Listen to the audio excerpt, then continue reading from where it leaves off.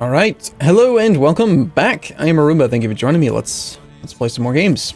Games and stuff and things. Woo! I'm excited.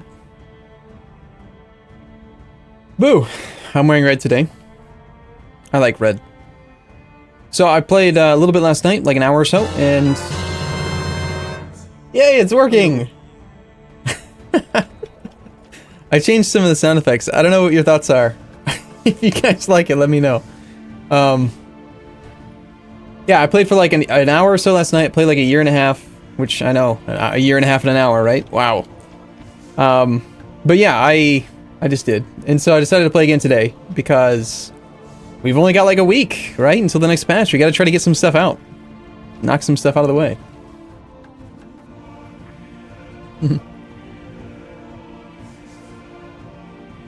Okay. There's a couple other sound effects, it's not just that one.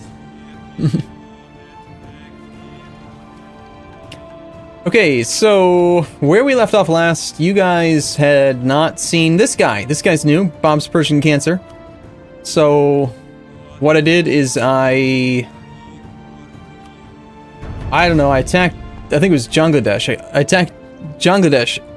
Brionis Man, thank you for your sub.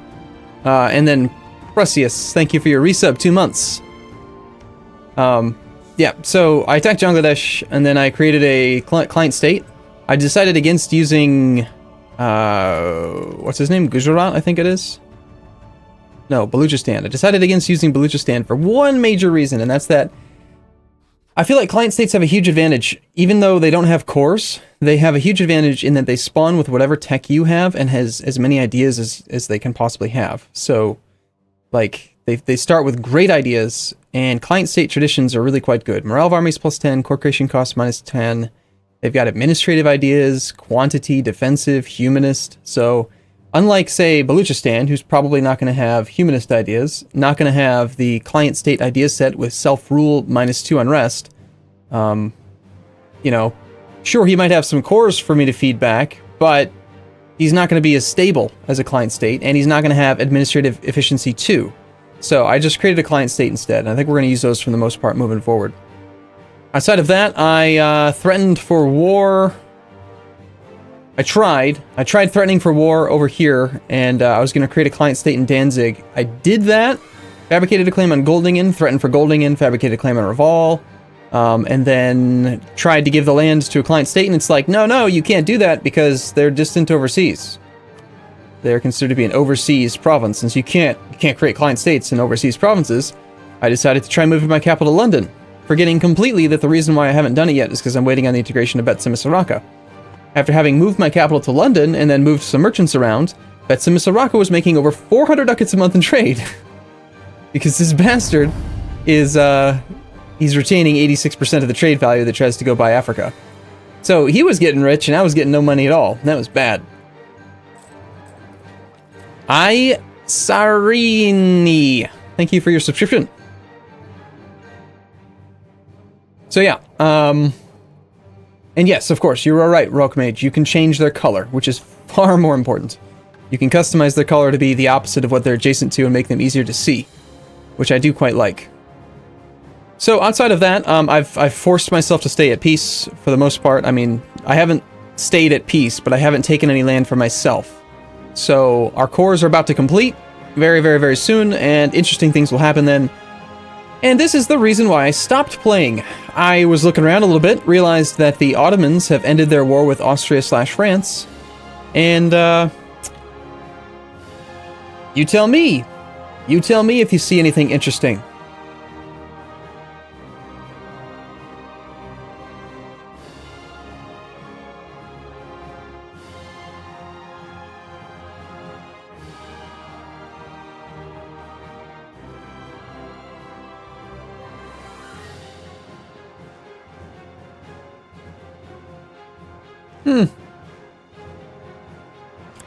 Turns out every single 40 owns in the whole game is mothballed. Weird. And we have a truce expiring in August of 97. So we've got 3 months. Hopefully he doesn't unmothball them, but even if he does unmothball them, they'll still have low garrison numbers, which makes them easier to siege. So I am, as we speak then, relocating large sums of troops to his borders. These guys are coming around slowly as well, and we are positioning a navy here to ferry some troops across down into here as well.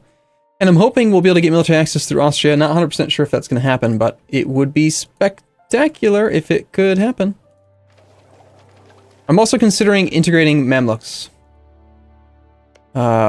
Pretty sure in the war with the Ottomans I'm going to return all the Mamluk corps, but those will already be complete, so I don't think... I mean, Mamluks have done a great job. I've been very happy with Mamluks. They've integrated, they've cored everything I've given them, like, right away. But the thing is, if I don't integrate them, I can't create a new subject. If I don't create a new subject, then eventually the Mamluks are going to run out of steam, just like most of my other subjects have. Betsamisaraka still has overextension. He's at 2.8, and he still has, I think... Look at this, he's got territorial cores. He doesn't have the admin points to core stuff anymore. This province here is a territorial core. I mean, fortunately, he is coring all the things, but I don't want to integrate territorial cores. You pay the full price, whether it's a territorial core or a regular core. So I want my subjects to make full cores.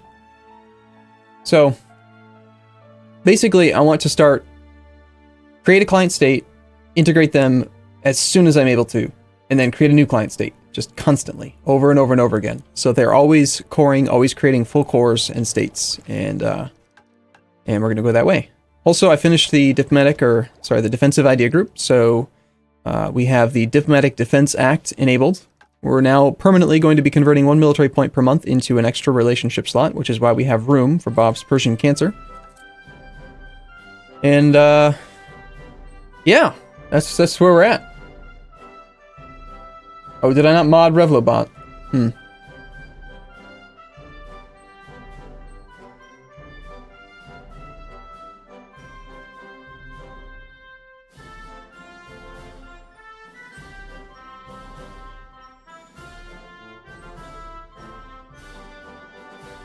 What the hell's the command to do it?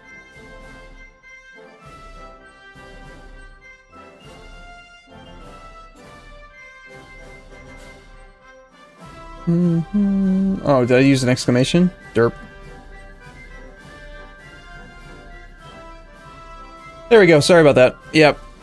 Okay, so Revlobot's done.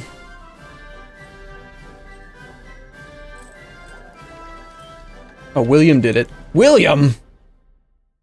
Alright, so we got one more going on over here. We're killing some of the natives, because we can. I rolled another really, really good general. One of my guys died, and I got a 4-3-5-2. Oh, he's awesome! Look at all those pips. He's got 7 plus 7. It's a 14 pip general.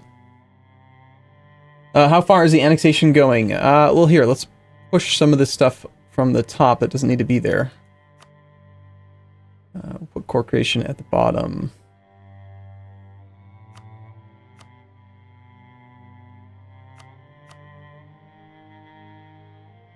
There you go. Annexation's right at the top now. And you guys probably want to see estates, I think, ahead of that. Let's put rebels at the bottom now as well.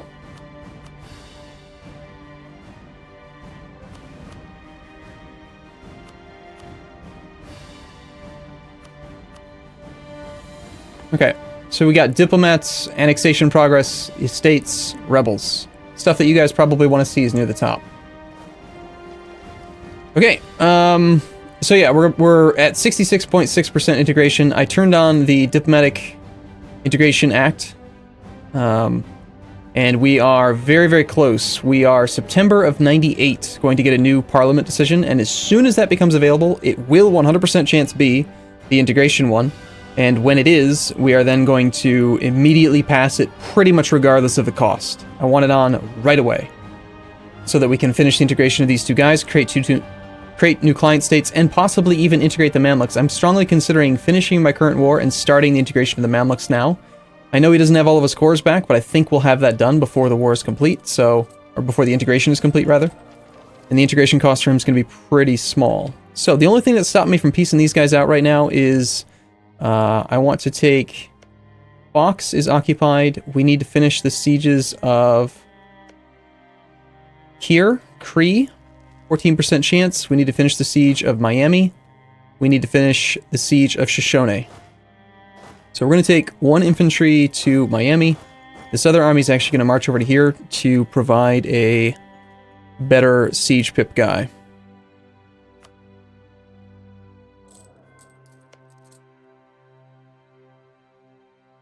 Yeah, I don't know what this Revlo bot Revlo thing does, but apparently, like, you get points for every minute that you watch, and then you can do stuff with those points. Some people gamble with them.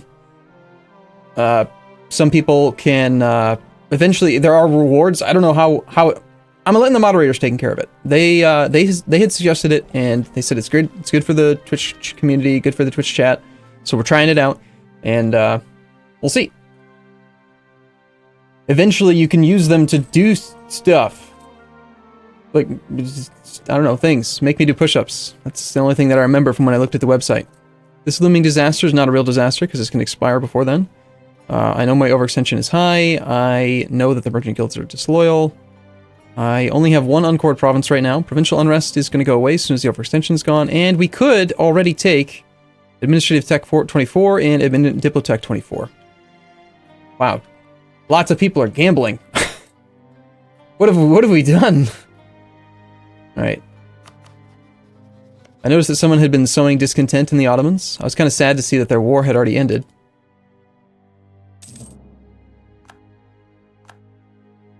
Also, France has started another colonial nation. They've got a hidden Australian colonial nation over here called Terre Australe. They've hidden it in the fog of war, and they're actually colonizing down here now, which means I might even get 10 province secondary colonial nation in Australia, get another merchant. How glorious is that? I think I will need to set up some sort of a filter for my chatty app so that I don't have to see all these rolls for gambling. I can actually still see, like, conversation. That's kind of not what I was hoping from the thing. We'll see. All I see is just gamble. Just gamble, gamble. Gamble, gamble, gamble, gamble.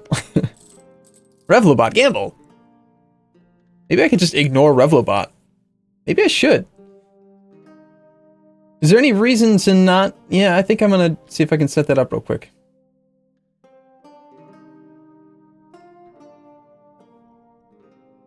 Enable ignore. Ignore users. Revlobot.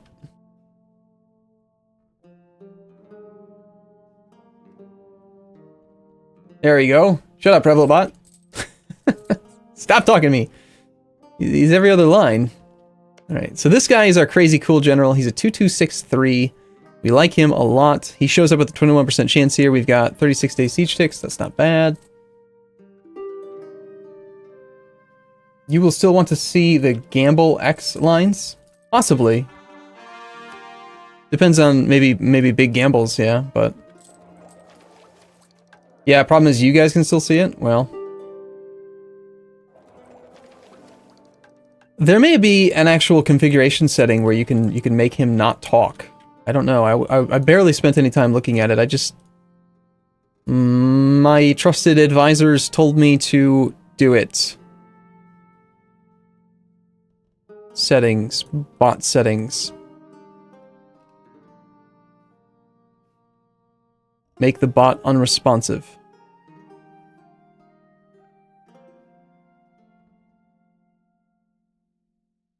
The bot will continue to award points for minutes watched. Can you still gamble? Let's try it.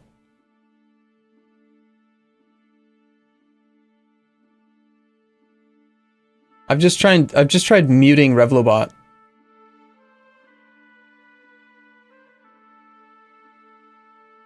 If there's a way to make him whisper to you, that'd be good.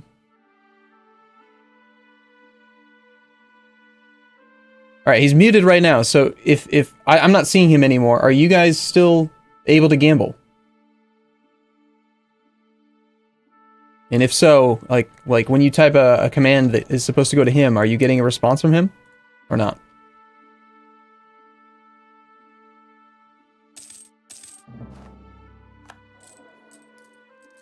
Can't see him?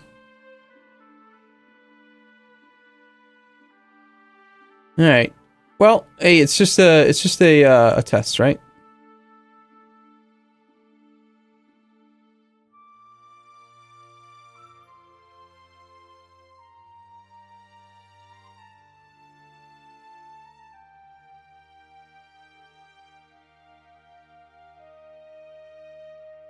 We'll try leaving it on for a little while, and if it just becomes disruptive, if it's annoying people, we'll turn it off. Maybe more thought needs to be put into to figuring it out. It wasn't my intention to annoy people, so. Alright, so we can take all that. The only thing we're waiting on, it looks like, is the siege over here.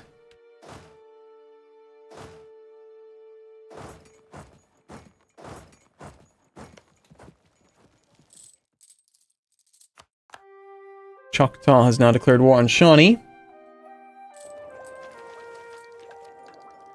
I just want to get this damn mission done, because I'm trying to finish the integration. Alright, there is the mission. Foreign contacts, excellent.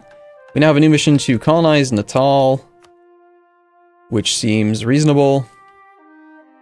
I have a colonist who is in Great Karoo.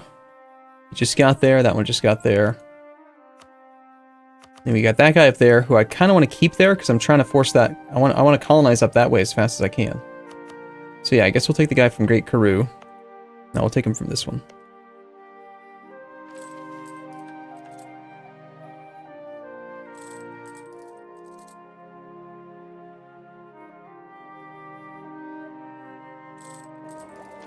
Okay. Finland, Ottomans, Iraq. Finland will still defend him, not that that really matters. His forts are still mothballed. I'm not going to be able to snipe too many of them, but the level 4 ones, if I could get on those, any of them, it'd be awesome. I highly doubt we'll be able to get military access through really any direction. I need to get like a little chunk of land in his primary territory so that I can make future wars easier, you know? Like, try to take, like, Sugla, start taking the forts first off, but then also try to get adjacency to his capital so that every war we do, since it's going to be imperialism, we can just jump right on him. Also, we want to cut him in half so that he can't actually defend his lands well when he does get rebels. Because he will, someday. He still has the just ruler, so we're not going to try to do the bankruptcy play yet. We're just going to take a big chunk out of him, I think.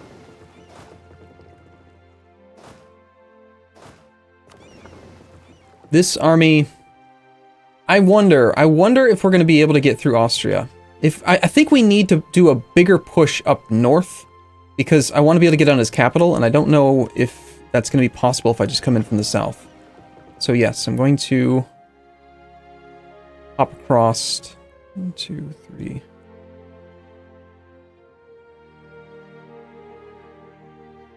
I think that's actually my shortest route.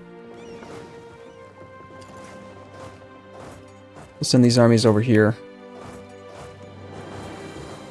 Get ready to hop across up to there.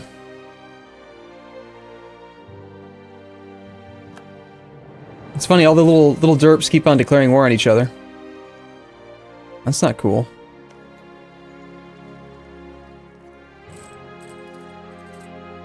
So, finishing that mission does mean that these integrations are going to go even quicker, which is kind of good, kind of bad. Like, we'll see. I mean, the Senwi hasn't even finished all of his cores. He hasn't even started this core.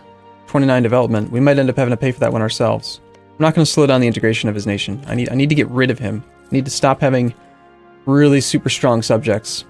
Catalonia, I'm thinking about revoking... I'm actually considering on both of these guys revoking March status soon. Perhaps after our war with France, who has mothballed one fort. What's the interior fort? I did steal another province from him. I stole Picardy. I started threatening war on a few people that I don't really want to spend a lot of time like fighting right this second. So like instead of fighting Ming, because Ming had all of his forts on, he wouldn't turn his forts off.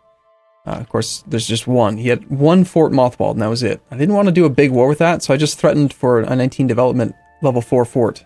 Gave it to my subject. And that's good enough for now. You know, like Ming is small enough that we can beat Ming up whenever we need to. So a 5-year truce to take one of his forts seems fine. Seems good.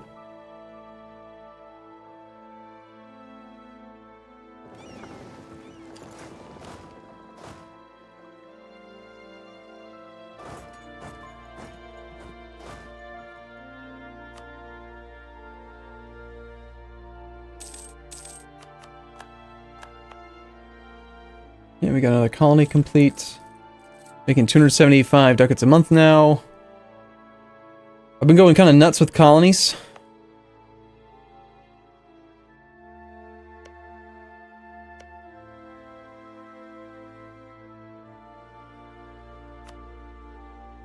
Because we have that active policy right now from the parliament. Pretty sure I've already got East Timor.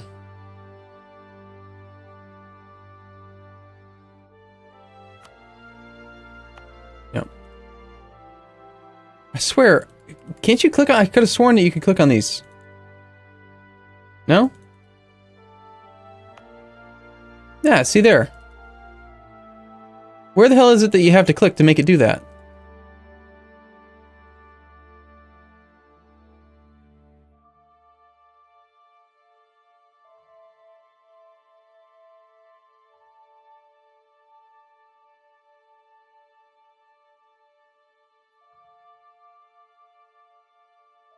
Weird.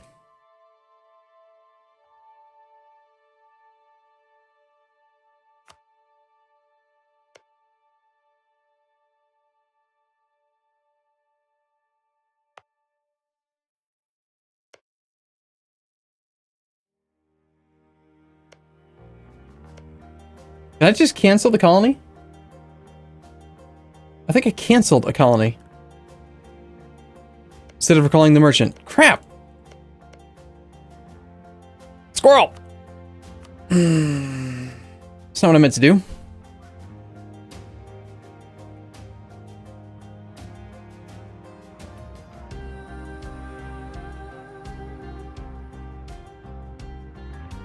Do you guys want to just disable gambling for now? There's a feature in there you can do where you can make it so that one person or other people have to like spend their parts or whatever they're called in order to enable gambling for X number of minutes.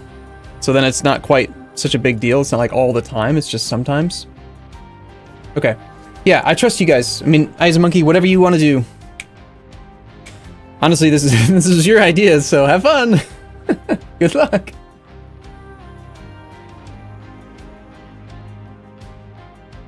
Why am I colonizing those provinces in the first place? Because they have the highest development. Just trying to get value. Higher development equals more trade value, equals more money equals more all the things.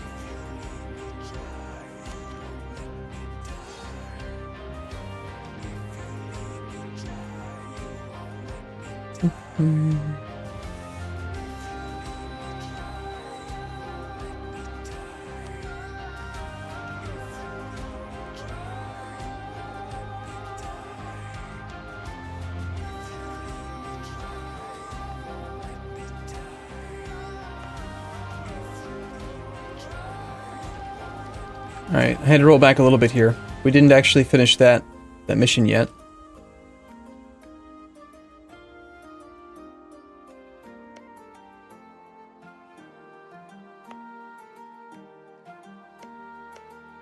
But yeah, the coastal provinces are probably a good idea. Let's just take the coastline.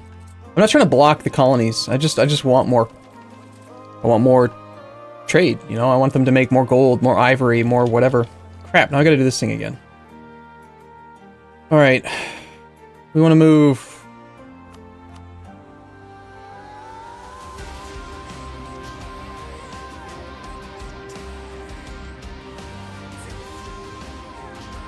What was the thing you guys wanted to see? You wanted annexate? It's fine like that, right? You can see everything you need to see.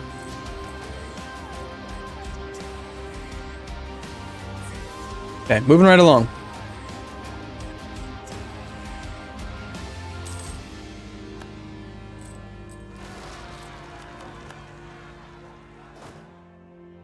I have a feeling there'd be another revolt there. Near fort. Fully maintained. Look at that size of that garrison. Good God. Yikes. So he's got 32 in the front. I've got 24 here. I guess we'll hold this army back.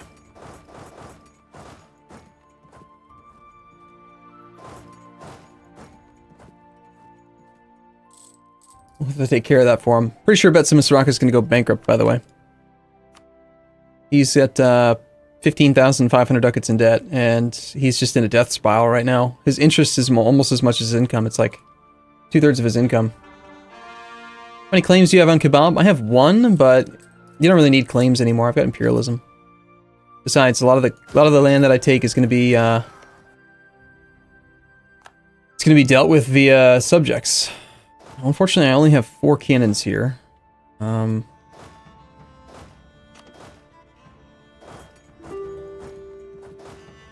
think I'm going to take one of these cannons and try to get it over there, just in case. Probably doesn't need to go that way, but... Also, I hadn't done this yet.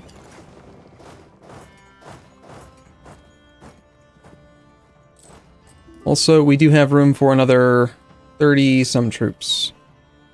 I don't have a lot of money, though. These troops are currently just, like, policing some territory, which is a pretty low priority action, I think. So let's pull them over to fight Ottomans as well. And I think I've got a 30 stack down here that we can march up to here.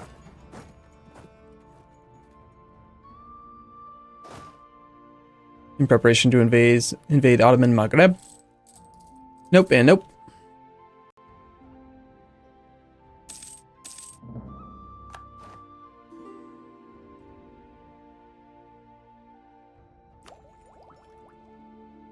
So I gotta keep my eye on the administrative point cost. Or, sorry, administrative cap. That's what I mean to say. I can always attack Malwa.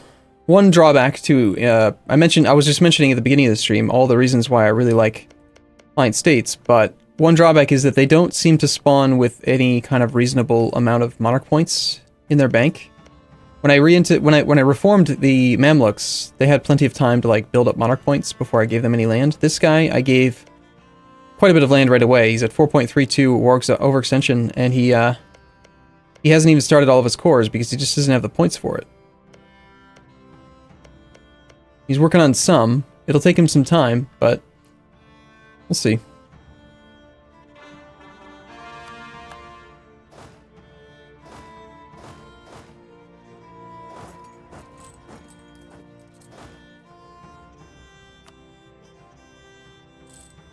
Alright, there's our mission. They colonized Natal because we've already sent a guy there because we knew that that was going to be where the mission would be. There's the truce with a couple of them. Should be the Ottomans too. There it is. He should still have his forts mothballed. He does.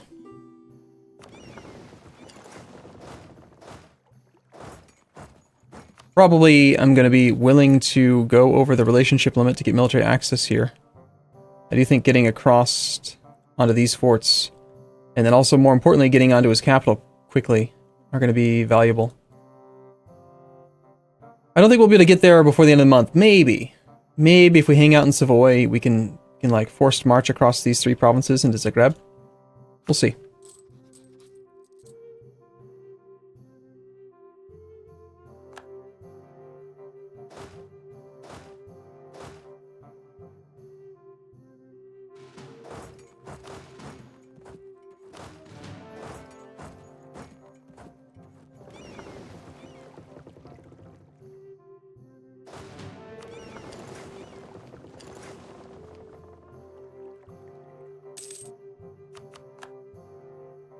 Colony's done as expected. Still building up a huge spy network on Lithuania. I am going to threaten him as soon as we win this siege. I need to win this siege. This siege has to happen. It has to happen before I can declare war. So, yes. If that could just go ahead and succeed, that'd be great. 42% chance, please. Yes, please, please. Please.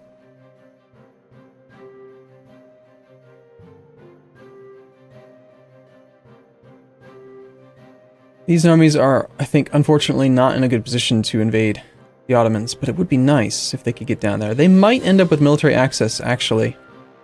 So, let's do this. I'm going to park these 20...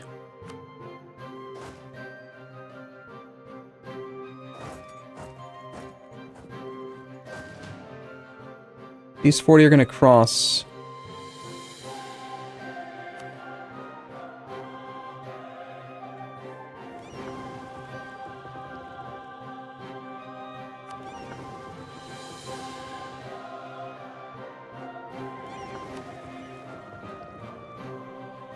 Yes.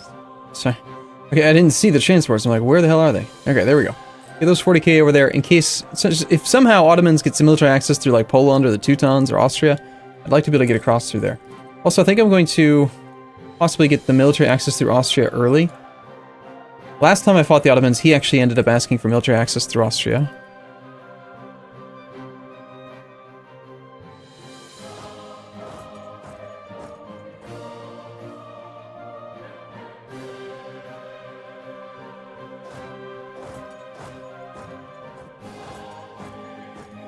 He should be forced to go into that fort. We'll wait for him to be there. Could get a claim on the Ottomans. If I have adjacency, which I don't. So nope, no claims on the Ottomans. Just gonna keep on doing stuff. Remember that 1,800 ducats we spent to support his rebels? Yeah, they're at 40%. Expires in 99. I have a feeling it's gonna do the same thing it always does. It's just not, it's not gonna work. It's just not gonna happen.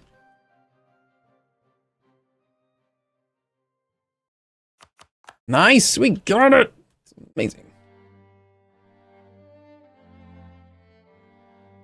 Perfect timing.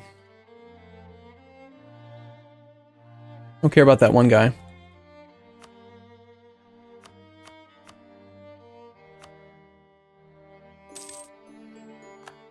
I don't care at this point where the land goes. Whatever subjects want it, just, you know, they can fight over it. Okay, just playing on Persia. We're at peace. I need a diplomat. And come back from Lithuania. So we're looking, I think, not at September, but probably October for the war deck.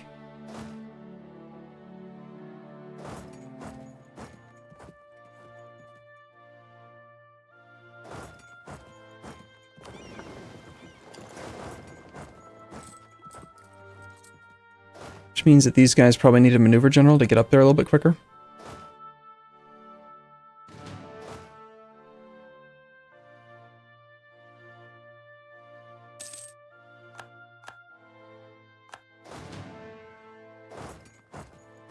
Okay, France as well. Something else to consider.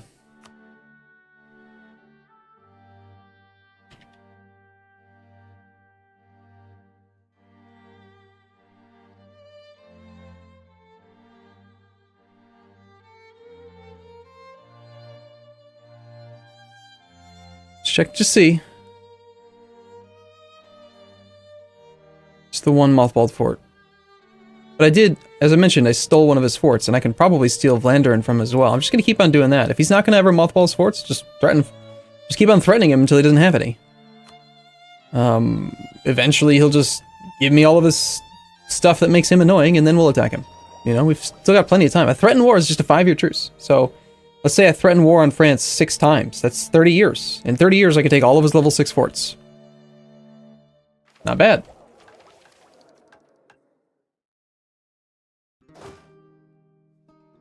Alright, this army is going to actually need to be prepared to go north. Same thing with you. You guys all head to Suez.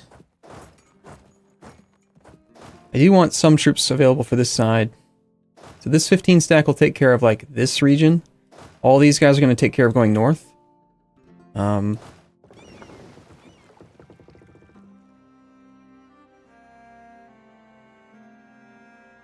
I want more men.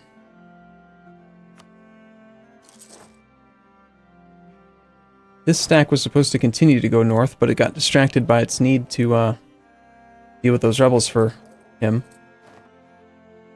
Okay. Yeah, we have a diplomat free. We're done with our mission, which means that I can threaten and I can start coring elsewhere. I could take Danzig right now. I was originally intending to release a client state up here, but we have a lot of admin points, so I think I'm just threatening war for this. We'll take Danzig now.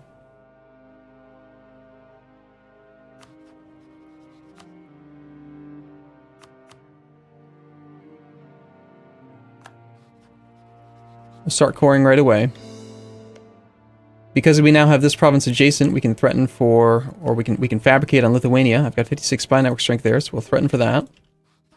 I don't really want to fight Lithuania yet, so as soon as we get a diplomat free, we're going to threaten him as well. I'm just trying to get adjacency to Russia. I don't have to have adjacency to him, but it'd be nice.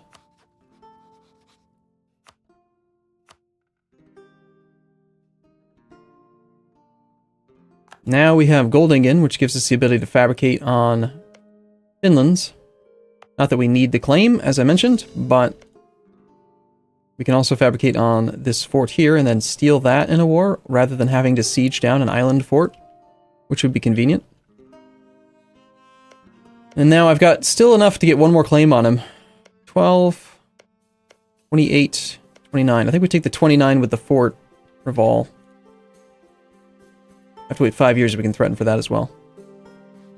Okay, started those new cores, 21% overextension, good, good.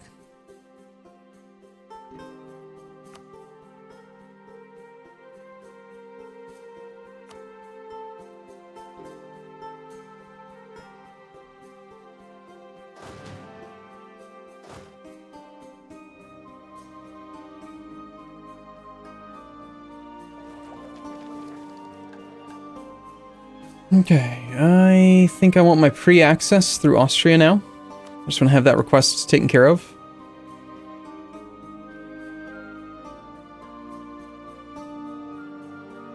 Maybe not. I do still value my Diplo points, so I'd like to avoid wasting them. Mothballed forts? Yep. Still. Still feel like my armies are not quite fully in position, though.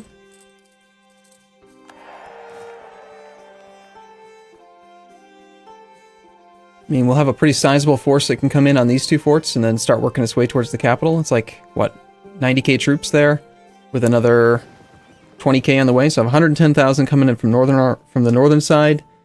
Possibly going to end up getting military access through Bohemia and bring this other 80 stack or 90 stack, whatever the hell it is, down this way.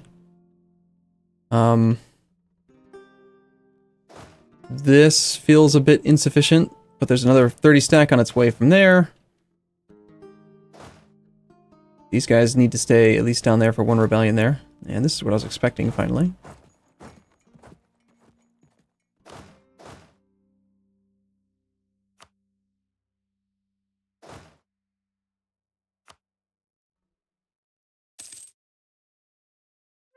Alright, this might be where we take the war deck. What did we do in the last 46 minutes? We talked about Revelo, we talked about the things that I did between episodes, and then we got ready for a big war with the Ottomans.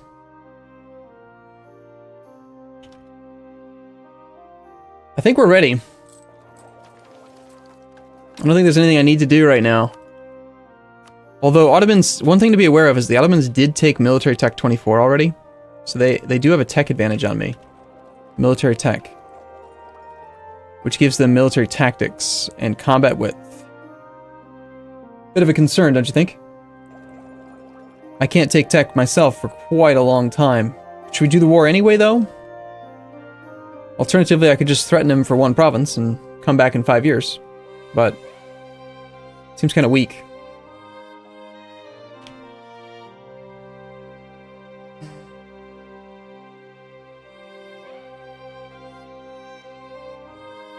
Tactics at this point in the game, though, is not as dangerous as the early level tactics, because going from like 0.5 to 0.75 is a huge increase. Going from 2 point whatever to 3 is not as big.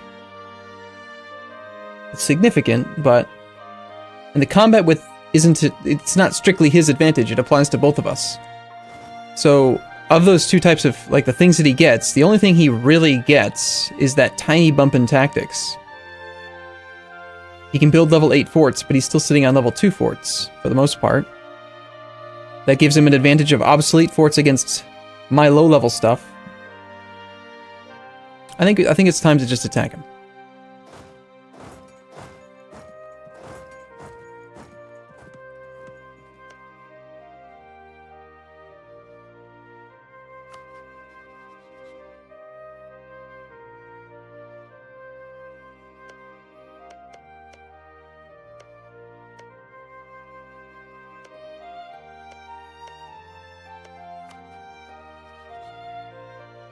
want to start spying on somebody for a tech discount.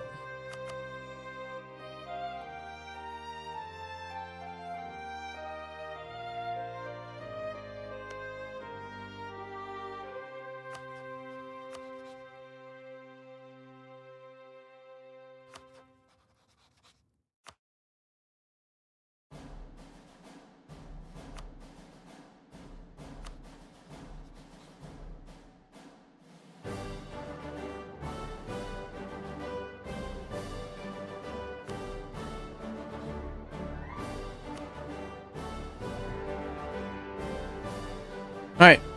We're doing it. Crap. Crap! I knew I needed 2 diplomats.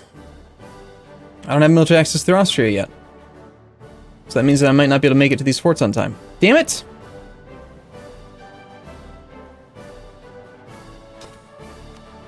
Son of a gun.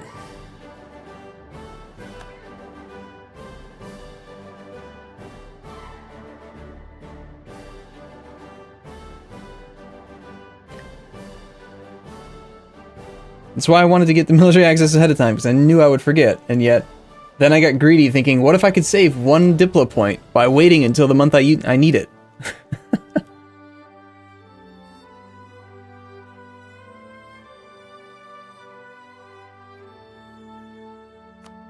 I think I'm going to make it before the Mandate of Heaven. I'm looking at it and I'm saying, yes, I think it's doable, but at the same time, I'm looking at it and also thinking, ugh, I streamed for 8 hours yesterday and we played 10 years.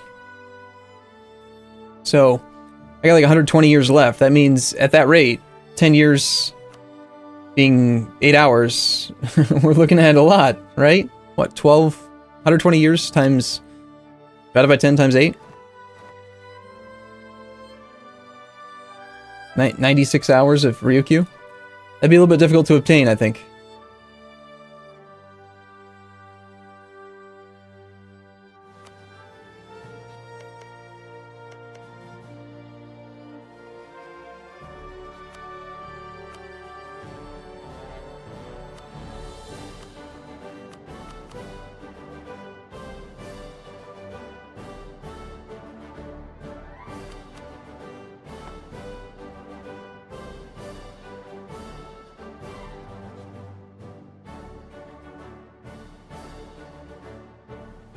You know, what's funny is I could have actually, I still could have actually done the military access request for the Shadow Diplomat.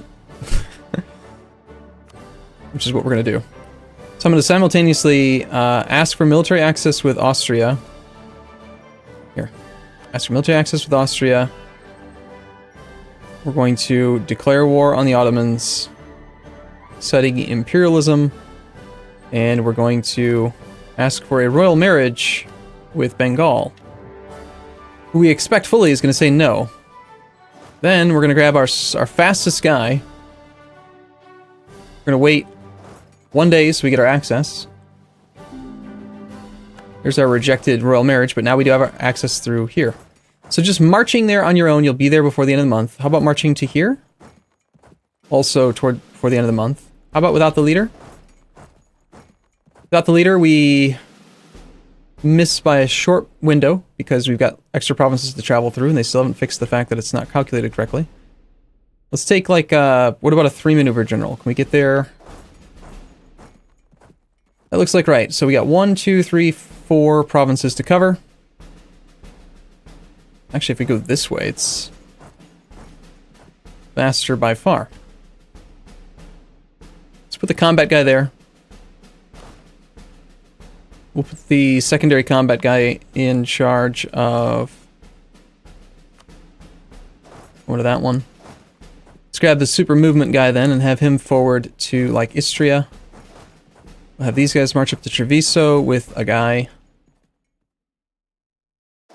This army just needs a guy.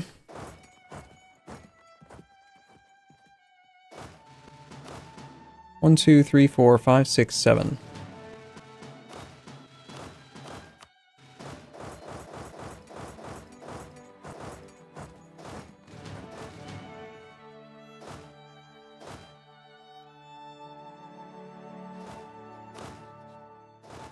Needed.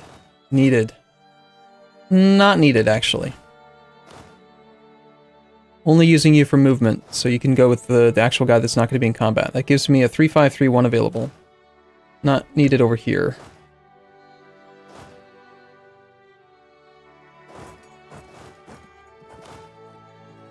Yes, needed.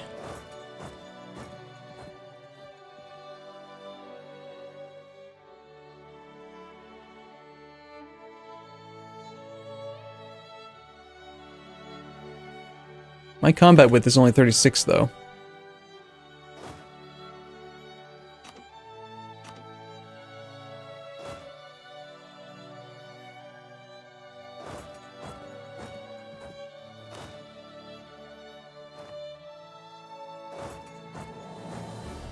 And we know we're over the relationship limit. Alright, so I've freed up 2 generals. One can come from down here.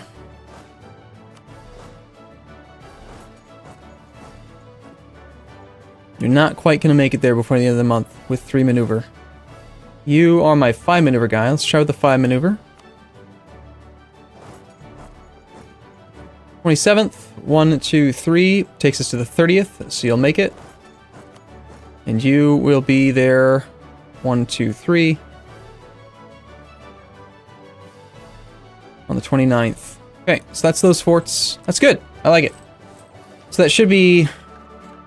It's just 4. But 4 forts is decent.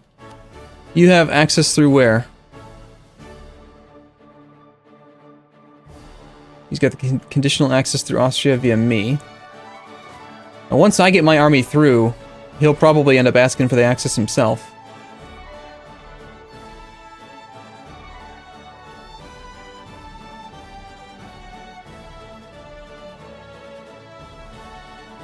Oh wow, there's a 17 stack in here.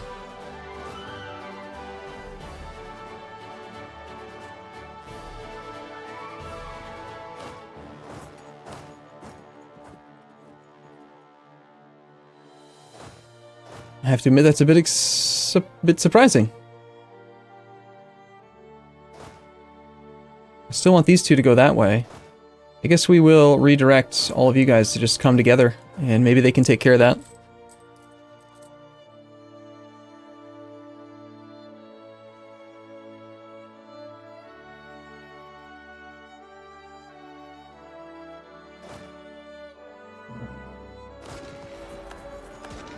Truce with Brandenburg is up. I'd love to fight Brandenburg.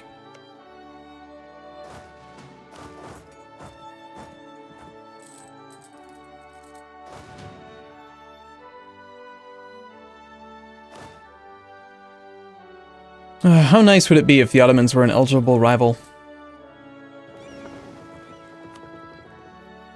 It's back up to 16 heavies. I think we're not going to be able to compete with that.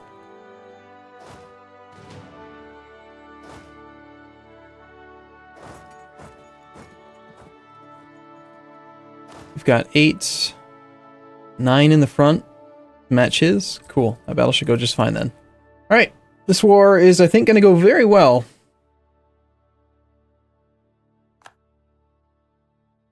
That battle's complete. This leader probably can get forwarded to another location now. Let's split the army in half. I'm going to appoint the leader. March you up that way. Since you're marching without a leader, we'll have you come in 2 pieces of army. Or whatever. Okay. 1, 2. You are still getting there before the end of the month. You are already on the fort. You guys are already going to be there. Good, good, good, and good.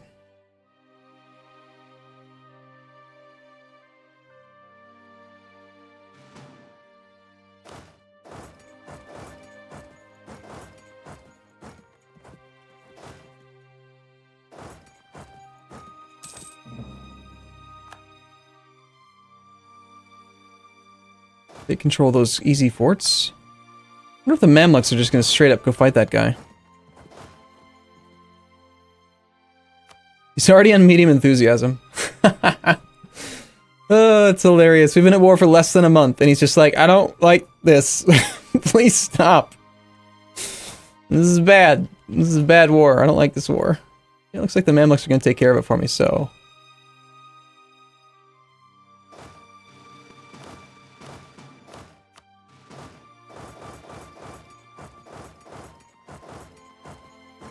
We'll still put a guy in charge to help out with the battle.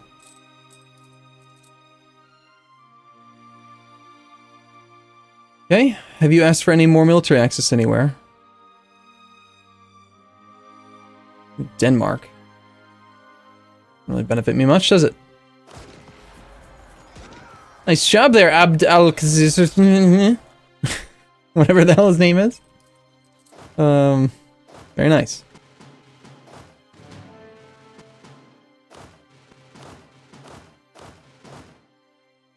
One, 2, 3, 4, 5, 6, 7, 8, 9, 10, 11, 12.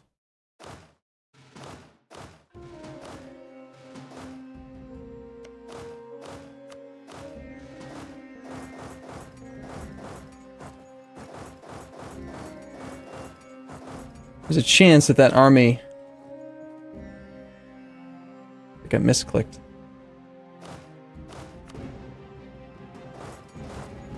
There we go. There's a chance this army might retreat over here, which would be annoying. Have you considered releasing Hungary? Like I mentioned, I think client states are going to work out better for me because they'll be the right. They'll have administrative efficiency level 2, and they will be. They have core creation cost reduction and 10% morale of armies as part of their national ideas. So I like them. I think they've got everything that I need.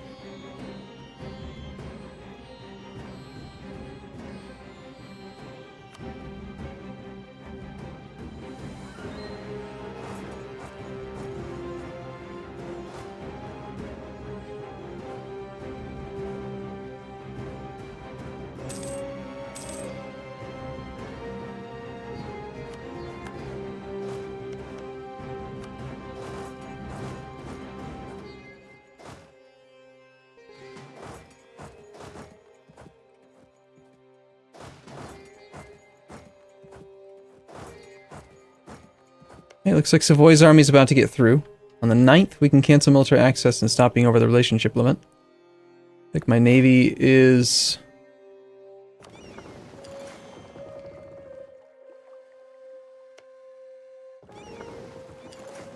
about to be contested, so all done being able to use our navy.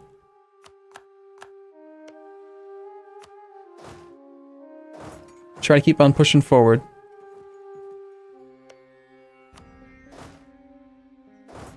Try to get on the forts while they're recovering their garrison. If they have less than a certain, percentage of the garrison, then they are much weaker.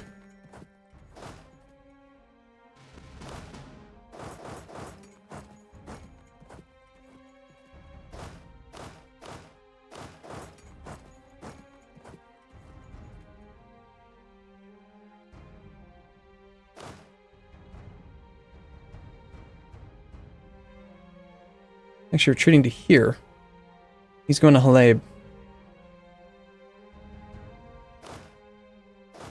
Alright, I'm going to focus on getting these provinces done, and then we'll go fight that army after. We don't have to have it done right now. Mainz became a vassal of France. Darn it, Savoy's got a secondary army to march through. Alright, well, I'm going to let him then. We'll keep paying a few more diplo points just to get that army through.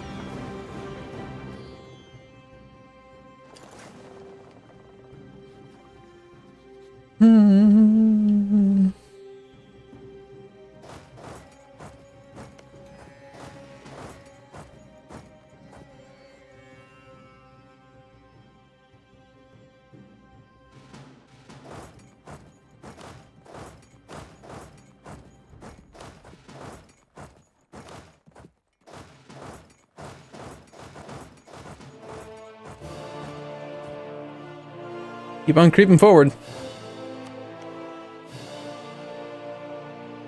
He's got an army. It's not insubstantial. He's got 90k infantry somewhere. And we haven't seen it. It wasn't this. But I'm guessing it's either on this way and heading up into this region up here, because these are the weakest that I've got, or it's somewhere around here. I'm not really sure. But still, we got a fully obsolete fort. We're getting a bonus. It's obsolete and the garrison's at half, so we're actually getting a +1 pip from that. I have no siege leader here, which probably would have been a better idea if I had paid attention to it, but we've got a 325 up there, so he's okay. Zone of control is going to restrict my ability to get to that fort, but we could get up onto this one now. And this one. No. Just that one.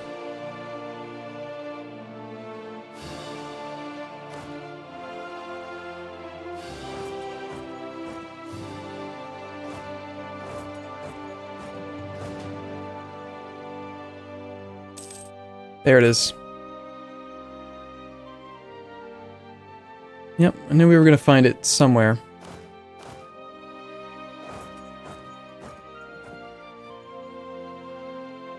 On the 7th, eh?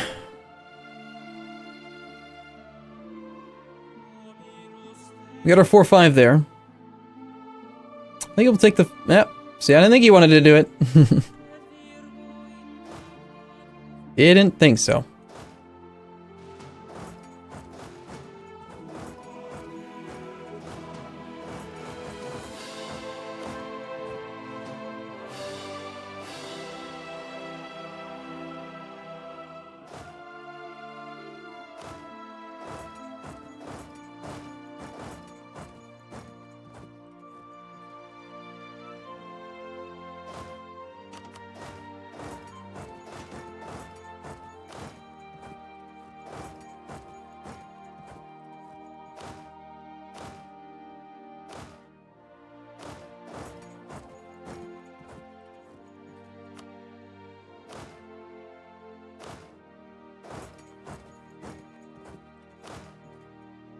See, he's gonna overrun that army.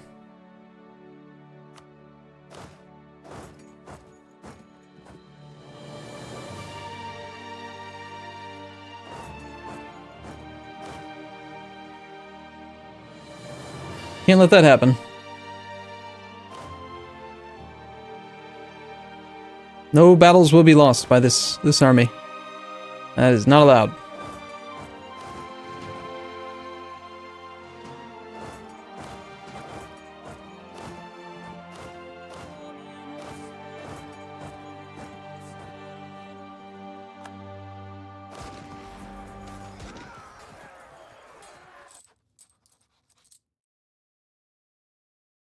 What?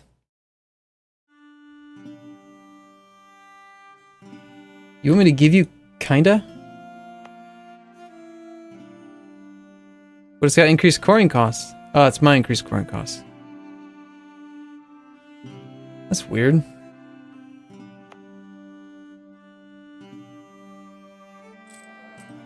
That's really irritating, because, like, I need Vets and Masarka to be loyal, and they're, like, right on the cusp of being loyal. Well, whatever. The answer is no.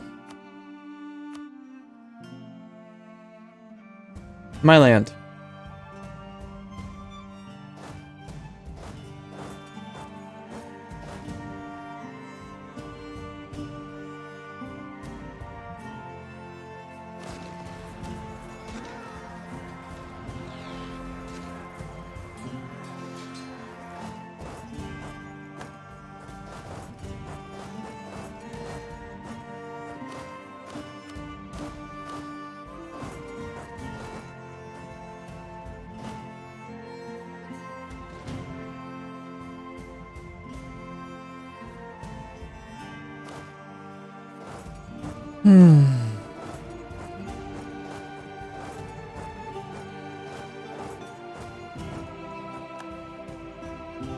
Should we be doing any other wars right now?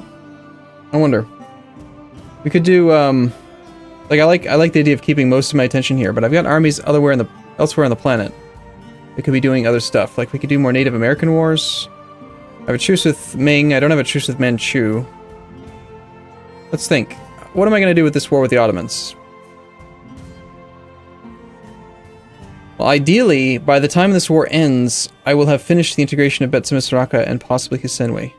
Crap, I was going to start the integration of the Mamluks, wasn't I? Damn it. Probably not a big deal.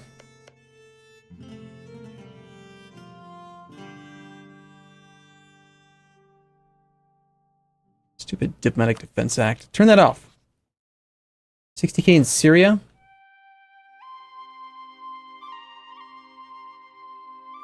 Thank you. Probably heading to that Sidon army. Let's back off on that siege then for now. Keep these two adjacent for that. Let's send more troops up into there. We'll want to have a leader. You are indisposable. Are you? Do we need that many? We've got 1, 2, 3 leaders up here. I think 2 might be sufficient. 4 if you count this guy, my actual ruler. What do we do?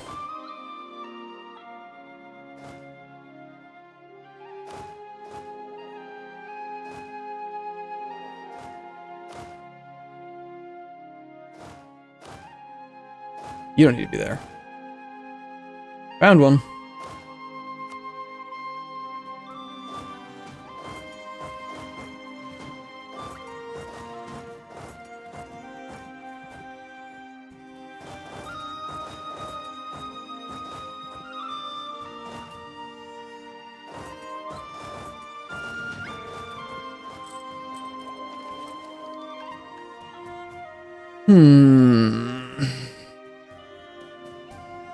What's the peace deal going to be with the Ottomans? We want to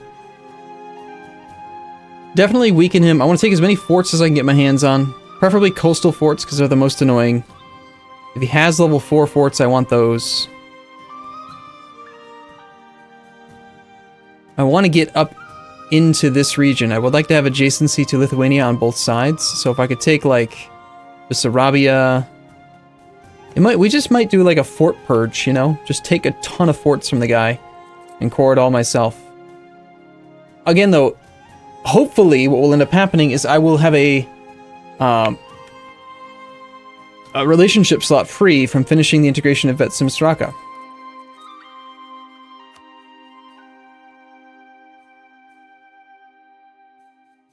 Which means that I can create a client state if we're at peace, which is a good argument to stay at peace. Outside of this one war. I think this is a big enough and this is the most important person. This is like the only real hurdle left in the campaign. Aside from the tedium of conquering the world, I have to just make sure that the Ottomans suffers and loses every war they declare against other people, and that eventually they either go bankrupt or explode into a number of smaller nations due to rebels. 730% war score is too much.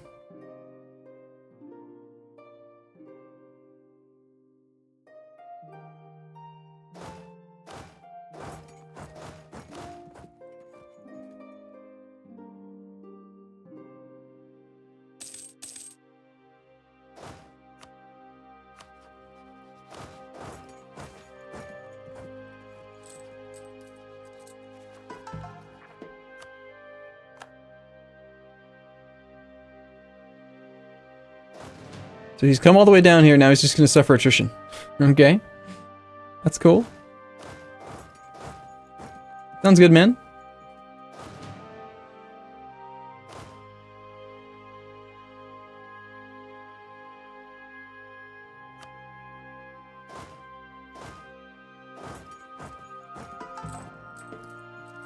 Like that army's not needed anymore either.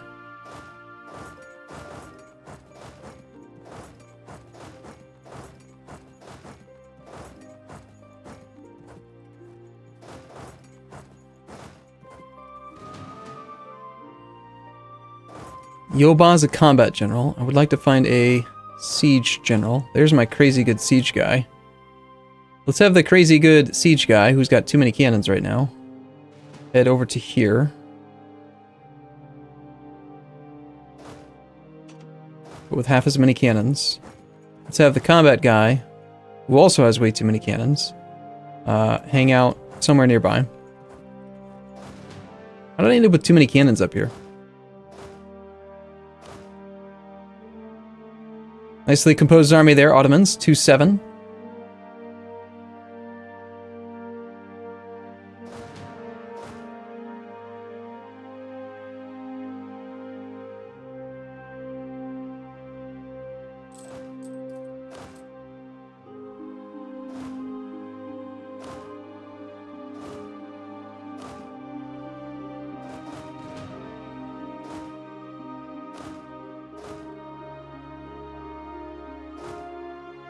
I'm gonna try to make a beeline with one troop up that way.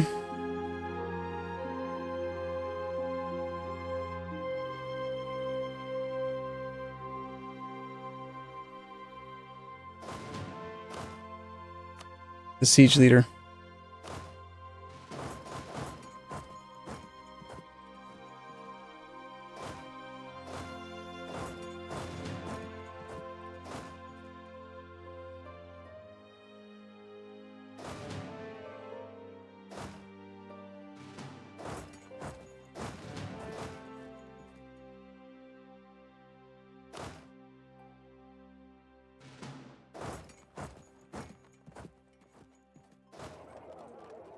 Ah! 50 stack.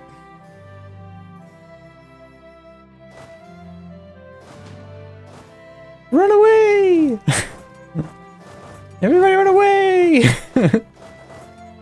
Hide!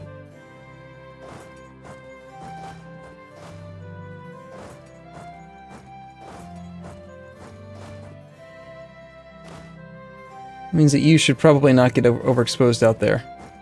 Let's back off for a second, regroup.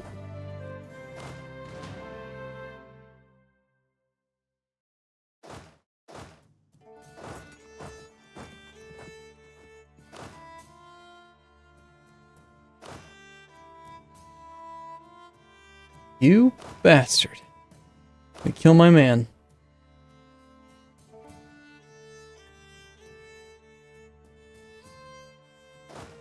It's flat terrain, so I think we'll take the fight.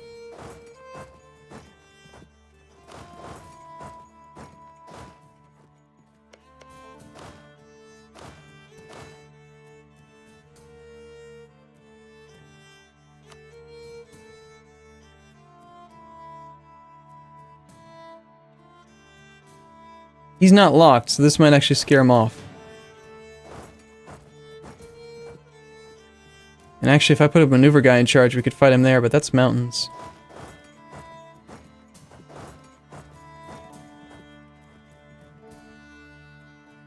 Yeah, I think we'll just take this fight.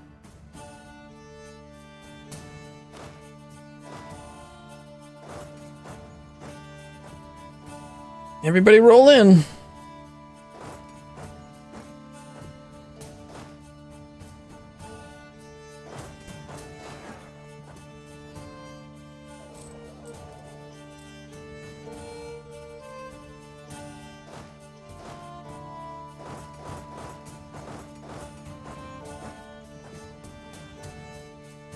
Alright, well, here and there I'm gonna lose a few troops.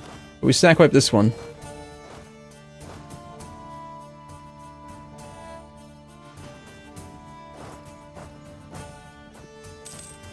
Let's start our battle here. Alright, so he's deployed fine. We got reinforcements coming in 4 days, 3 days. Got that tactics advantage. We've engaged that army. He is reinforcing on the 8th and the 9th. We are horribly poorly deployed. Too many cannons.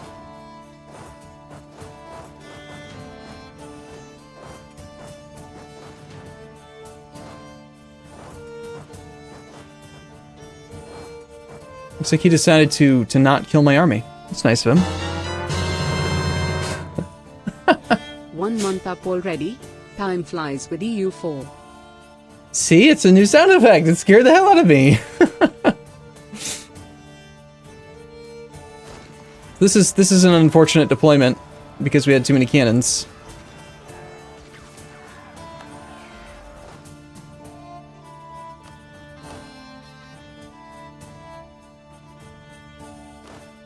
and it's looking like it will continue to be an unfortunate deployment. There's no way absolutely no way I can get out of there in time. But we got our 4-5 there, so that'll go alright, I guess. Washo rolling at 8. Not bad.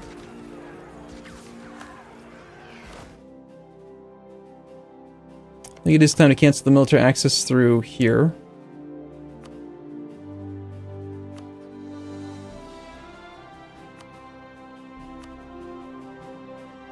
Rid of that excess relationship slot. Pain. Great pain. It hurts. Nice 9, Yoba.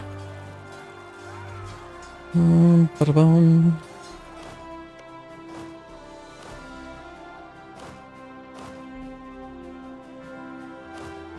Okay, you're the fellow with the siege pips. We need 10 cannons here, so we'll take him plus 3 of his cannons. This army's a bit damaged now, so leave behind a cannon to do that siege.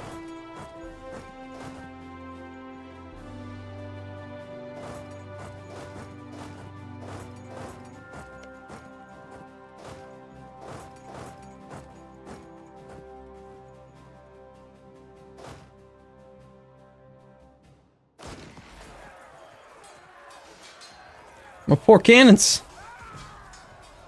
Oh, 6,000. 6,000 beautiful cannons.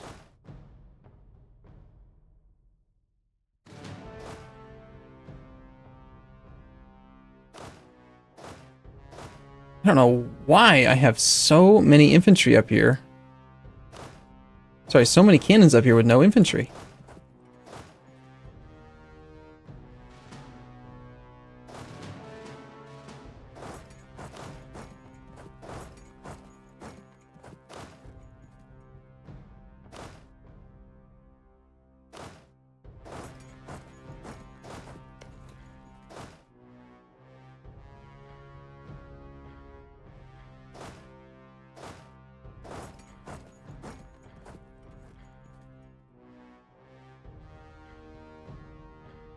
The majority of this war, I think, is going to be determined based on getting his occupation, the occupation of his capital. So, I'm going to focus the armies that are in the north on routing this way, around this way, instead of trying to go through this area here. This terrain is bad, and also there's only one level 2 fort blockading me from getting to his capital, and it's interior flat terrain, very easy to siege. So, let's see if we can find that good siege guy, get him over there. Again, he's got too many cannons, so... Well, not too many in this case.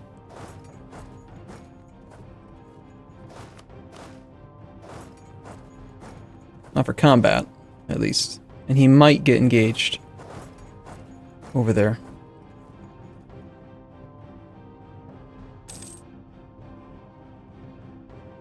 How's income look? Do I have too few colonies right now? Oh, Ethiopia's dead. No longer has a truce. We could feed him to the Mamluks right now. With his beautiful mothballed fort.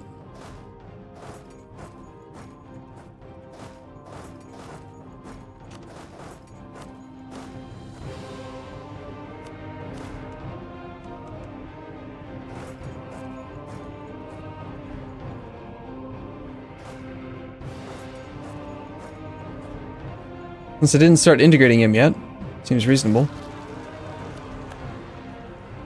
He's got forts. Got a lot of forts, actually.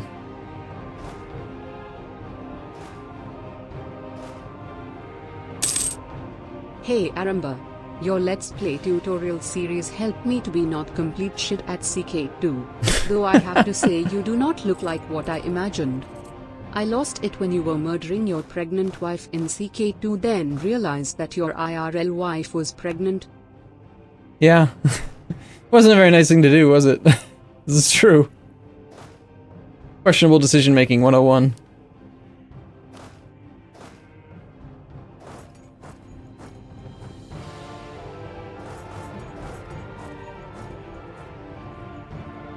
Okay, we do want to try to take this fort.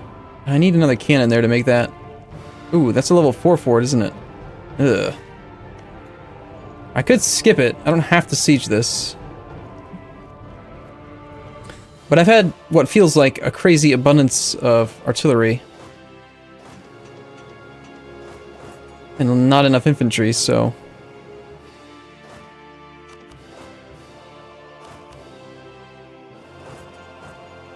Let's go for that, sure.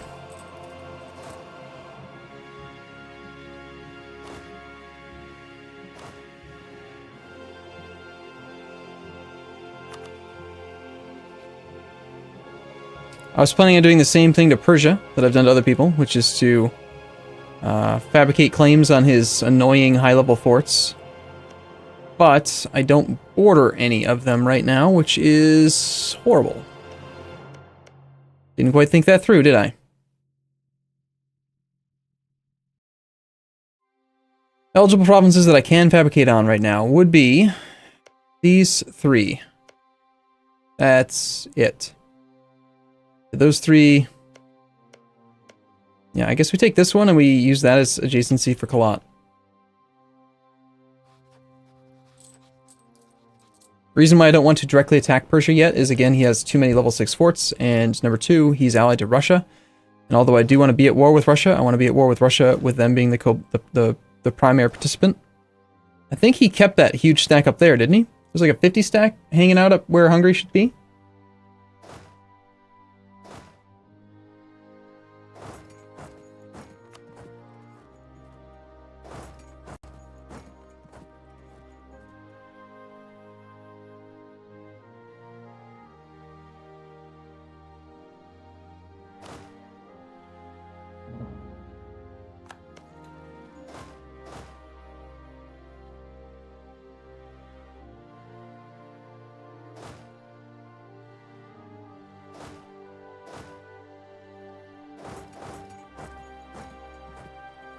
There's more of us coming. We're not done streaming in. I think a quick war with the Mamluks here is a good idea, just because it's also going to give me more piety, which I can use against... Sorry, not the Mamluks. The Ethiopians. Ah, crap. I missed out on that mothballed fort. Damn it!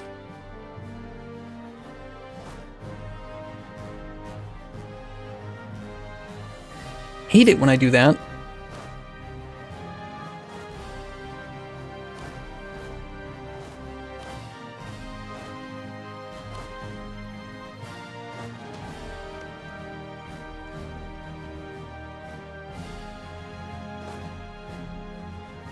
Oh well. You know what? I don't really need that fort.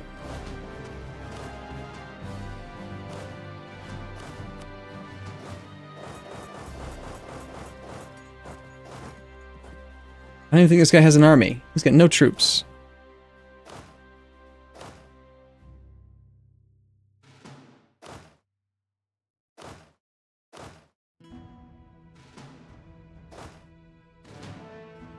Look, coming a few extra over to there.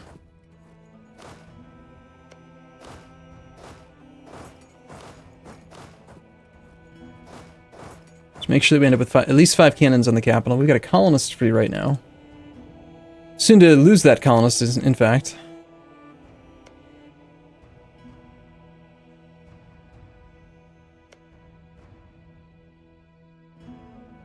France is colonizing over here now. Wow.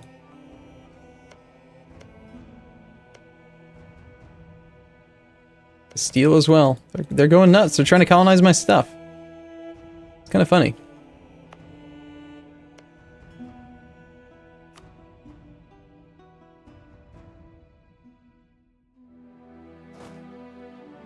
No, I don't have any allies.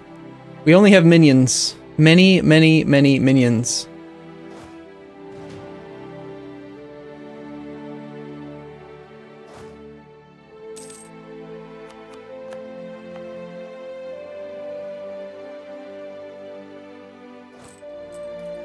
Only spending 126 ducats a month on colonies right now. I could do a few more.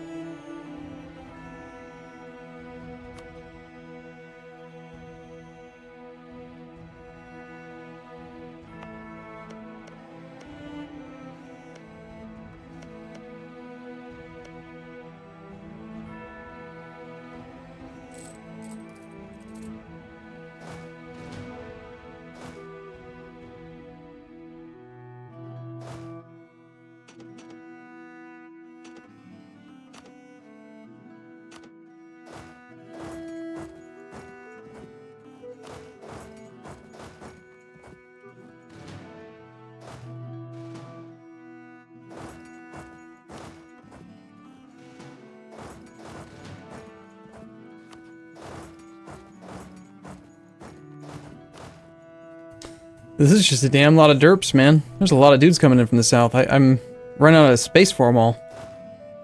I knew that I was sending a lot, but we have 915,000 troops. Nice, Aleppo fell. Good. You are my 2332 level 2 fort there. Definitely easier to siege than the coastal fort there. So let's have that guy go that way instead, and then you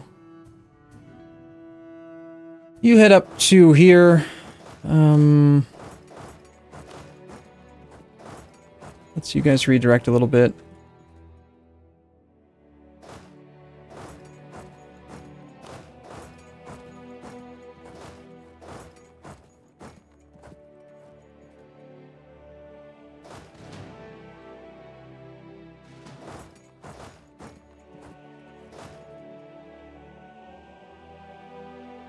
An army heading into Kosovo.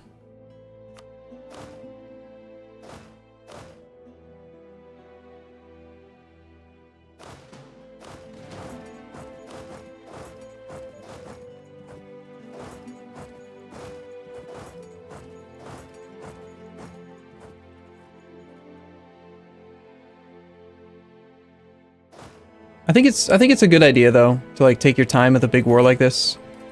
You know?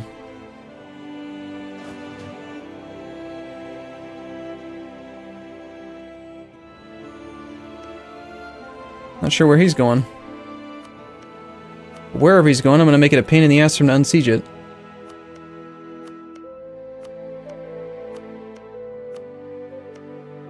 Savoy still has 60% defensiveness, so he'll make things much more difficult for him.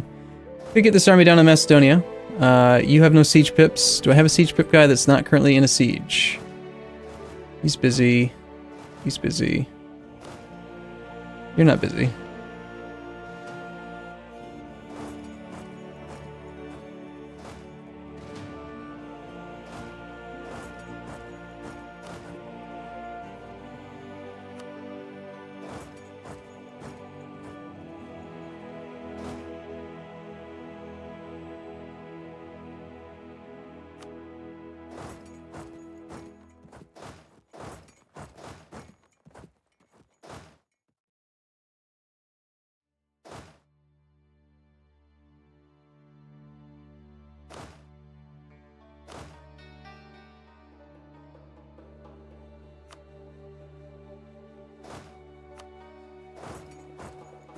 Actually, it looks like he might be taking care of it for me. So we can see where he's going.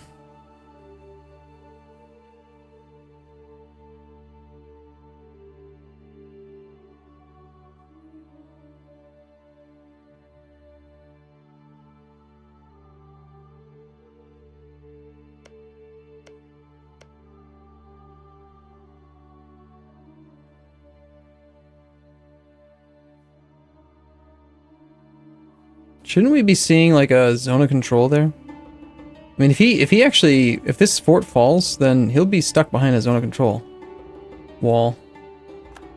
Won't he? I mean, he could come, well, he could come this way. 21% chance? Supply, Defender's Desert. Okay, that's not horrible.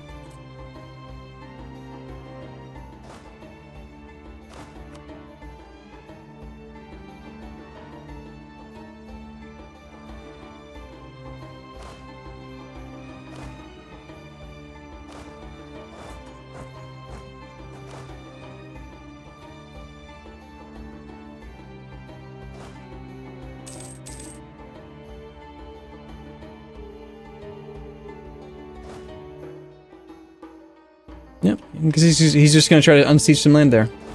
Fair enough. I guess that there isn't an army up there. I could have sworn and one of the armies went this way. Maybe I'm mistaken. I guess let's go poke in and find out, right?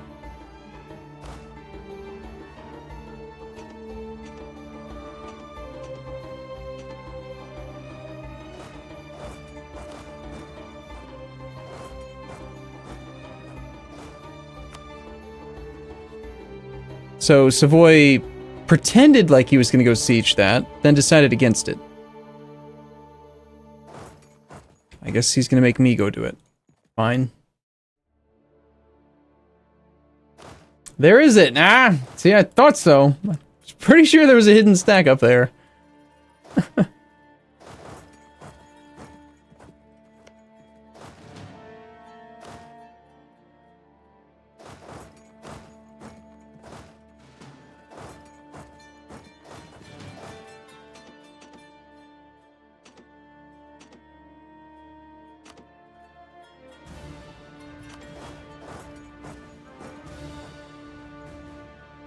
So that is 80k of his troops, and he's only got whatever that adds up to.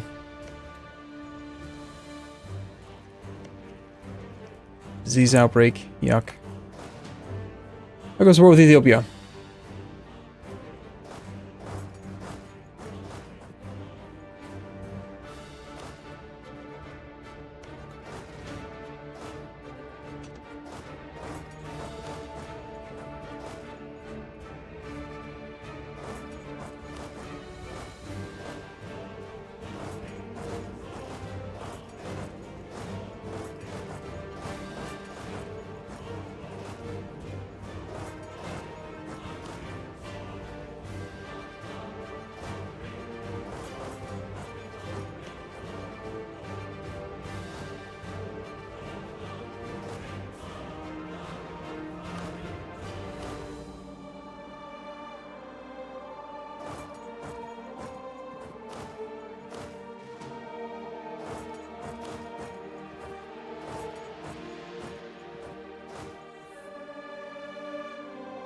Painfully slow, I know. I want this war to be over. Now, there are no forts over here, so I can see why he's allowed to move this way, but it's just kind of annoying that he's, like, not forming a proper battlefront, you know? Just get over here and fight me, you jerk. I don't want to fight like this. Alright. We can get his capital, which should happen pretty soon. We got our level 3 siege guy on Tiguviste. We're at 89.5 army tradition, which is why we have a good general. He's decided to stop sieging that. Great. Nice's defensive terrain. There's a chance I might be able to move around him a little bit. The parliament timer is within the next, like, 3 months. It's September. September 17th, next parliament decision comes up. So we lose one of our colonists. We lose, it doesn't even show what the current active thing is there. I feel like it kind of should show it there. I think it's, what is it, buried in here somewhere, maybe? All this trading in, blah, blah, blah, blah, blah. That's it right there, charter colonies. So that expires in September, and we lose a colonist and 20 global settler increase, which is going to be unfortunate, because it has been nice to have that, but...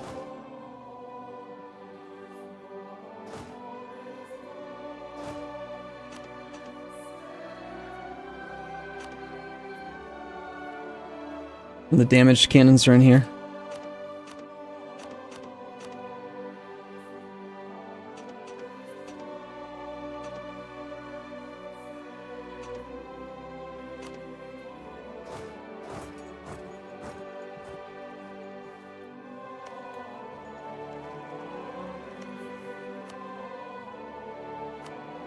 Wow. Very impressive.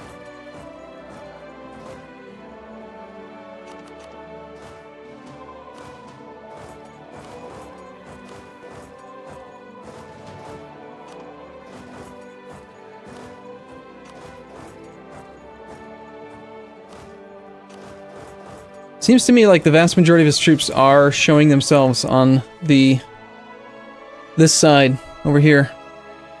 There may still be another army on this side, but I'm gonna start to try to push in here pretty aggressively on this area, I think.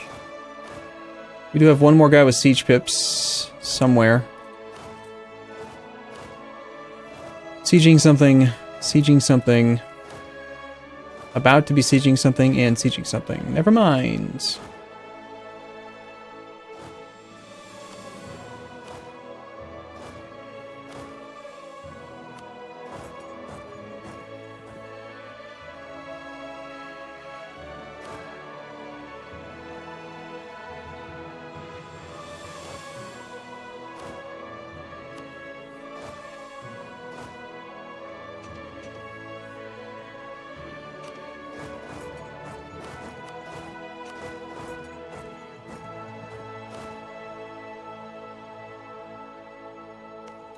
Damn fort won't fall and let me get into the capital, will it?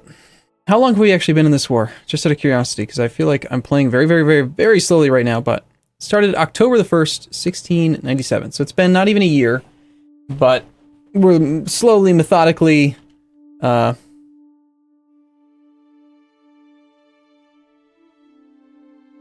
Trying to take this guy down.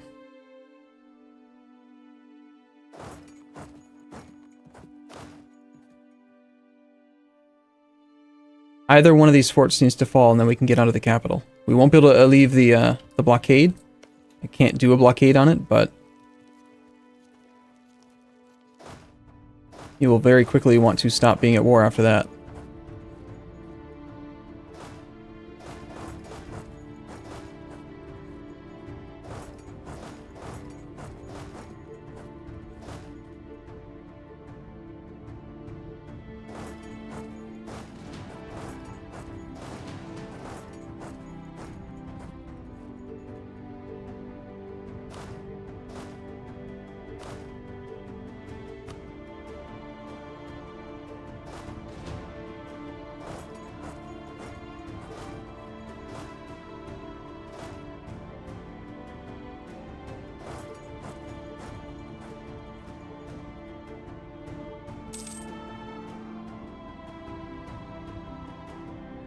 There it is.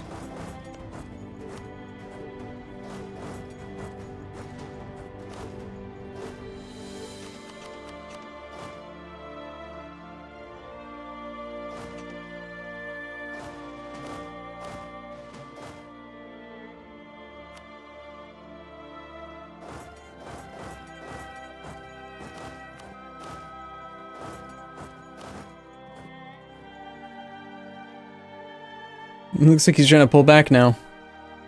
Not sure. We'll need to have quite a few troops adjacent to here, so we're just going to pile all you guys into Burgos in preparation to defend the siege on his capital, because he will rally to it and then just go nuts.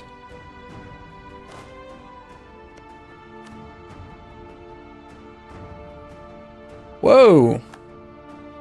So Songhai got a little bit weak. Most of his country just disappeared.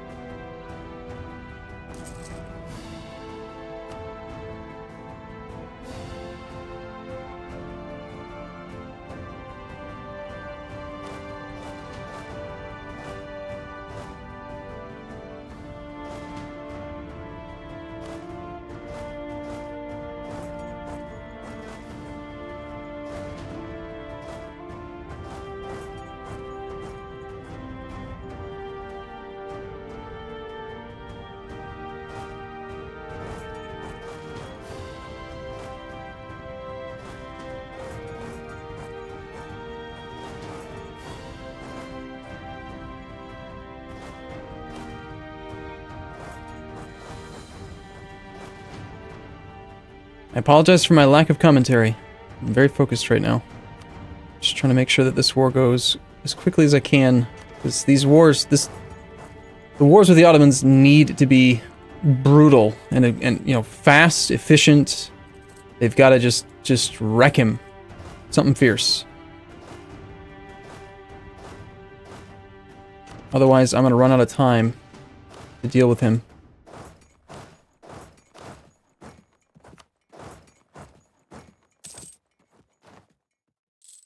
Now trading in wool. Yay. That's what I've been waiting for. All I needed in life. Savoy, throw your armies at the Ottomans. Make him die. Make him sad. Seriously, another disease outbreak? Are you kidding me? How many times can you get a disease outbreak, huh?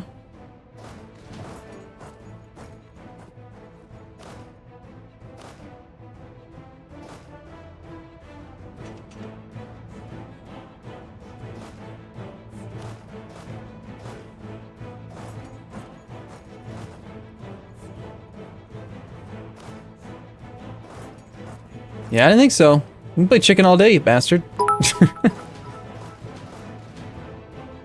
Is it too late to release Byzantium? Yes, I think so. I'm pretty sure the Byzantine cores do expire. Greece cores don't appear to, but Byzantium's cores are gone. But again, I don't intend to really be releasing nations for the most part. I'm probably going to just do client states because I like the client state ideas a lot better.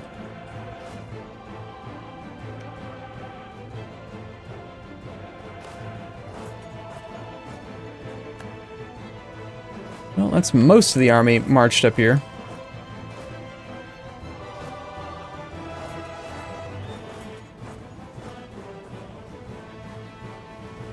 He's officially on low enthusiasm. Also not trying to march away, or march in that direction anymore. That's a good sign.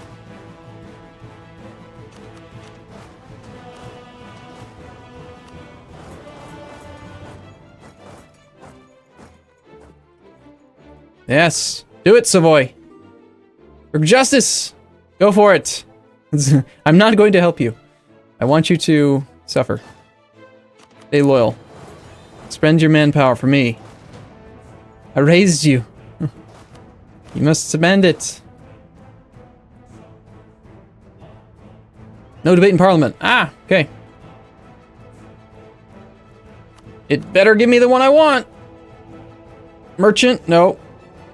There it is. Create offices for vassal nobles.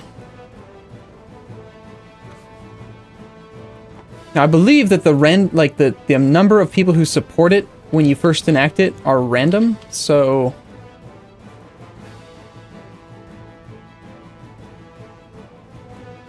let's see what happens when we enact it.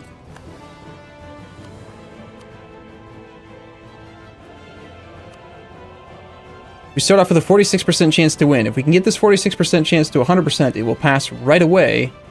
And unless my math is completely off, we'll pretty much complete both of these integrations right away.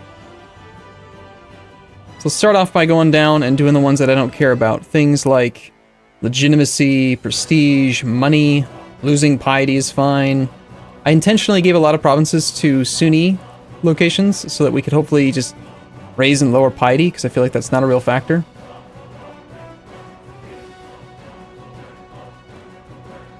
I'll tank my legitimacy. I don't care, my ruler's old, he'll die soon. Money's not a big deal. Corruption's not even really a big deal. Especially when we have none and it's being decreased by being ahead of time. For the most part.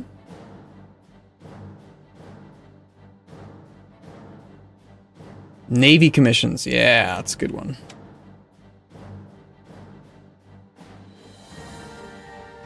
Lots of army commissions, though. Alright. Second pass.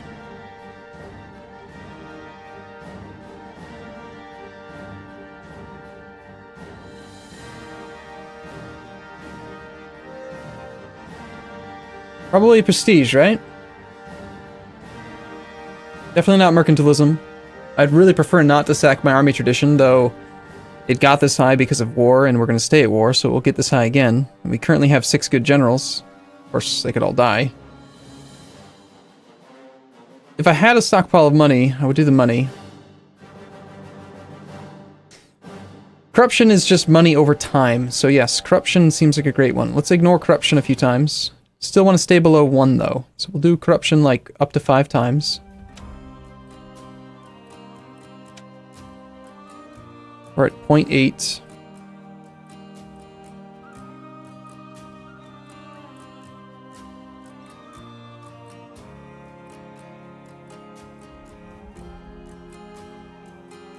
There isn't any more to be done. Okay. Prestige. I'd kind of like to keep my prestige high for the moment, just because I want to be able to have a good, low aggressive expansion impact peace deal with the Ottomans. You know, we're not gonna get any other prestige. I don't have a whole bunch of separate one province minors. The -4 mil is not bad, I agree, because military points are not as valuable. Definitely better than the army's tradition. Prestige, sorry, legitimacy. That's one I'm curious about. The only thing that legitimacy is really going to affect is it affects my diplomatic reputation, which won't matter in a moment. And it also affects my unrest. But in my current country, I have no unrest. So I feel like legitimacy is easily sacrificable. Not to mention our ruler, excuse me, is 54, so he's gonna die soon and we're gonna get set up to like 80 anyway. I feel like sacrificing legitimacy is a good option. What do you guys think?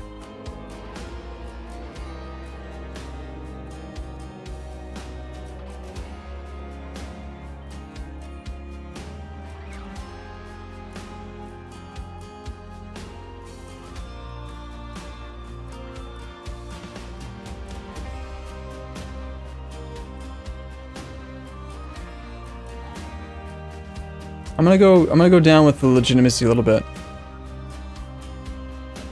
Oh, is strong claim gonna put us all the way up to 100? Then yeah, there's like no reason not to just do that one. Let's allow use of crown lands on everyone. We're at 78% now.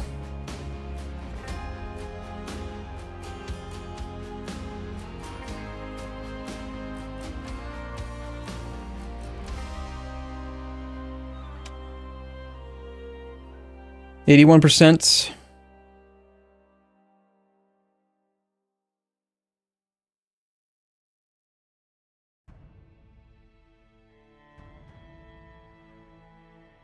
I really don't like the idea of spending monarch points if at all possible, but I'm looking at the army tradition and thinking that that's probably the best one to do right now. Local autonomy? I didn't see one for local autonomy. Oh, you're right. Kedah.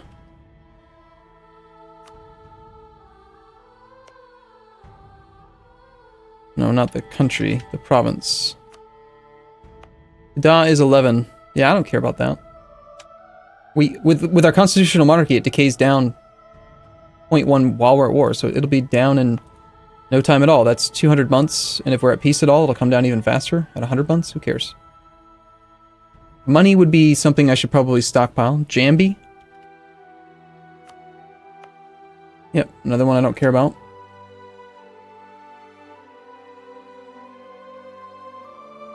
That's 87. I think we're like 4 clicks away then, right? Because it's, is it 60% or 66%?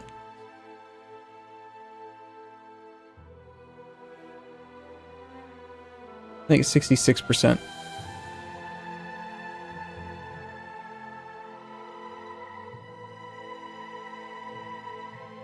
Yep. I don't want to take a loan. Well, do I? One loan is not a big deal, is it? What's our interest rate? 3%? So we trade money for money, basically. And 0.1% autonomy. Those 4 military points are too valuable. No, you're probably right. I mean, I actually think the army tradition is the least valuable thing left. Because again, I'm at 90... And it's not because we have really any ideas that make it go higher.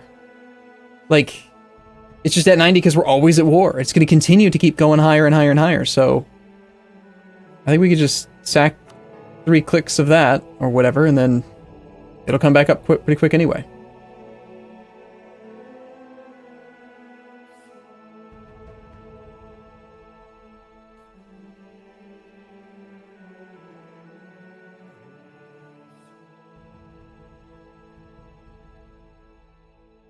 Yeah, it's my army tradition automatically is going down by 4 per year, and yet it's still at 90. That's how much we've gotten from war. So I'm gonna do army tradition.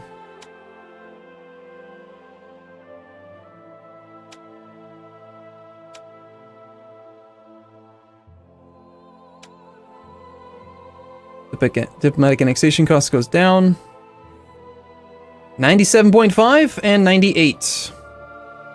Perfect! Practically. Assuming that the dummies have actually finished all their cores, which they may have not done. I kind of don't want this one to finish until he's done with his core, which is going to take a little while longer, because I don't want to have to end up... If I finish it before he finishes his core, then I just inherit an uncored province, and I have to core it, which is not good, because it's like sudden, surprising overextension that you weren't counting on.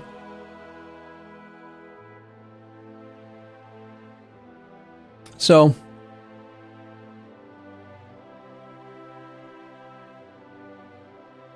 as much as I want this guy to go away, I need to wait a little tiny bit longer to get that core complete. Same thing with Betsumisraka. Let's check him out. He hasn't even started the core of Nagondi. And he's got a series of territorial cores. Hasn't even started that core. Ugh. You're such a bastard, dude. Why don't you core your lands?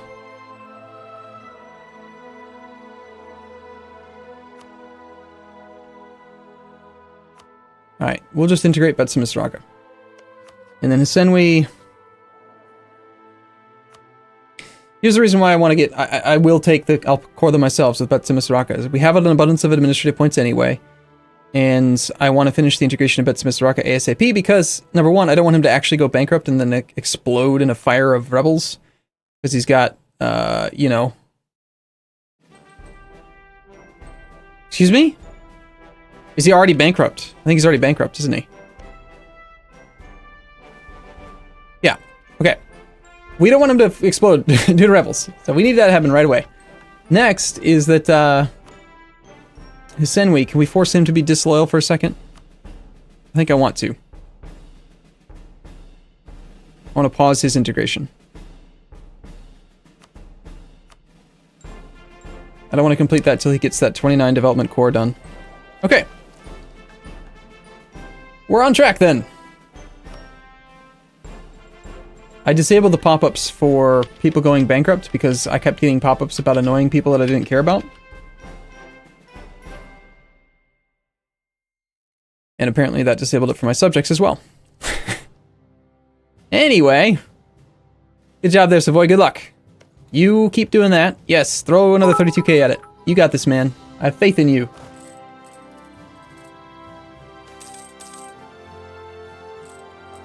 Diplo points, please. Wow.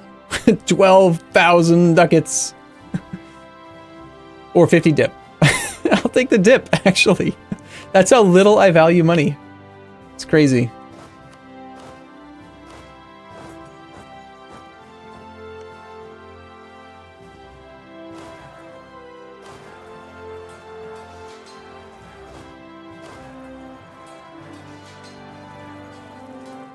Yeah, I suppose we should probably try to help that fight, huh?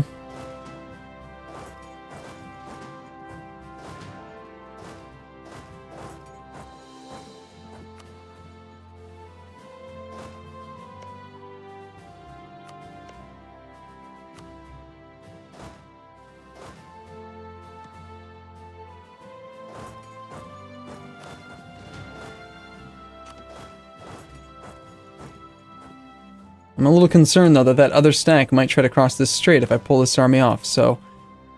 We're gonna keep this army here, because it's more important that I get the capital going. Never mind, he already retreated. Just joking. He got wrecked. Remember that after you finish integrating Betsumisraka, you'll get his forts? Yeah, I'll just delete them all. I only let him have them because I wanted him to go bankrupt and or give me the ability to get him to rein him in. We may actually have a siege general available right now.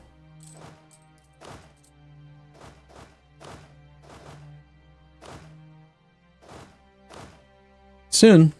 There's a bunch of them that are potentially going to happen. He's heading to Branisovo? He's marching mostly to the west. And then there's a big army that's just sitting there. Good. It's giving me time. 5 stack heading to Nis.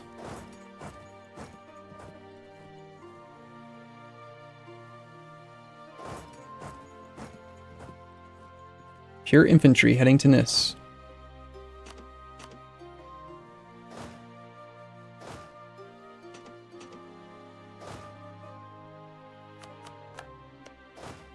Excellent. That's a 2 siege pip guy available now.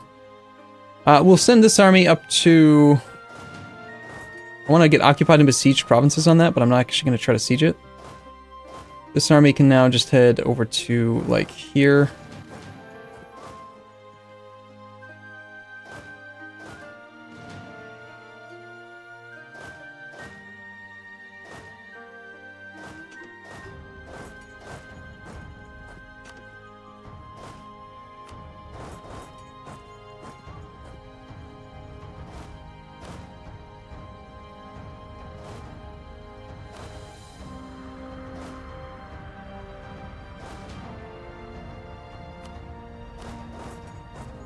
I'm gonna hold off on pushing into there for now.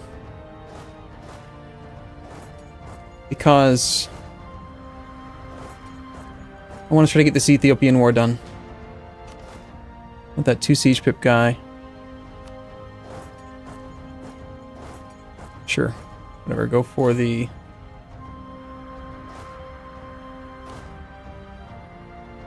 I do want the full integration of the country, so that other fort's gotta fall.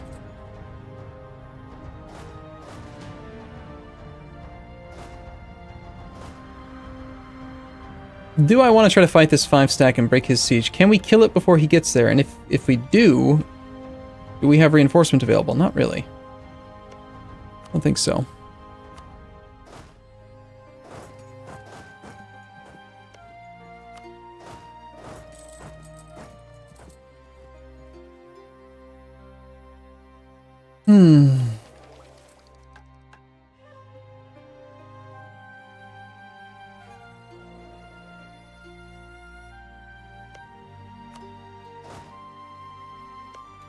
Ah! Found him. I knew that 66 or whatever the hell it was going to be around somewhere.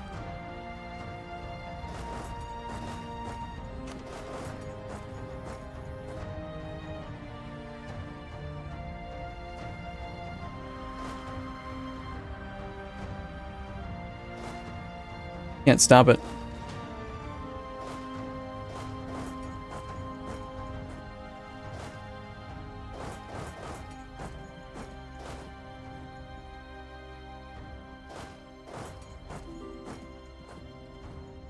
He still has a very sizable army, and it is intended. One of the reasons why I'm not killing his army is that I want him to give me a lot of land, but at the same time, now that we know that his army's across, by the way, we're going to go after these other forts. I want him to give me a lot of lands,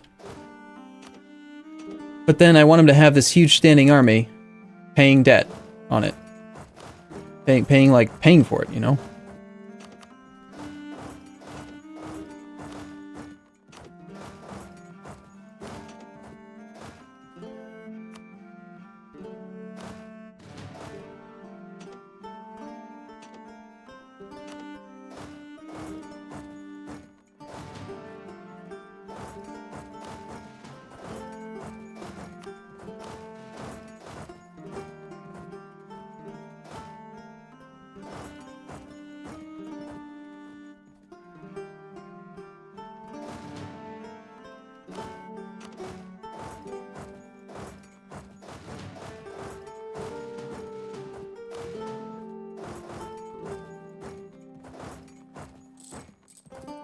Alright. We have 31 war score.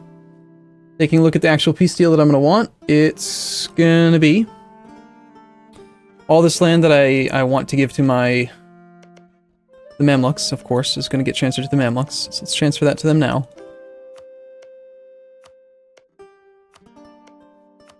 Then again, this land is already kind of isolated and restricted, and if we break him to rebels, Mamluk land would probably be good to get like returned to us automatically. But I'm also thinking I want to integrate Mamluks, so I do. I want to integrate Mamluks like right away. I think we just integrate him. Not worry about this part. How much war score would this be? 40 war score. Ugh. And I don't even get any forts out of it. No, I want to take all of his forts. If I don't take all of his forts, then any rebels that do spawn aren't going to cause problems. So, I want forts, damn it. I want that fort. I want that fort. This fort. I want to take Sugla.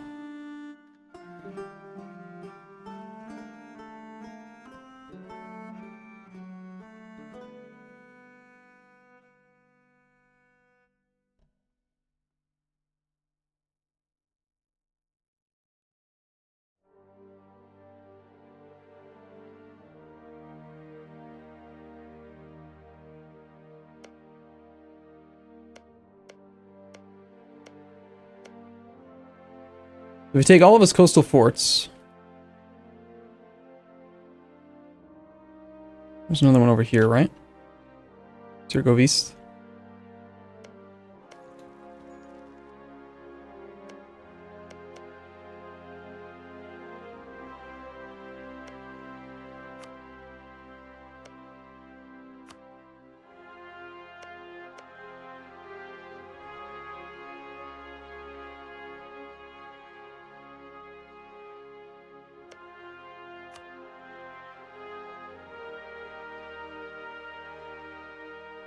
I might not be able to make that a core in this war. I don't have adjacency to it. It's on a different continent.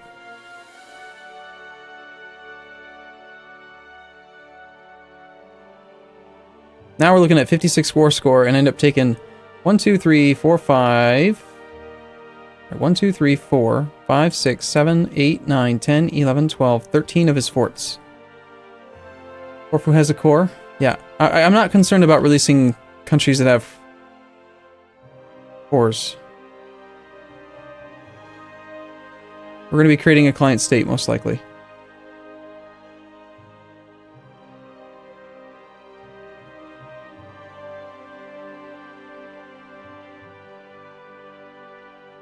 And then even though there's no other fort, I want another province that's directly adjacent to his capital, so that I can just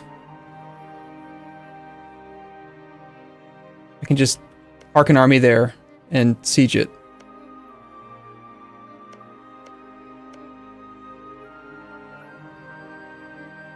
Okay, so that's most of my criteria met. We're not worrying about this. Next criterias that I'd be considering would be naval force limit. I want to reduce his naval size by taking coastland. I want to cut him into chunks. So if there's any way that I can like cross to break his ability to cross this strait via maybe taking this, that's good.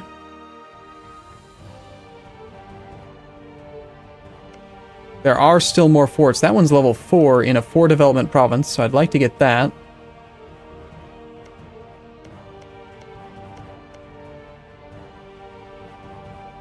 We're at 72 peace offer value, 122% overextension. So some of this land I'll have to decide. I'll probably end up creating like a client state up here. That way I can give away 3 of the provinces. And actually I can give him this one as well.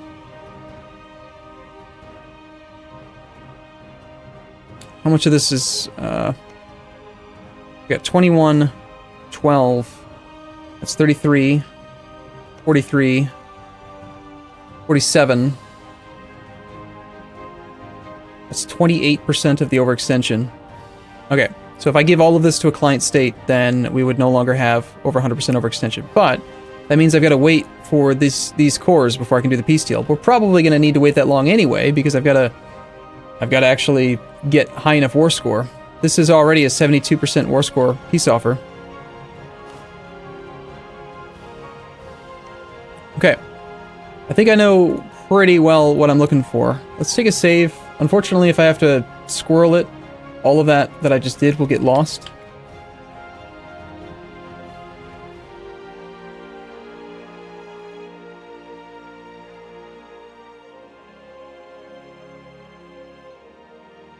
I would, I think, like to go all the way up to 100% war score, but I don't know if that's going to be easy to obtain. Our war score is going to jump pretty high once we take Constantinople. It's worth 15 war score. It's his capital. It's going to give us 5 more reasons for peace because we'll have occupied his capital, so...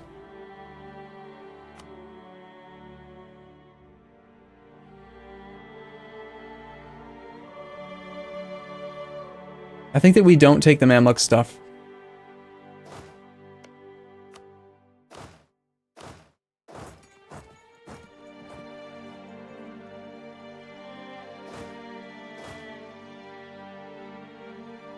He's pretty quick.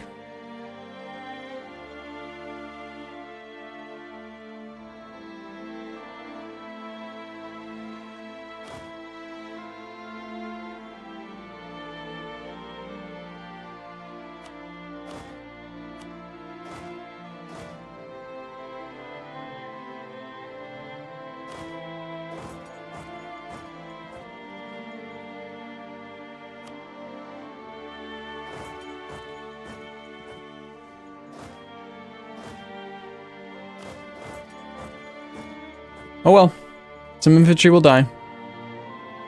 That's war. We're establishing new sieges over here.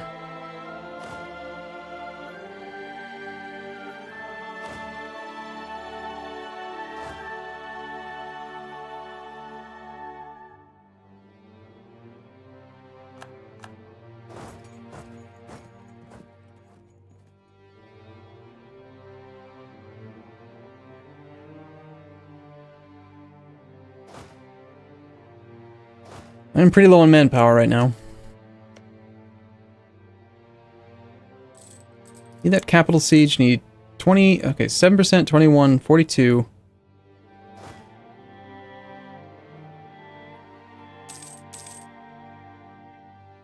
$28 here.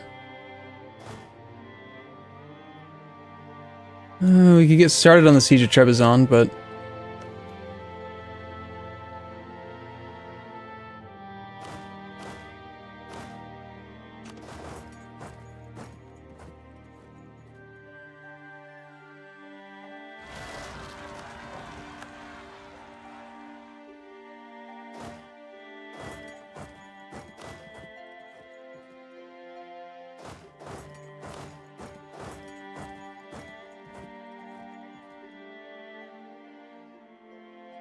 why is legitimacy so low? Because we just intentionally made these guys.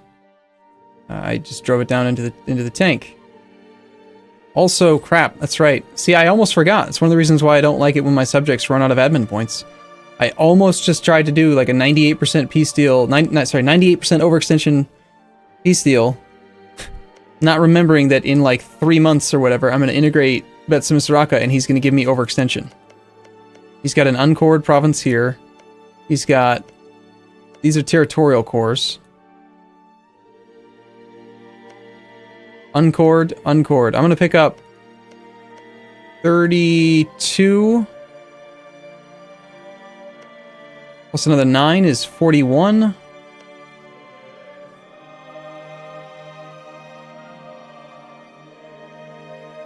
$49. I'm gonna pick up like 60 development worth of stuff here. Which is fine, we have the points for it. It's just, you know.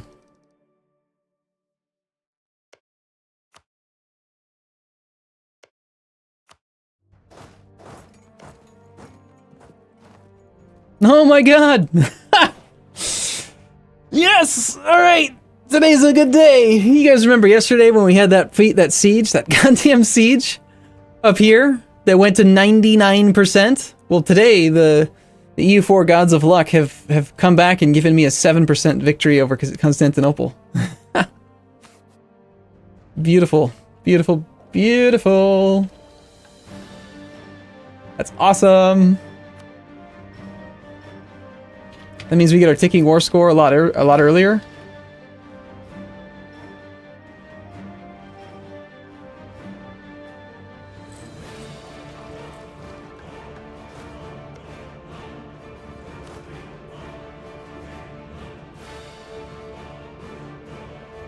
I don't want to take his capital because it's worth extra war score.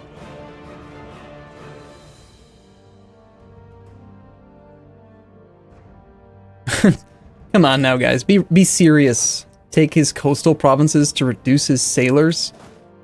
Come on. Are we really concerned about how many sailors he has? No. Now, he only had a couple level 4 forts, and I want to make sure that they are definitely the ones that I'm taking in this war. That one in particular is annoying. And then he had one here. Did I make sure to take it? Yes. You can't core Zagreb?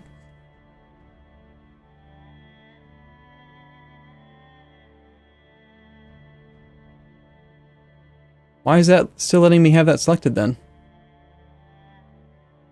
Weird. Yeah, you're right. I can't core that, so there's no point in taking that.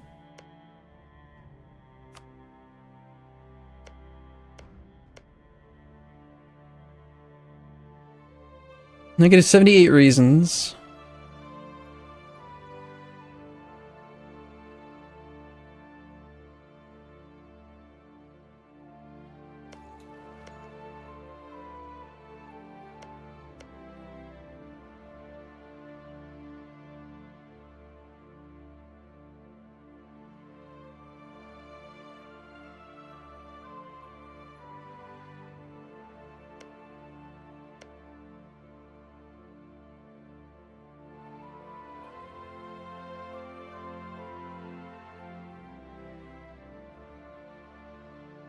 I don't see... Maybe this here. We could take one of the 7 development provinces just so that we get access to that one in the next war. Kind of like that. Take Goryeo just so that we can do that.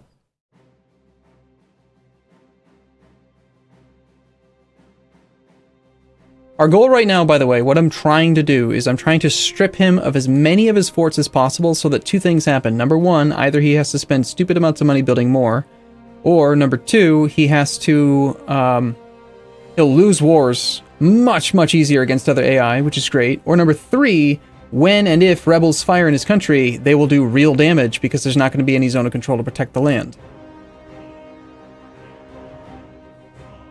Yeah, it's very, very unlikely that I'm going to be doing any other released nations now that we have access to client states. And here's just one more time. Let's revisit why I like client states so much.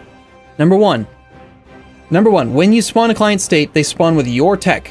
So if I take tech 24 and then I spawn a client state, they will be on tech 24 automatically, guaranteed. They will not be on the tech that their previous tag was on. So when I spawned Bob's Persian Cancer, he came in at 23, 23, 23. That's really important when I have tech 23, which is level 20, it's level 2 administrative efficiency. I need my subjects to have that so that they're efficient. Reason number 2 that we like client states is that client states have a very specific set of ideas. Client state traditions. Morale of armies plus 10, pretty good. Core creation cost minus 10, really good. Self-rule minus 2 unrest, really good. Fort defense plus 15, really good. Everything else don't really give a crap, doesn't matter. But more importantly, look at the ideas that this tag spawned with. Administrative, again, minus 25% core creation cost. Defensive, better morale. Enemies take more attrition. He's got even more fort defense. Humanist, super important, because that means that he will have less years of separatism. Compare that to any other subject that I could form. The Mamluks, for example. Great subject, had lots of cores. I formed him before I had access to client states. He has not taken humanist ideas. Which means that he doesn't have no minus separatism. Right? And then yes, of course, number 3, most important reason ever is that you can pick their color. Obviously. Obviously that's the most important thing.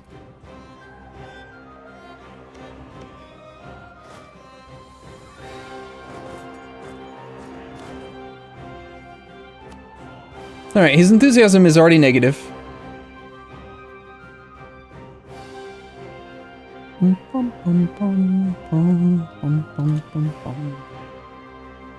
We've got 3 forts that are well underway on their progress.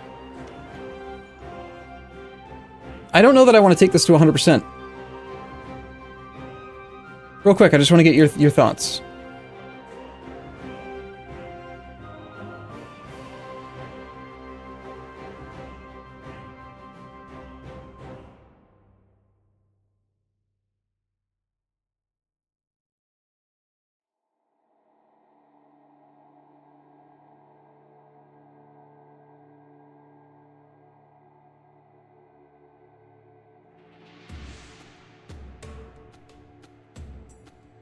It's going to take a lot of wars to beat the Ottomans, but we're going to make it as easy as we can, I think, because, again, the reason why we're not going for the 20 war exhaustion white peace plan with the Ottomans right now is because he's got this ruler that's 55 with the just trait. He's a lucky nation. He's got forts to protect him. If we end this war now, we strip all of his forts, and then hopefully his ruler will die, and then in the next war, we can attack him, and then we can 20% war exhaustion him, bankrupt him, and watch his country fall apart. Just get wrecked.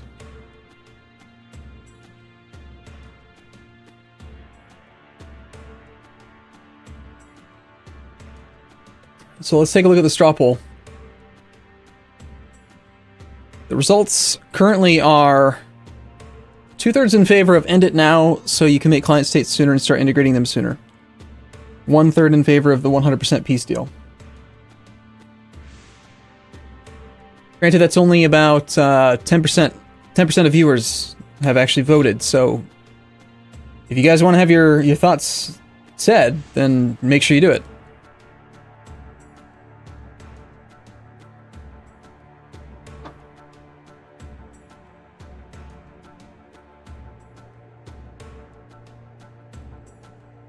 What is he drinking? Vodka.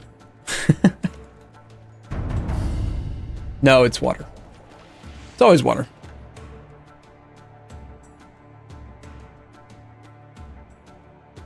Solidity, Killer Nuts, Invictus Byzantium, Turbo Pro, and Harry36. If I fail to mention your name, thank you all for the things that you have done. Let's wait like another couple days, see if we can get this tick. I'm so glad we won Constantinople. That makes things so much easier. So we got 2 potential ticks here. 28% chance on one and 21% chance on the other. Cross your fingers. Defender's Desert's a pretty good outcome. It's +2 siege status.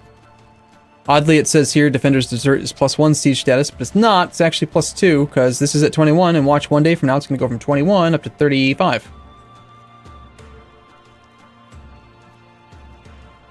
What? It actually went up by 3? What? Here it says +1. Here it says +2. In effect, it went up by +3. That's really confusing.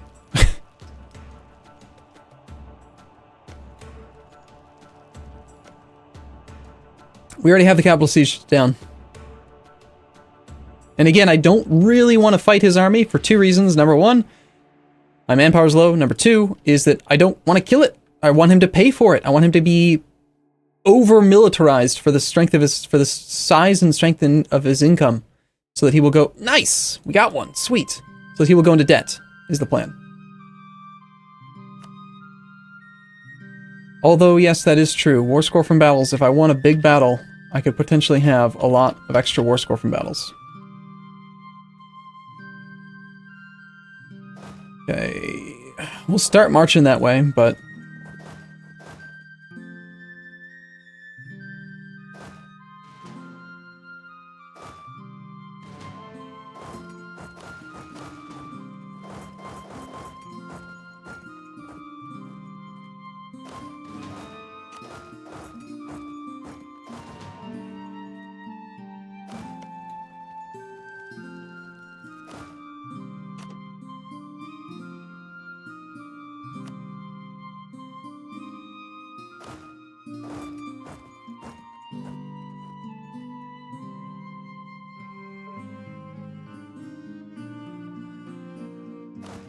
this guy's about to get there. Let's actually put the 3 siege pip guy there.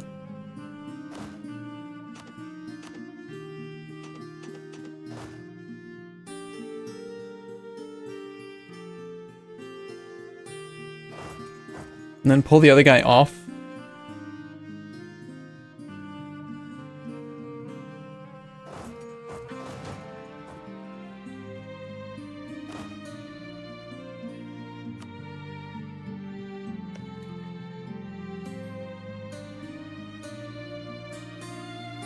War score from battles. Let's take a look.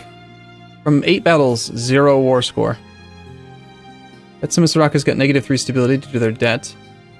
That's another good reason that I'd prefer to get to peace, is that Betsimisaraka's integration is going to be done in March. I want to...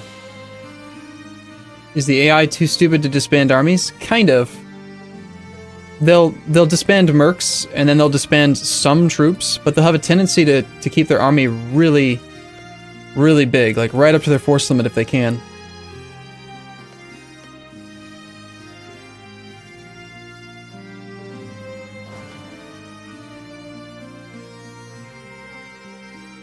Even when they are having financial issues, and he's probably already in debt. I don't think he's had to take any mercs out, because we've avoided most combat. And yet he still has merked up. He's got no manpower, 7,500. His manpower cap is 152. So he's at 5,000 out of 152. Sorry, 7,500 out of 152,000. Why doesn't it show the manpower cap on the screen, by the way? Like, why do you have to use 2 separate screens? I'm gonna write that down. That's just dumb. Isn't that dumb?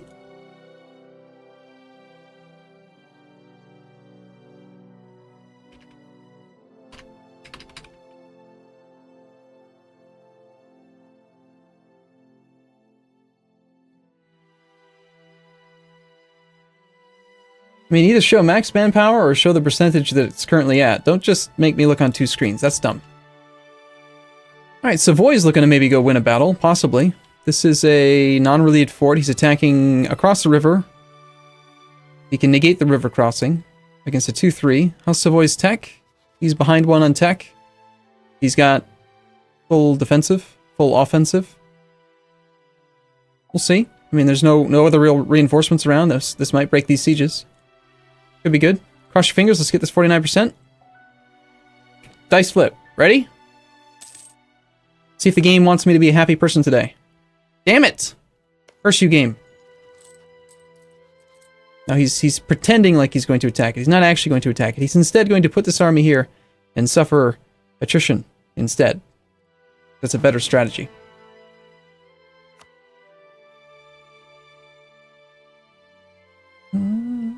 Guess we might as well get started on some of these other sieges. If he's not going to be willing to peace out yet, then let's grab 15 cannons.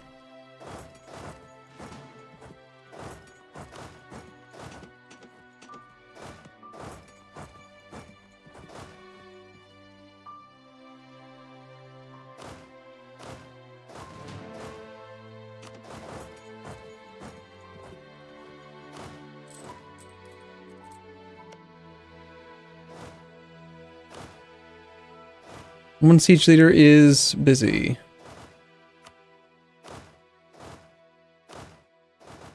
Busy? Definitely busy. Busy and busy. Look at that. Catalonia's actually brought some heavies over. Sweet. Maybe we do have naval superiority. I didn't even check. Yeah, we have more heavies. Commit, man. Go for it. Savoy, I want you to be aggressive. Independently seek enemy engagements in enemy territory. I want you to fight. Go! Kill it!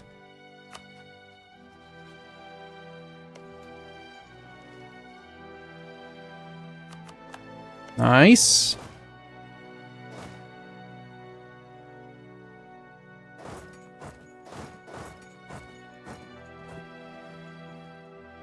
Nice!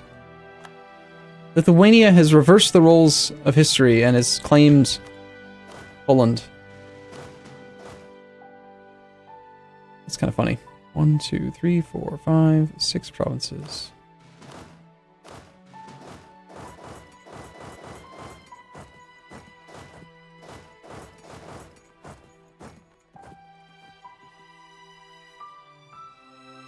%64 chance. Come on, take it.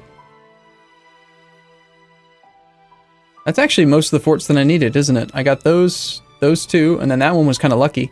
This is the only other one that we were hoping would fall. We're at 54 war score, no real war score from battles. Negative 37 reasons for peace.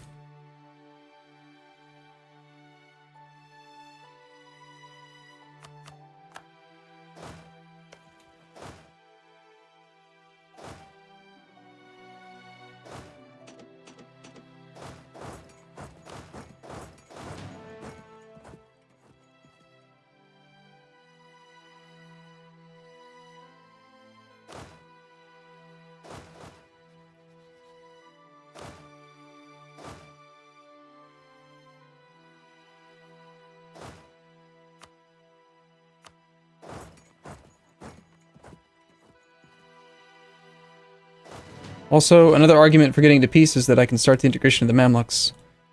Regardless of whether or not we get the Mamluk cores, it makes no difference, right? I know. Okay, people are going to be upset. They're going to say, oh, you guys are Mamluk cores. Yes, but, okay, whether the Mamluks owns the land or not, when I integrate him, the autonomy will be set to 60%. Whether it's the Mamluks owning the land, client state, just Ireland, it doesn't make any difference. It's going to have 60% autonomy. The only real argument for focusing on return provinces via a reconquest is before you have imperialism. Now that we have imperialism, it's the same aggressive expansion impact. Sorry, that's not true. It's the same war score cost as reconquest, but it is 3 times the aggressive expansion impact. But I don't care about aggressive expansion impact in this area because look at it, there's nothing. So it doesn't make any difference. Whether I conquer it, I should just take his forts. So I'm just going to integrate the Mamluks, screw his cores, whatever. We'll integrate it some other way. It's fine. But I need you to peace out. So if you could go ahead and give me that siege, that level 4 coastal fort, please. Where in the hell is his navy? He has heavies still. He's got 16 of them somewhere in theory.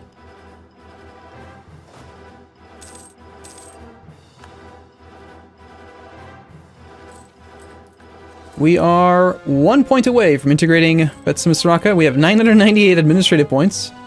We're allowed to go slightly over that because of corruption.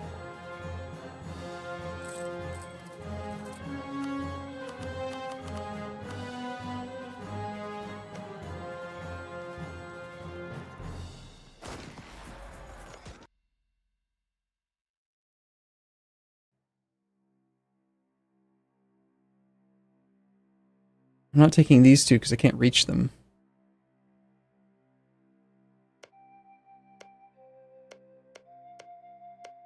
But if I take Sinai for the Mamluks, that gets me adjacency to that either for myself or for them. Or if I take a 5 development for myself, I can get adjacency.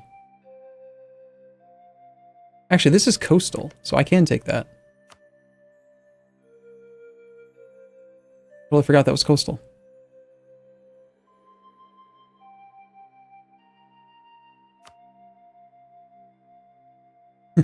It's so funny how many people ask, how come you don't have a diplomat to annex? Am I missing a DLC?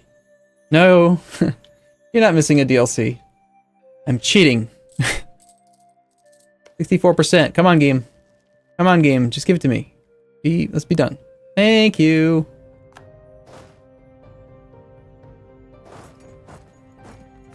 And yet that was not worth very much war score. For negative 26 reasons. Granted, I added one more province. So without that, we would have been at negative 22.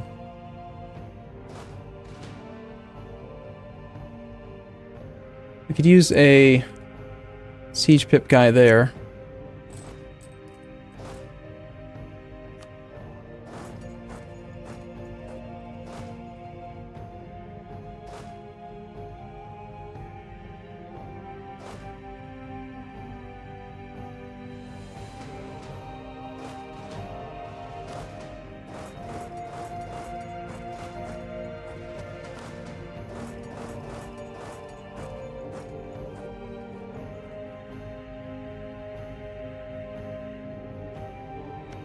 Another part of the reason why I don't want to fight him is because he does have that tactics advantage.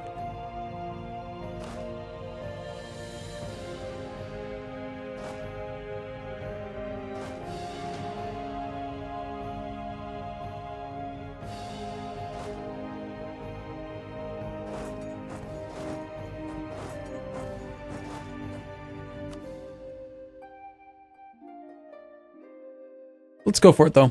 Let's get a little bit of war score from battles.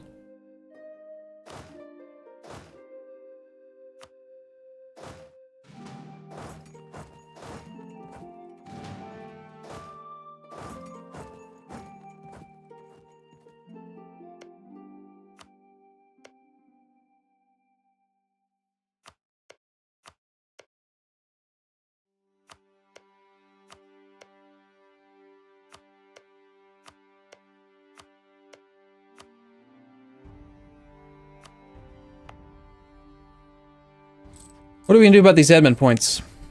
Looks like I'm not going to be able to end the war this month.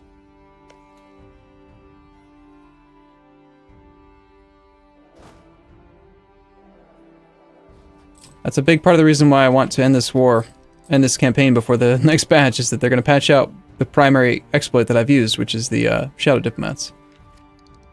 Well, we're only 1 year away from tech. The Demi aren't loyal. I'm at positive piety. Like I'm not prepared for tech. I need to get my tech in order, my piety in order. So we're gonna have to somehow try to, within the next year or so, swing all of our piety to negative 100. Lots of wars against Sunni. I guess we could core Fife. It's a good province. I'll take it.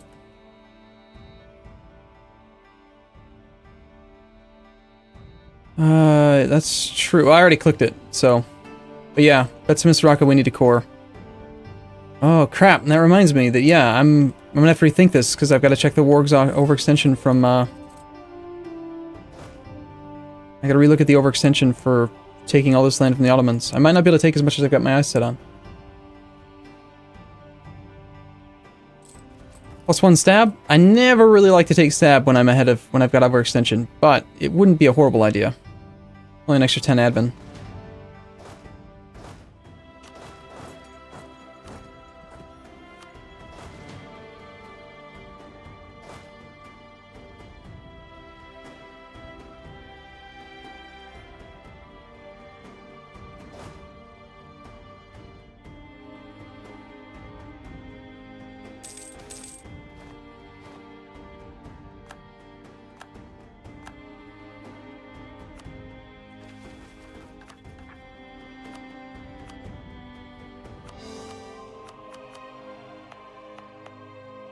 Back down. Back down on relationship slots now. Somewhere out there are his armies. Actually, he may not have even had any armies. He was bankrupt. We did appear to inherit a ship or two.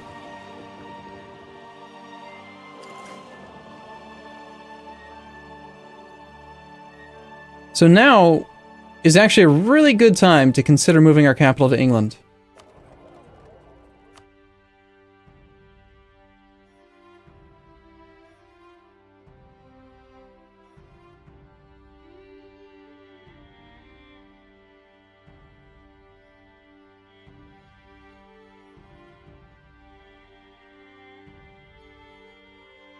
Got a 47 development state here.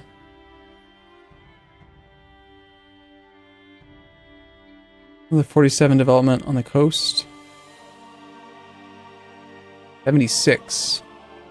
There's one that I want for sure. 97. This state has 97 development in it. And we inherited principally full cores.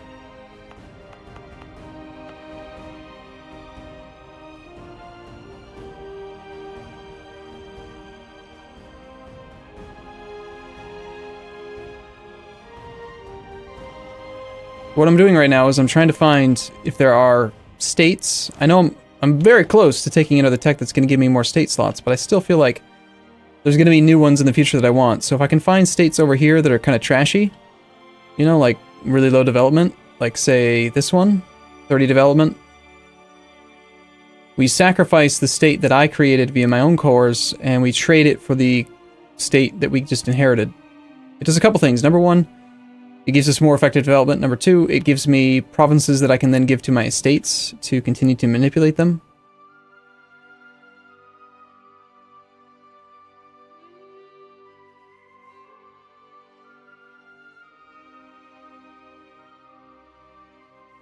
Japan's probably going to be the best place to look, actually.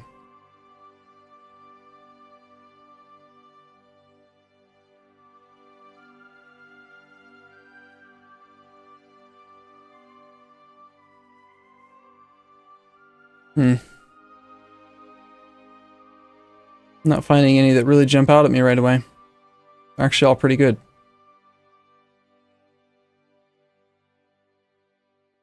Maybe this one? Yeah, this one's pretty trash.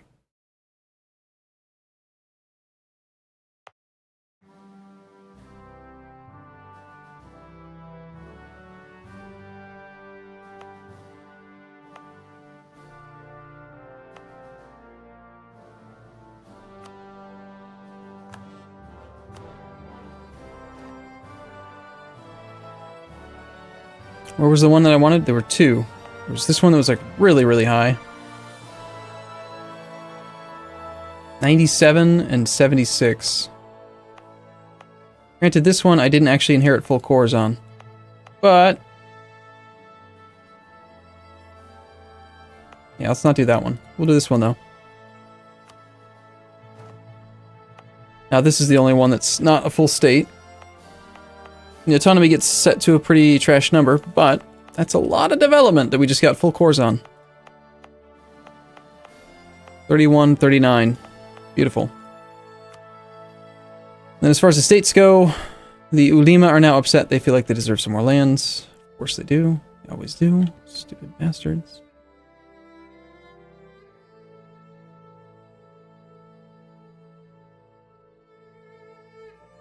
Tell you what, I'll give them one of these provinces.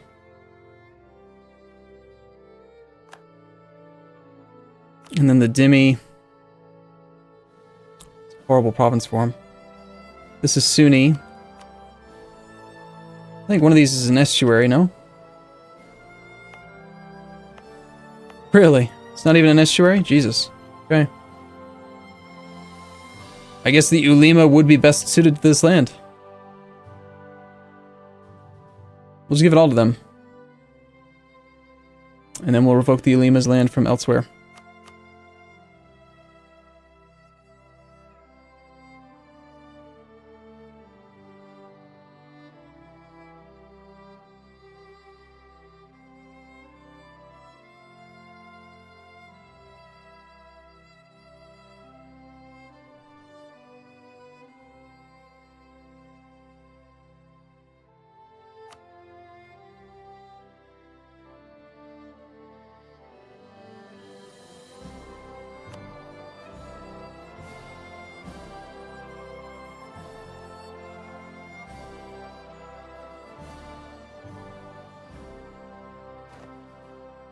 Damn it!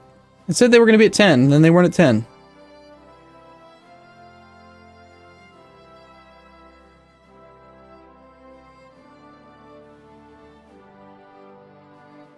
Fine, they can have it back.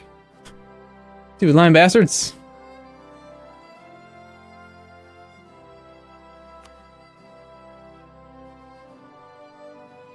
Okay. Do we want to try to find one more? Yes, we got the parliamentary debate we wanted. I'm concerned about this one not actually having the full core. The fact that I'm having to core it and it's not currently a state means that I'm only paying half price for a half core. So, even though this is a good high development state, in theory, 76. Full core, full core. Well, it's actually not bad. I would have to do I would just have a half core on a 23 development. It's kind of okay. Let's go through and delete all the forts. The forts that caused his bankruptcy.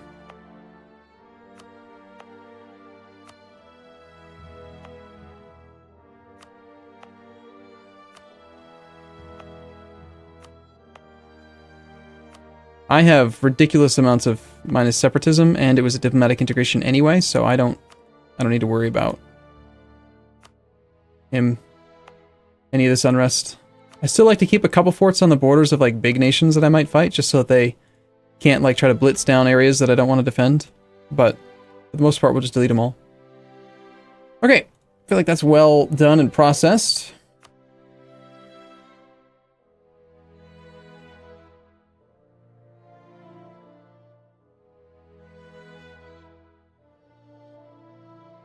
Which means we now have a new relationship slot, 6 out of 7.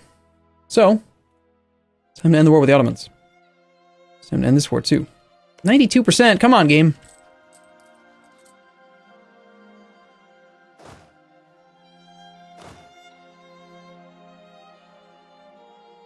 Alright, he broke his siege. He had a 14% chance, but he's forced marching away to go try to help that fight. I think he's out of position though. It looks like Savoy's going to reinforce that battle. Excellent. He's letting the Milanese separatists siege down forts? That's not a good sign.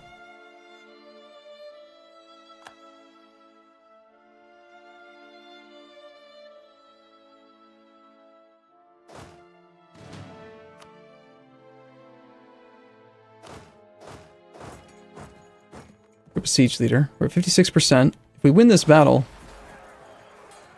which Savoy might well handle, then that might give us some more score. That was a victory, yes?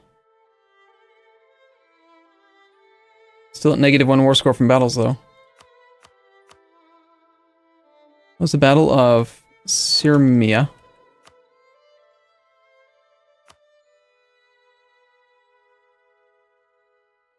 How does that not count as a battle?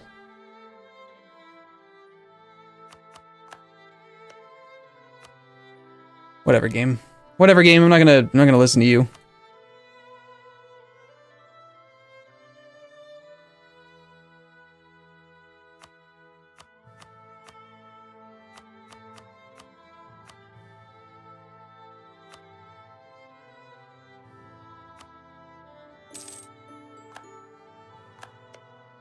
Congrats, Mamluks. 4.2 overextension again. Let's see how you fare this time around. Are you going to integrate everything? I hope so. He's got a new fort. He's got some serious unrest. That one's protected by the fort, so... Alright, so fort protects these 5. I need to pick these 4 up here for him.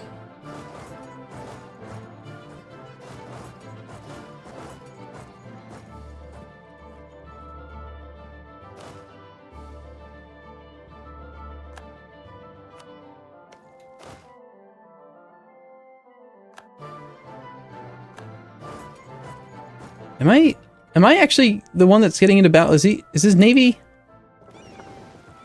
He brought his navy around. And I was like, why do I keep on getting into naval battles? Okay. Crazy bastard.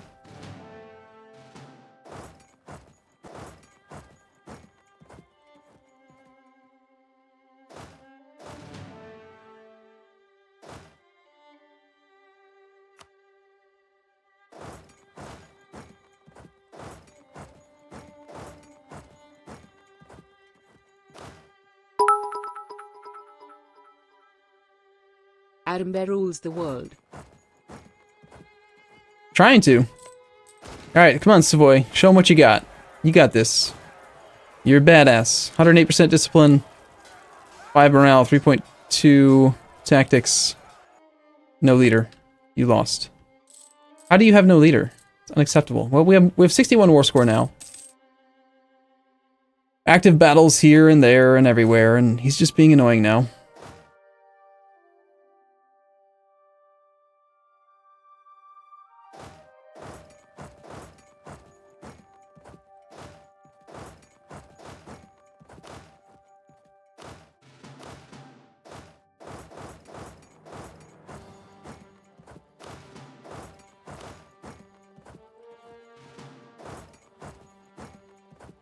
Low enthusiasm. 3 days until we have a diplomat. We are intentionally holding off on the integration of this guy, even though we could be pretty much done with it right now, because I'm still waiting for him to finish that core. As soon as he's done with that, we'll placate him to get him done. It's the only land that he hasn't cored yet. He does have a territorial core here, which I would prefer for him to have done a full core, but it's pretty unlikely that that state is something I'm ever going to want to convert. Yeah, it's trash development, so... That can just be an integrated territorial core, that's fine.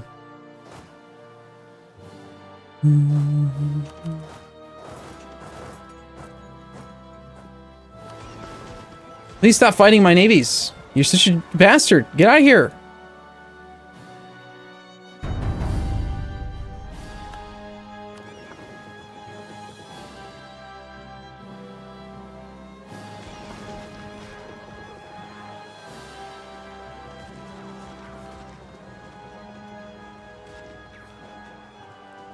Congrats, you're the best. You've got heavies. Good job. I lost my 4 heavies. Oh well. Soon after this war, and after you stop mattering, I'm not going to even need to have heavies.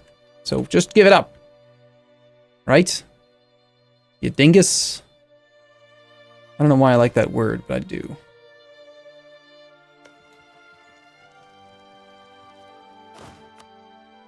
Silly man who can't even afford real forts.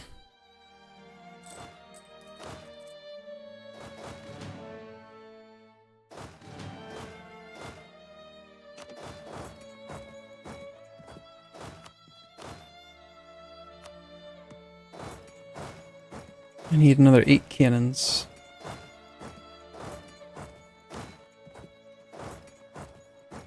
Yeah, we get those over there. The docked war. 50,000 particularists in Sweden. Sucks to be him.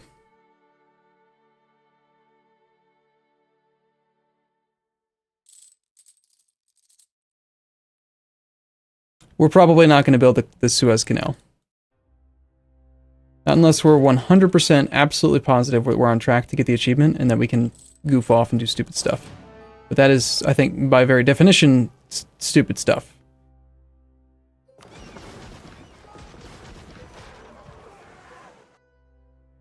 I can't believe he sent his entire army around, his entire navy around Africa.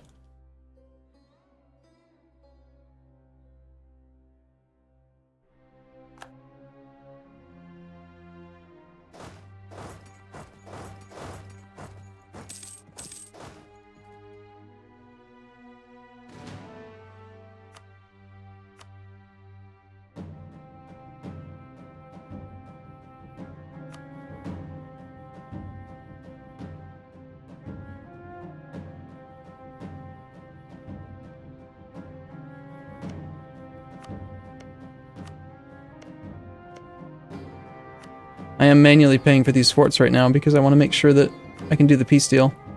You can't transfer them if they're under besiege. If they're being besieged, rather. So, alright, assuming we win this war, I don't want any troops to be in the provinces that I'm about to conquer, because then I won't be able to black flag move them out.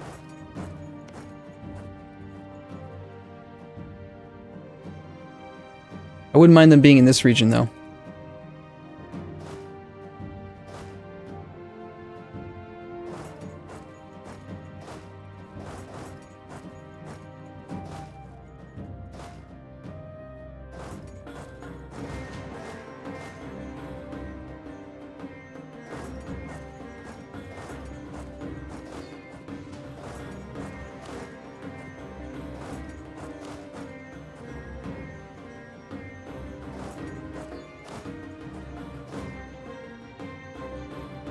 We'll figure it out, though. Peace out, Ottomans. Come on. We have a new merchant. Why do we have a new merchant? Don't know. We just do.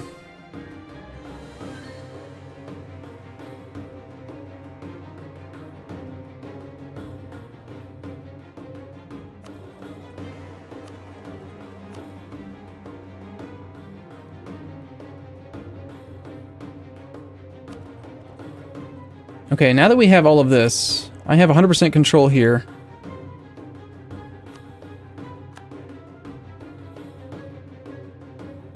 Means that all the money's coming out. I was collecting here. I don't need to collect here anymore. I can now transfer instead that way. Then from there it goes down to here. From here we collected 100% as well. We get 2 boosts along the way, which is good. Next merchant then. You were steering... You are sending a lot of money. We should have a merchant here just to boost the trade value. The more multiplicative trade value increases I can get, the bigger the number's going to end up being. We're looking to start making like 600, 700, 800 ducats a month in trade, I think. Most likely. -3 reasons. Wow, that was a fast siege of Corfu. Alright, that will do it. So... Final check. We're at 60% overextension right now. I have room for 1 client state, which I can create once we end this war. If I don't wait for the cores to be done...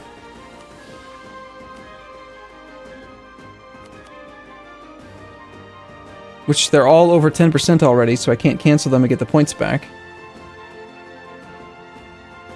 Not to mention that in places that I can actually, like, grant them to anybody else anyway. Mamluks has coring range over water, so I could give Mamluks some of these forts. I could give him this one, and most of them, actually. Yeah. Alright, let's give Mamluks this.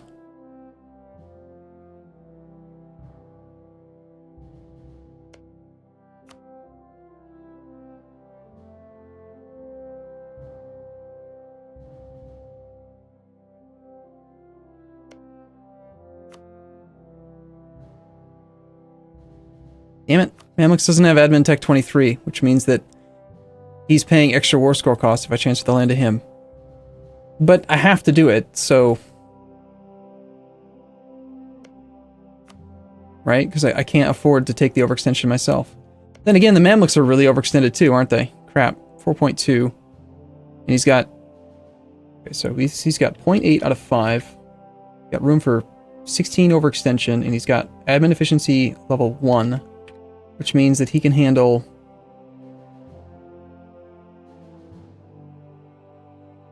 16% available. He can handle 20 development worth of land. That's 3. That's 9 is 12. I can give him 1 more province. Does Savoy have admin tech? 23? Not even close. Catalonia? No. But Savoy has a lot of room.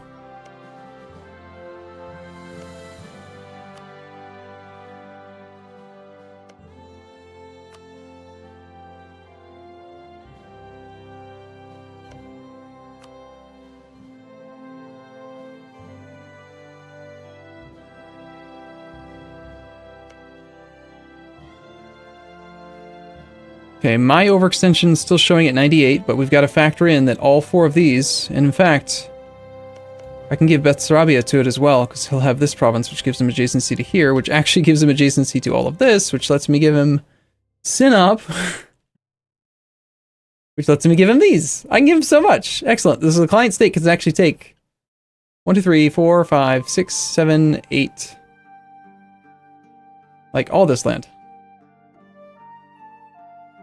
And, since his capital will be here, I could take interior forts. That's something else to consider, is that he can core interior lands. Since his capital's on the same continent as the land in question.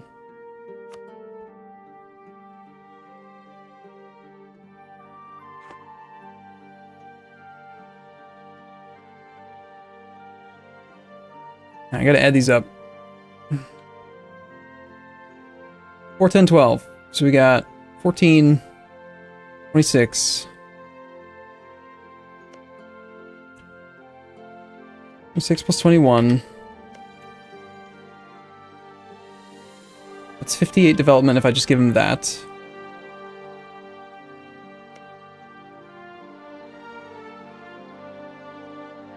$80 development.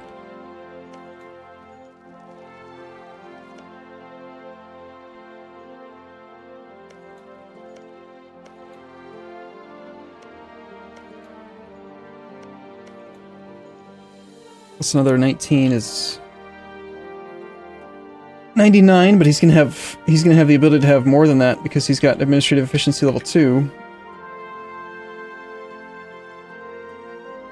I don't really want to overextend him too much because just like my current client state, he's gonna start off with no admin points. He'll have a hard time coring it right away. So I'd like him to stabilize quicker. So if we give him all that, then that's 99 development that I'd be giving him, which at my current level looks like 60% overextension. So whatever this number says right now, just subtract 59.4% from it. So I'm gonna actually, as it stands right now, I'll have 39 overextension.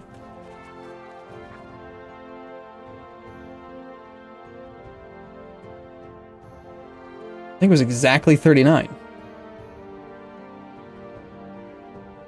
98.4 minus 59.4 is exactly 39, and I am at exactly 60.6, which means I'll be at 99.6, which means it's fine! It's totally fine! Wow, that's really pushing it to the limit. And this is all assuming, of course, that I can transfer control. Ah, crap! Just remembered something important. I can't create a client state over here right now, because I need to, it's considered to be overseas.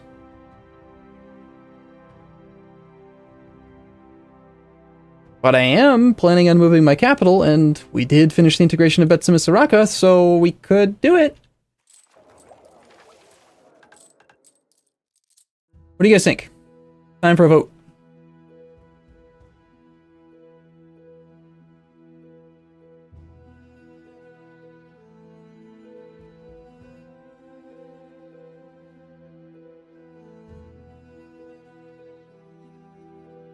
Okay, new poll, please. If you guys don't mind.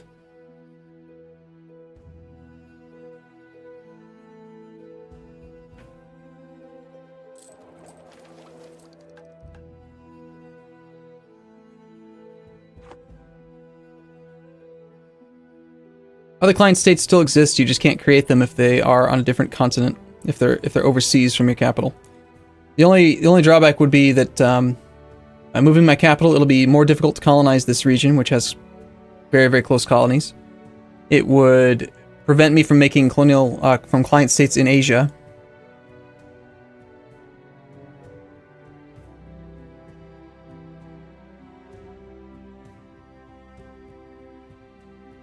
Okay, and the poll says...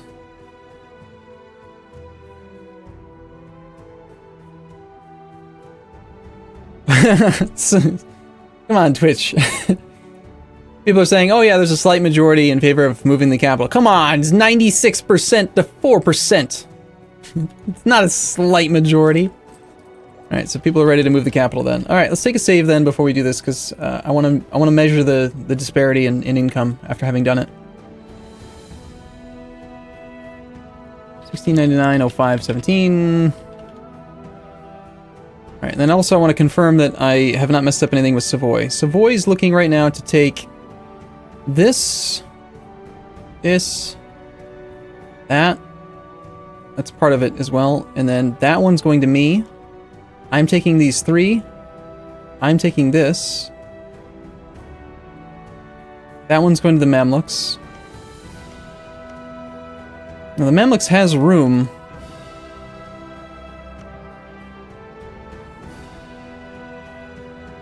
It's a 59 development state. I wouldn't mind having him have a full core there.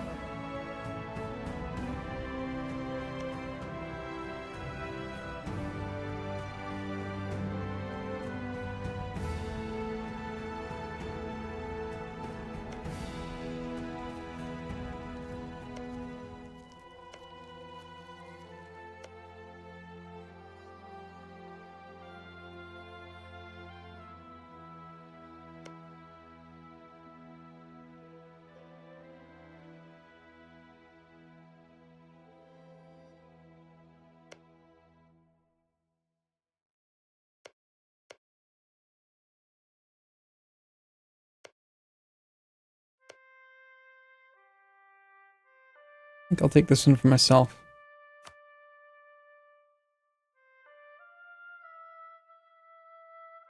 Actually, no.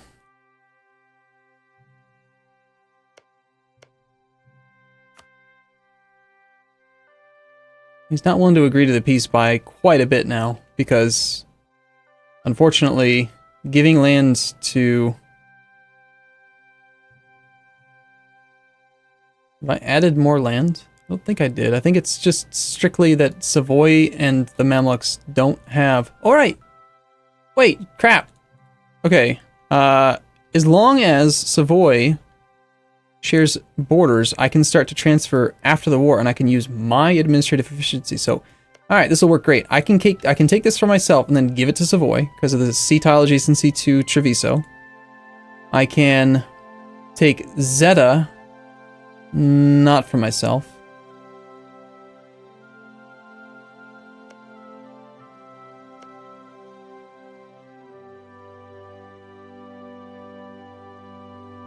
That brings the war score cost down by a little bit. Mamluks I can just transfer this stuff to. I can take it myself and then give it to them. Because we're going to be at peace. I'm not used to that. I'm used to being at constant war, not being able to actually transfer stuff.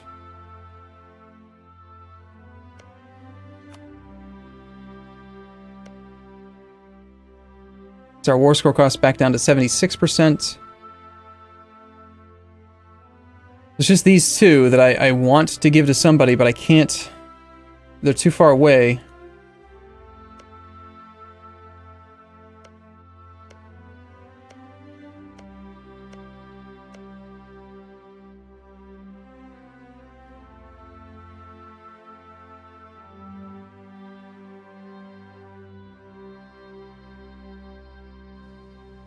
Ara Plumen said to move capital to continental Europe so you can create client states later in Asia. Move it to continental Europe instead of this here. That's a good point. I mean, it doesn't have to be London. It can be any of these. 33 development here. If it's not London, then it's probably Zealand. But I need to have an actual state for that. But I want this to be a state anyway because it's ridiculous. It's got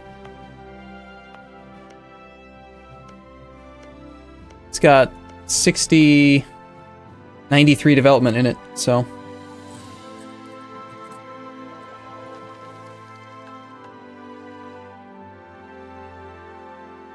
Okay, alright. What are we gonna do about these two forts?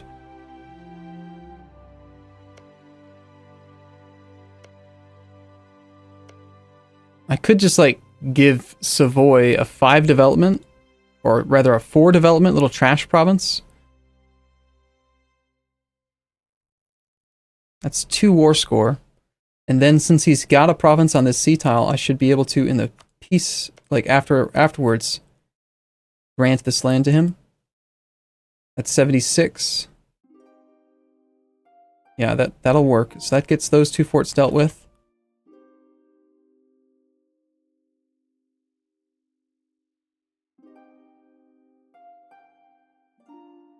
I still really do want to cut his country in half. I want to blockade these, prevent him from using the straits, basically.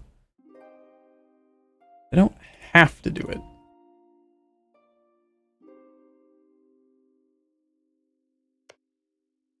Maybe there's another fort I can take instead of that.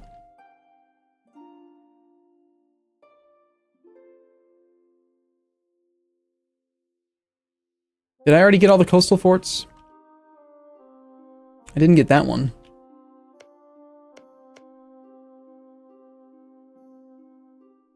Yeah, I would definitely prefer to take that. And there's still these, but we can't reach those yet.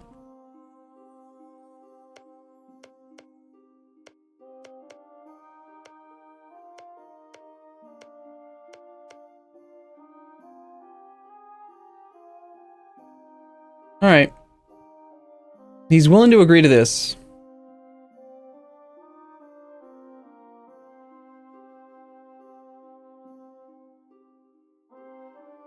Okay. I don't want to stay at war. I see what you're saying, Killerman Jacko. Creating a client state in Asia could be nice. If I have to, I will release a random core, right? Like one of the Ming sub-cores. But I don't need a client state over here. Not really. I need client states for all the stupid high development in Europe. And I don't want to finish the integration of Hisenwe yet because he hasn't given me that full core. He hasn't given me any core. He has no core here, which means I'm going to end up with a 29 development province that I have to core myself. And I don't want to do that. It's got increased coring costs. I want him to pay for it. Granted, I know the local nobility still applies to diplomatic integration, but it's still cheaper for me to diplo integrate right now by far. Like real quick, let's just do the math, right? With my modifiers. Integration, core creation cost. I have minus 25% core creation cost. That's it. Base administrative core creation cost is 10. So 10 times, call it 0.25, because we have to assume I'm not actually war exhausted. So 10 goes down to 7.5, and then with level 2 administrative efficiency, I end up paying an average of 4.5 administrative points per development to integrate land myself. On the diplomatic integration side, I have minus 60%. Base cost for diplomatic integration is 8 per development. So 8 times 0.4, and then factor in your administrative efficiency multiplier of 0.6. It's 1.92 dip per development for me to diplo integrate versus 4.5 admin to integrate. That's why I'm holding off on integrating Hisenwe until he finishes the core, because I don't want to pay twice as much for that province. Does that make sense? Hopefully it does. I think this looks good. We do that as is. We don't cut him in half yet, which is kind of sad. Unless we could take this one. Is this low development? 10?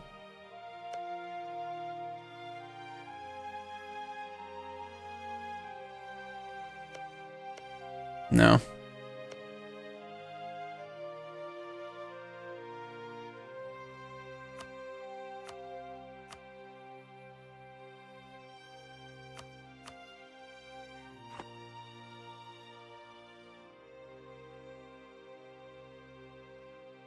Did I count if it's a territory or state? I did not.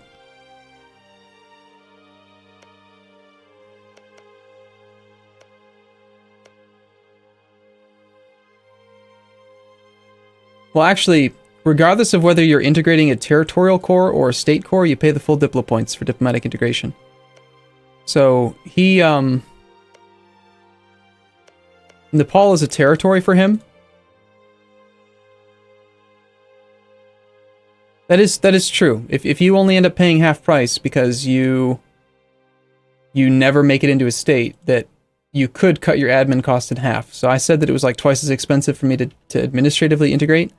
But if I don't make it into a state, then you're right, it is about equal. But still.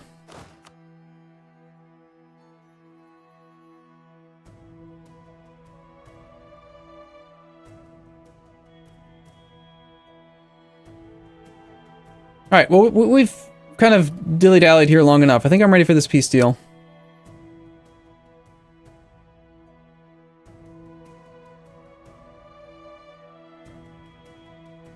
I don't think I've messed up. Pretty sure we got it all. I got my fallback save just in case. Let's find out what happens. So, a lot of stuff's about to happen. We're going to peace out. It's going to go boom. We'll worry about the armies later. First things first, let's start transferring stuff to Savoy. So Savoy gets Dalmatia. Due to the fact that I gave them Valor, we should be able to give them Zeta and Corfu. And we could also give them Inare. Sorry, Maria. Their overextension is only at 60%. Sounds great to me. This actually gives them full access to this entire interior region as well.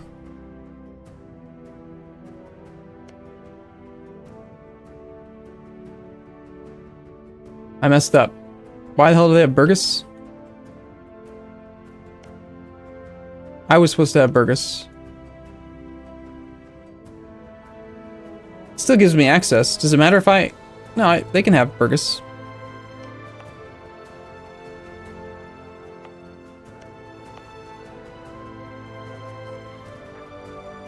That's a lot of overextension.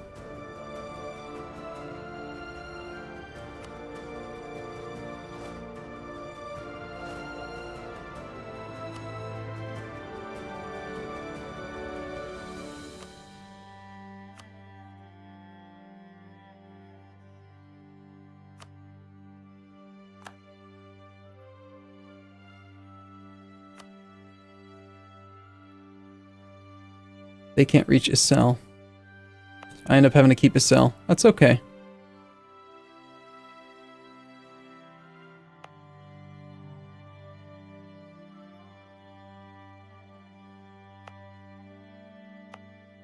No.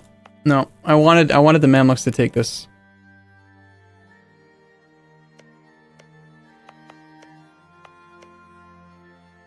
No, gotta go back. It's not quite right. I messed it up. What? What coincidental timing on that? That's the squirrel sound effect, apparently.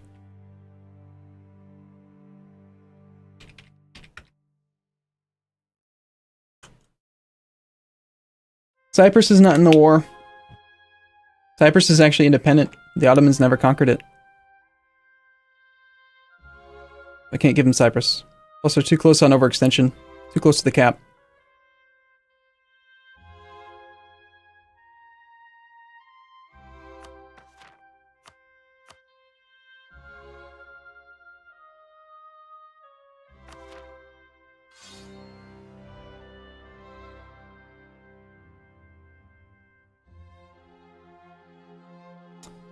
However, thinking about it now, the fact that I was able to give land adjacent to Constantinople to Savoy because of the province I accidentally gave them and stuff means that I don't think I need to give them that non-fort province, because I can take Maria myself, I can give Savoy Macedonia, then transfer Maria to Savoy, use that adjacency to transfer Corfu, and that adjacency to get Zeta, so I don't need that mountain of Vlor. This is the horrible part. Is it resetting my save? The squirrel function deletes my previous set save. Crap.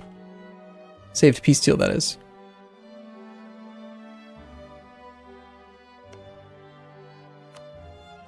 Let's do it all over again.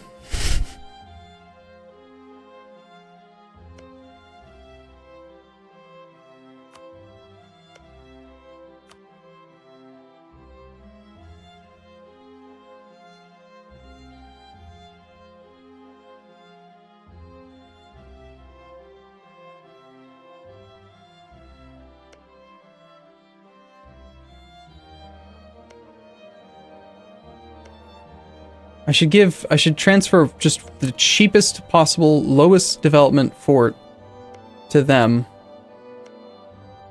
so that we are less impacted by their lack of,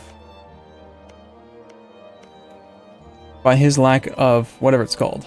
Sugla is actually a pretty expensive one, isn't it?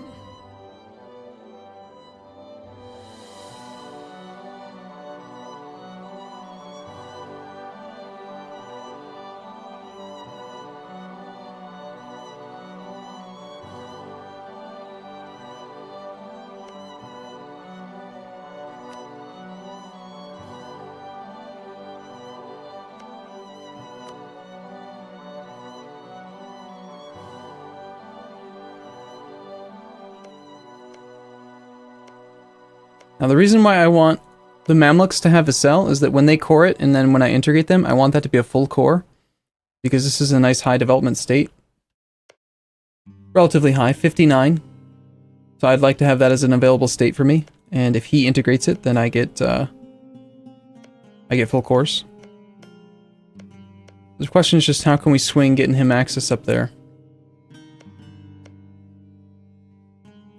I can transfer this one to him myself.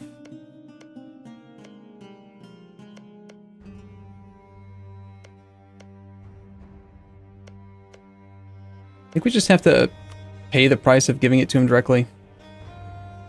It's 62 war score if I do it via him, and it's 60. It saves me 2 war score. That's the effect of administrative efficiency. Like, I wish he had 1 more admin tech. That's why I want client states.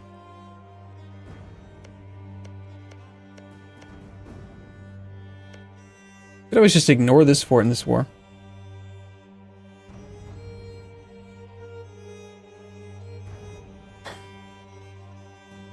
I had said I wanted a province adjacent to his capital. I went for Burgos because it's directly adjacent and it's lower development. But I don't want Savoy to take it. I want to take it.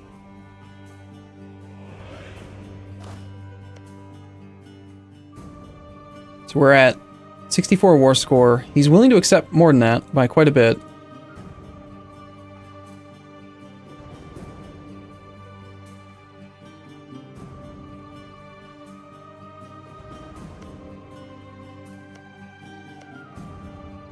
I have to give 1 fort to Savoy to get him adjacency to all of these things. So 4.23 war score. 4.23 war score.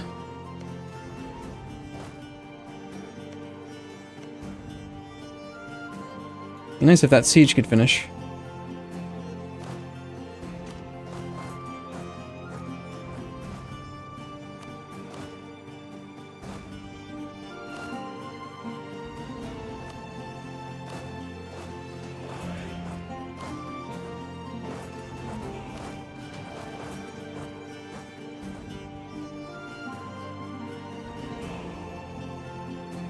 If you're bored or if you're annoyed at me for taking a long time on this, just keep in mind that this is the only real obstacle remaining in the campaign. That's why I'm spending so much effort on making sure that the peace deal is as best as I think I can make it.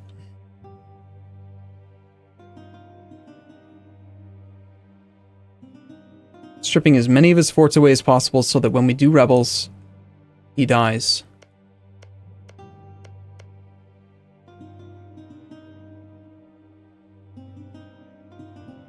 Last time I wasn't able to go up into there. What's changed? I didn't take a Deern. But I had already not taken a Deern. Did reloading the save change his enthusiasm? Or am I missing major provinces? I'm confused now.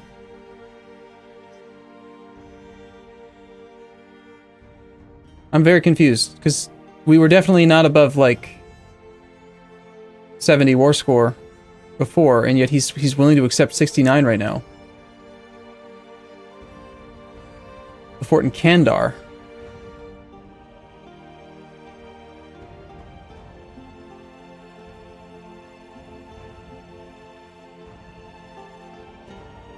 This fort here?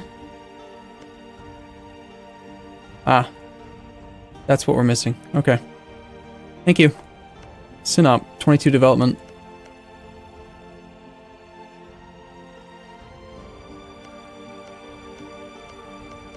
Thank you, thank you, thank you. I think I might actually hold off for another month or two. I mean, Betsimisaraka's not... No, they are... Nah, shoot. Why did I want to do the peace deal right away?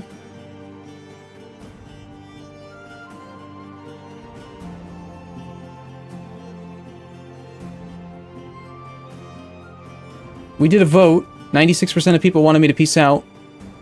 4% said we should go to 100%. What was the reason why I wanted to do it right away, though? I forget. I said it. I know I talked about, like, why. Now I've forgotten.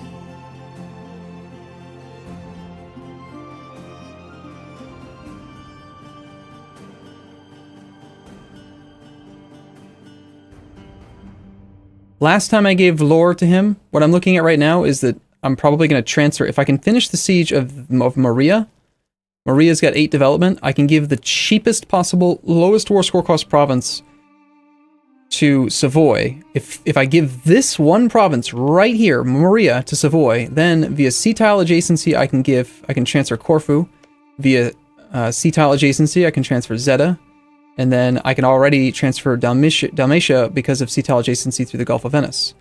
Furthermore, from Maria, I can then also transfer Sugla, Macedonia, and that's it. I can give him all of these forts with one transferred province.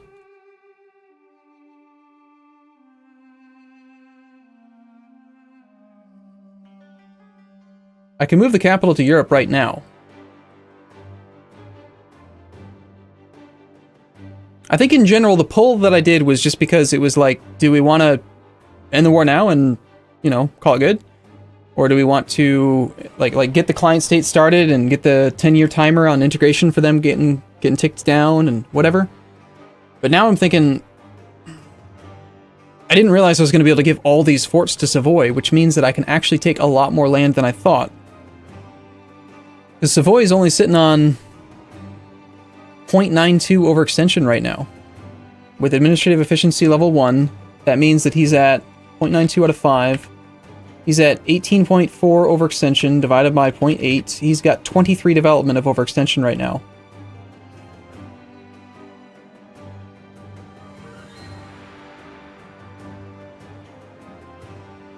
If I gave him, like, you know, if I push him to the very, very limit, 100 overextension, then I could do what? I could go from 100 minus what he currently has. That's 81.6 available overextension divided by the multiplier he's got from administrative efficiency means I can feed him 102 development. 102 development. So that would be Dalmatia is 13 plus Zeta is another 9 plus Corfu is 9. Maria was 8, if I remember correctly.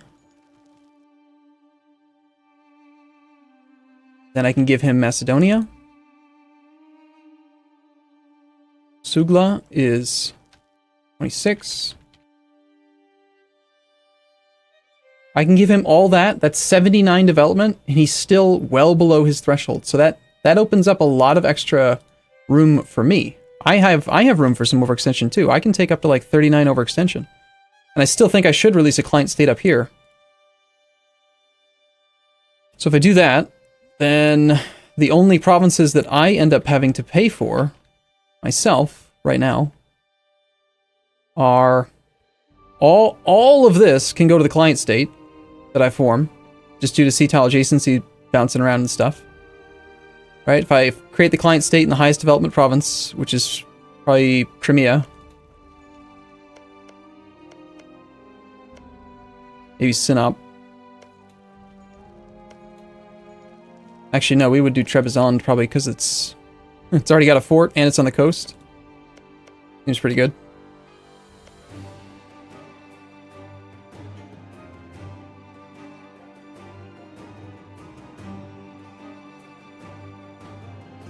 So how much of this land up here then? Is this going to be too much for the client state? That's the next thing to check. So we got 8 plus 7.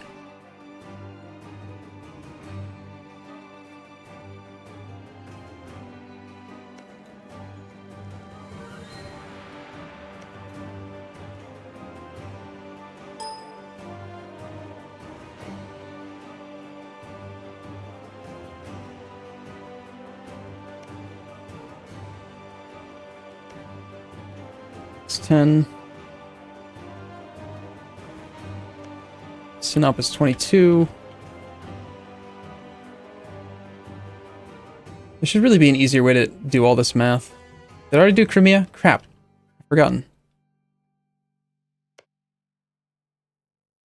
No, I did not. Crimea is 21.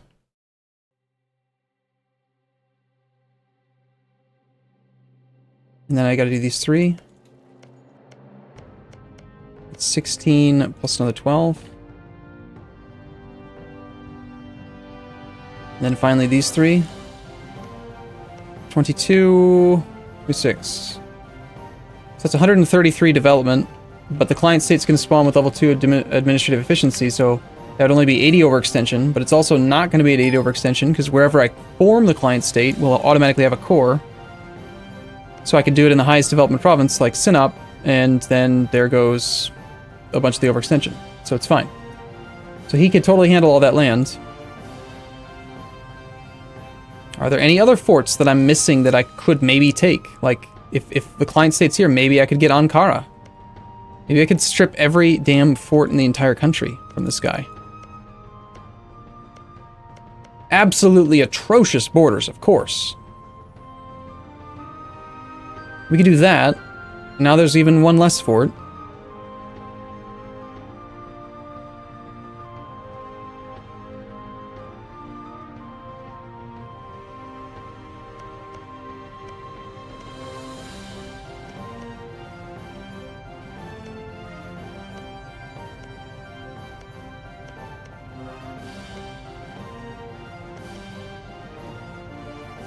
Don't you want to keep Burgos for yourself? Why do I want Burgos? What? Burgos is in the Iberian Peninsula. Now I'm very confused. Oh yeah, the border gore is going to be absolutely ridiculous, but that's kind of what happens, at least when I play with client states. Okay, I'm actually considering trying to get down into this province.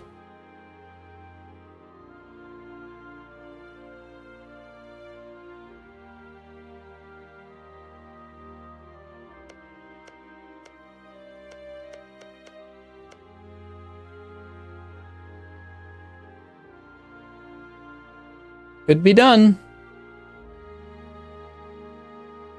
We're still missing this one.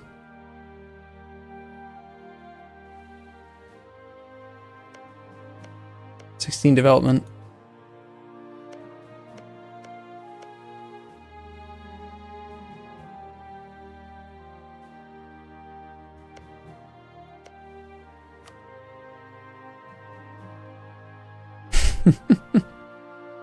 That leaves him with one fort there, one there, one here, and one here. You'd have 1, 2, 3, like 4 forts. The client... Oh yeah, totally, I 100% agree. The name of the client state will be Bob's Border Gore. Absolutely. I think my mind has been changed. I think we're going to go for 100% war score at this point because, I mean, look at that. It's beautiful. Look at the border gore. It's fantastic. So what are we going to need to do to get 100%? Nah, maybe I should scale it back. 100% will take a lot more effort. We'll have to do some battles if we want to get 100%. I would have to fight real battles. Vita! Stream hype Arumba excite.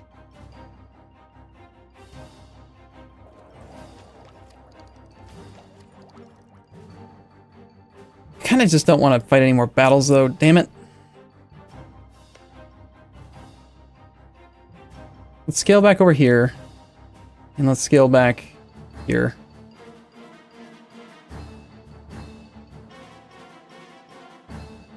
No, I don't want to fight anymore. I think we just take like a second to get to this point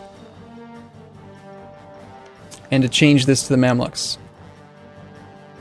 So instead of this is annoying, but 78, and then also I've got to transfer this fort, ideally, is the one that I want to give to Savoy. So we need like 80 war score, I think.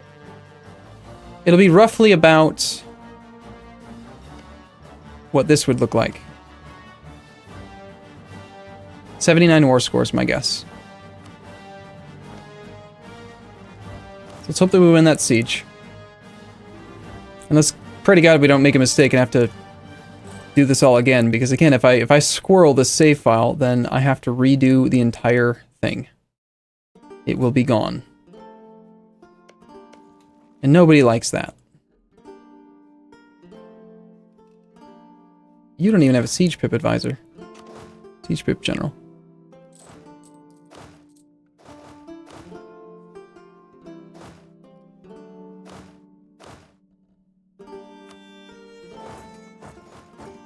I wonder, if I sort here, does it remember that?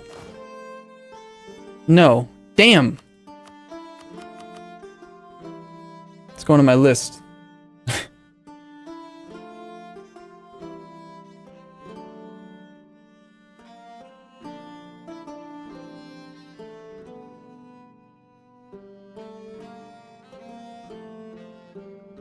Because I'm always looking for the siege pip guys, you know?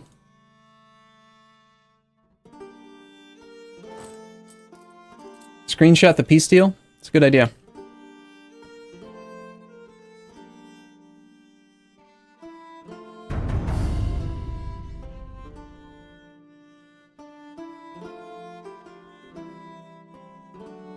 Done.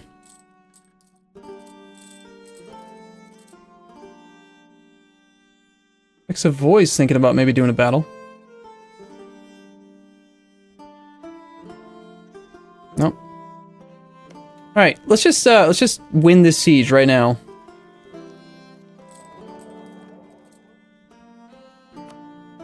Billy the Nid, thank you for your subscription. More base tax, sure. That seems good. Base tax good.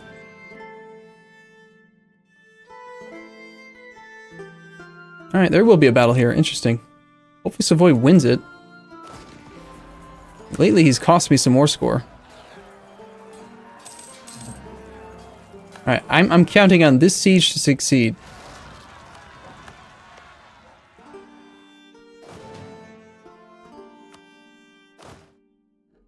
Our fearless leader will be on rebel suppression duty over there. Colonial border conflict. I don't care. Oh no, Bob's Penguins is going to gain Liberty Desire. Oh, what are we going to do? Bob's Penguins with their negative Liberty Desire. Or Bob's Exiled Scots, who also have negative Liberty Desire.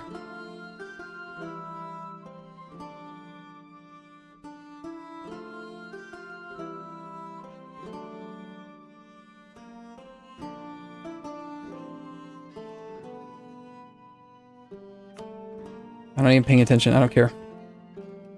Come on, win this siege. Sweden cedes lots of land to Russia. Okay, good, kind of. Sweden was the... Damn it! Sweden was the one who declared on that, by the way. Alright, he's winning, but now here comes the other 63,000 troops. Which means this might turn into a loss. So he's now got to fight his second battle after the first. Which is actually going to cost me war score. He'll have less enthusiasm because he'll have suffered losses. But, nice 9, man. This guy's rolling as well as he can. Oh, 7 plus 1 versus a negative 2? There's just no way, right? There's no way he can pull this one out. And then an 8? Jesus! 7? Do it! I have faith! I believe in you. No, there's no way. It can't be done.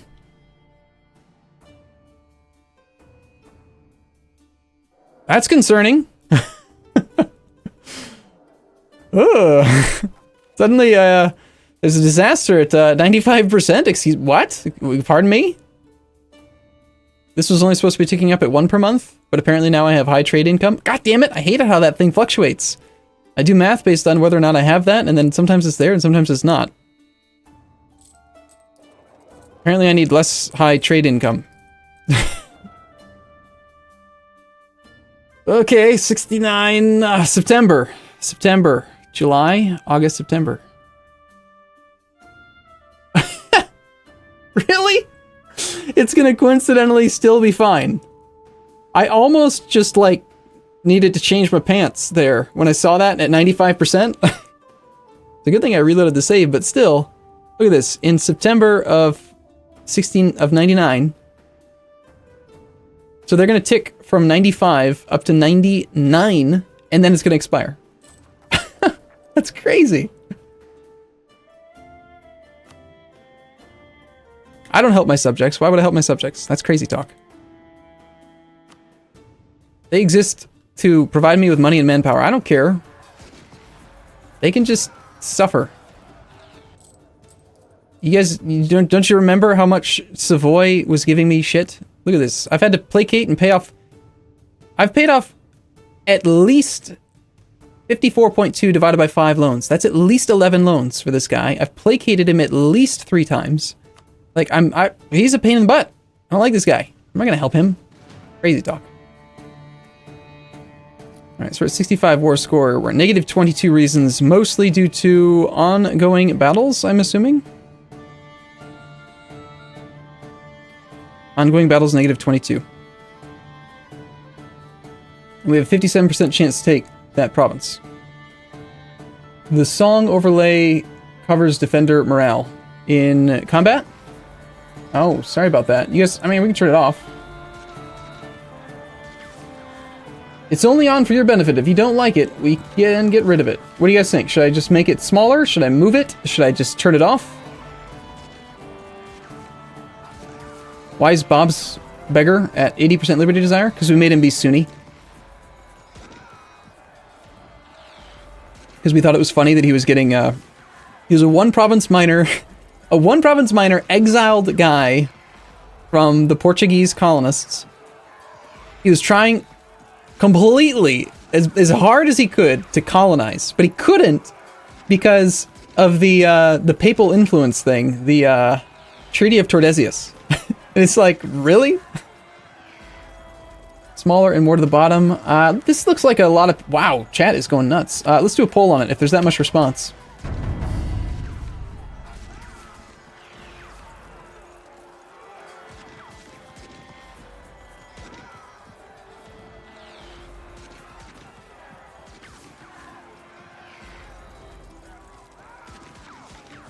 Put it over your face. By the way, we're gonna have to take a lunch break here in a minute. Looks like I'm only breaking this up into 2 main sessions today. It's a longer video. I shouldn't though, because I'm actually releasing like 1 2 to 3 hour long Ryukyu episode per day right now, which is nuts. I can't maintain it. It's not possible. Where's the make it bigger option? That doesn't seem like that would really serve our goals, would it? Surprisingly, a large number of people just say turn it off.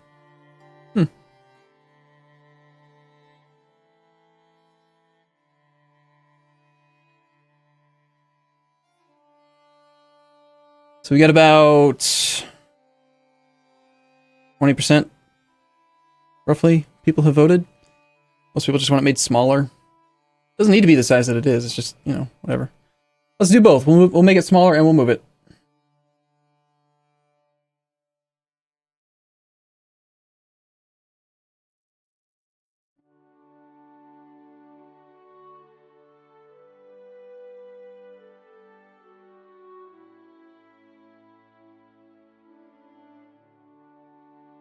Give me a second to...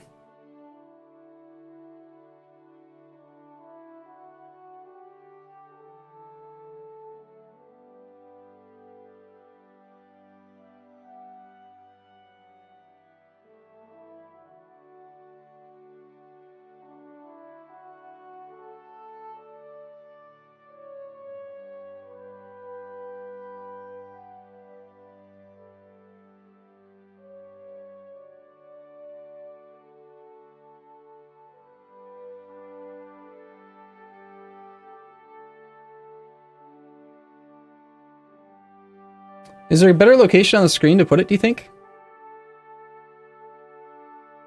Maybe we just put it like right in the middle. Let's see what that looks like. Oh, that's not right.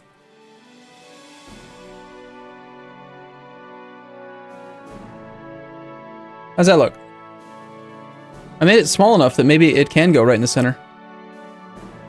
Does that look okay? Just put it right in the very, very center of the screen.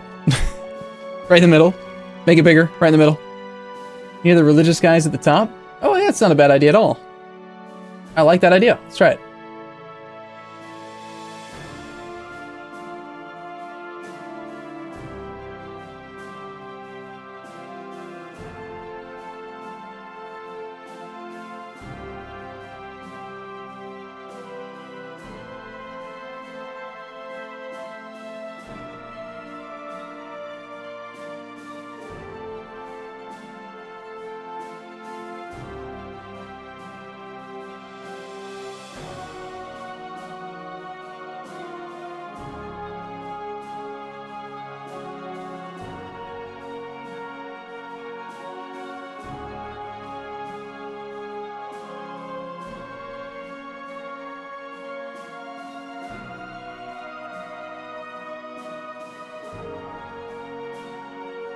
I like it. No, I like this one. I like it here.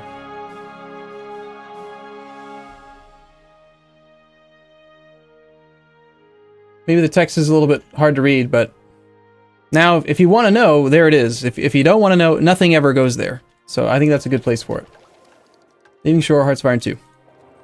Okay. Yes, this is Autism Simulator, I know. Very funny. Okay, his fort was protecting... It was 4, it was these...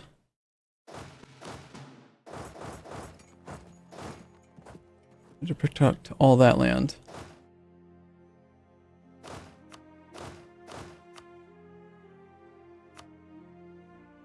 Alright, what was I doing before we got distracted by that? We were watching the battle. Gotcha. Well, that didn't take long. We lost. That's unfortunate. But... That's good frag up. Frag up. What does frag up mean? So he won the battle, but he also... So we lost a little bit of war score to battles, which is bad. But we're getting ticking war score every month anyway, and in 2 months we'll get another incremental +1 war score. Which, personally, I feel like it should just not... should just track to the decimal place, but... the other thing is that he lost a lot of troops, and he also picked up war exhaustion, so it's not really that big of a deal, and it wasn't my men, so that's all that really matters. Obviously. If they're not my men dying, then why do I care about them?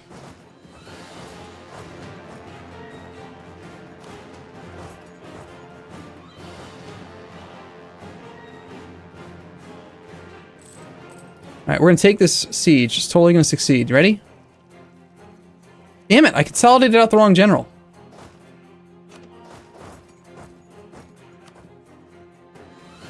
I hate it when it does that.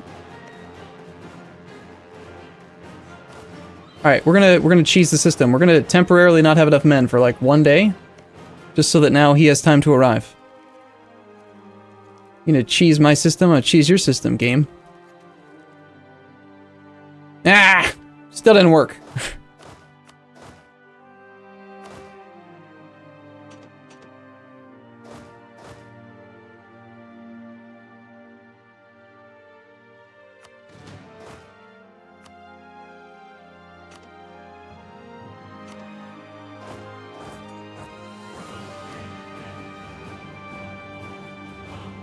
We would totally have it right now if that had succeeded. No, stop fighting my navy! Goddamn stupid navy! Ottomans, you suck!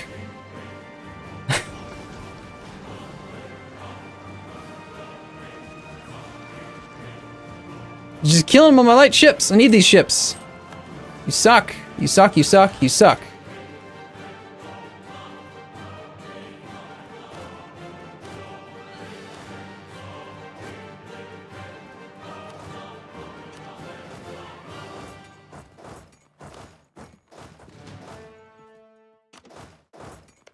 That siege might complete too.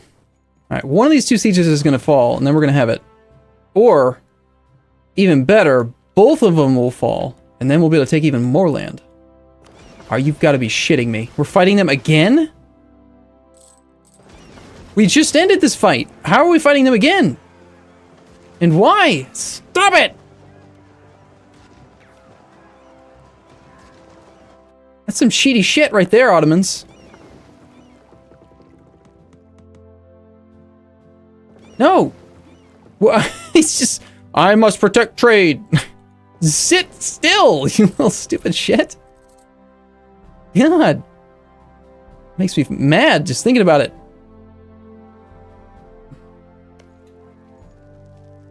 Really? He's going to attack him into the mountains?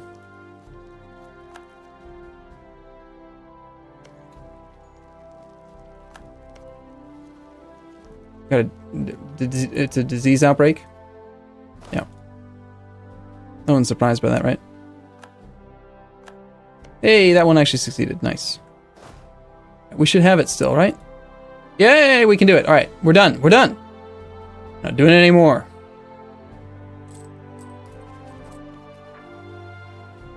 Okay. Yeah, I'm good. I'm good with this.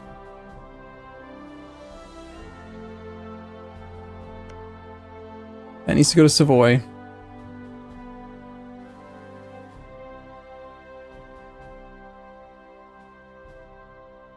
Never mind, we're not done. We need 11 more war score. Crap.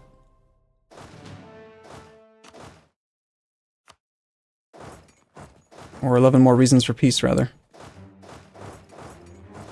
My blasted subjects could just get some,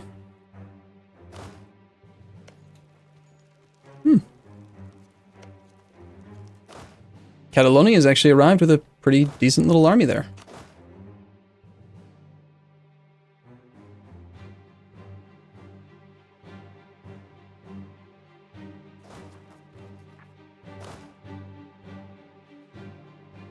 It's fine. At the very least, I think we should hold off on declaring peace till September the 1st anyway, because we get the next monthly tick of stuff. And the disaster... Yeah, rebel support has come to an end. I spent 1,800 ducats on that. Nothing. There's like no point in even doing it, but I've got too much money to spend anyway, so... -6 reasons now.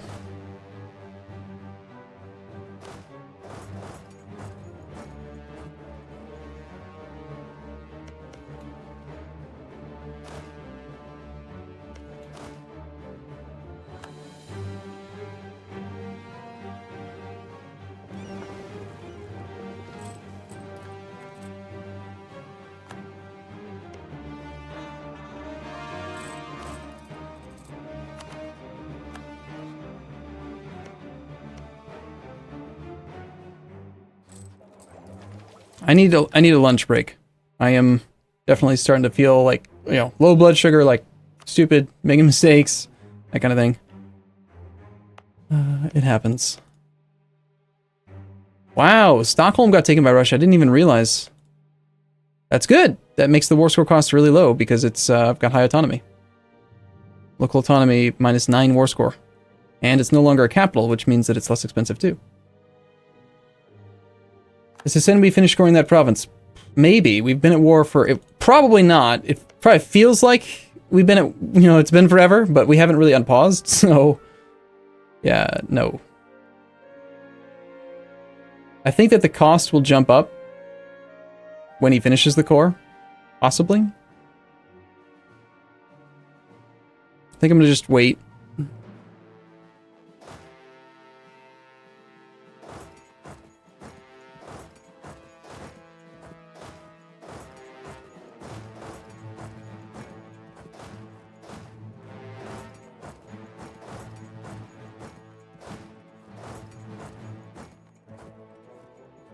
That siege is gonna fall. No more disease outbreaks are allowed. Stop doing that thing on Domination, please. Yeah! That's not even the one that I was expecting! Great! This one, on the other hand, didn't succeed. Now we got it. 71% chance. Do we wait? No, we don't wait. No. We're done waiting. We're done waiting. It's going to take 3 more ticks, 3 more months till we get a tick from that. So I think we're just done. The disaster's at 99%. I'm aware. Don't worry, I know. But, look, I'm not crazy, right?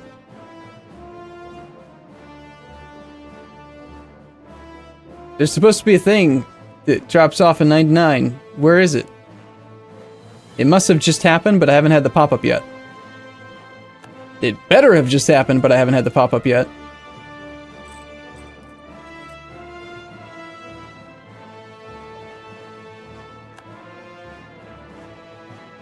Hello? I think I need to do an estate interaction to force this thing to fire. To update, because it's not doing it. It's pretty concerning. It already dropped off, but it's still showing 89%, which means it might tick one more time. I don't know. Yeah, I need to do this anyway, because it's time to take tech. I hate clicking this button, but the tech cost is so good. Thank you. There goes that. Yes. Good. We're going to find one more province to give to the Dhimmi. Just something somewhere with a little bit of autonomy.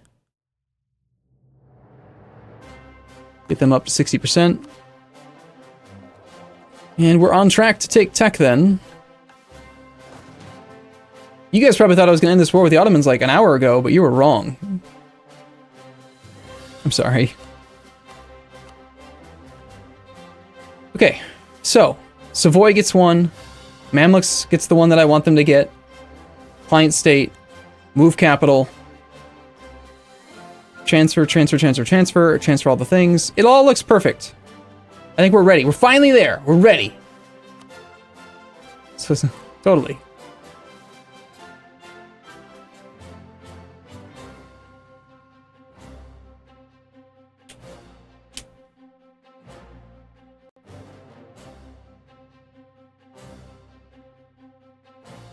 Should we take a lunch break first?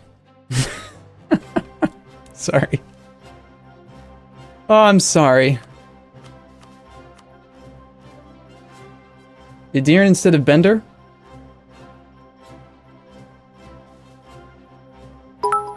No, that's a level 4 fort. I want that. I don't want to deal with a level 4 fort later. No. Cutting him in half is good, but taking a level 4 fort, way too valuable to me. Alright. I think we're ready.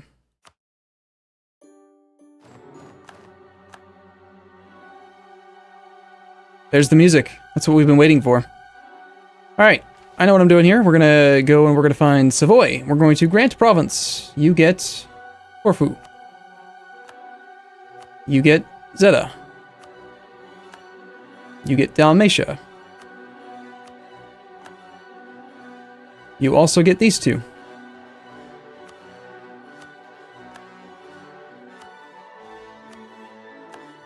And that's it. That's what he takes. So he's now sitting at that. Mamluks, you get just the one province of Al-Karak.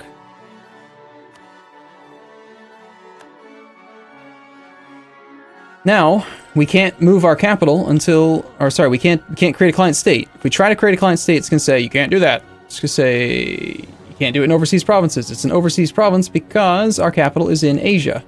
So this is where we're now going to move our capital to here. And people have suggested that instead of moving it into London, which there's really no point to it anyway anymore. I've had it so long, the autonomy is already down to 0.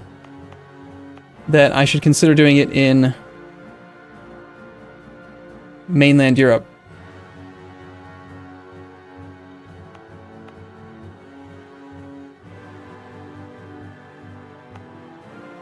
Picardy could be a pretty good state. 55 plus 27, that's a lot of development.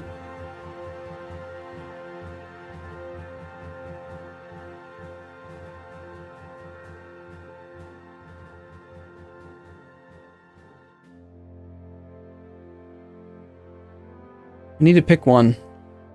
And it needs to be in the English Channel.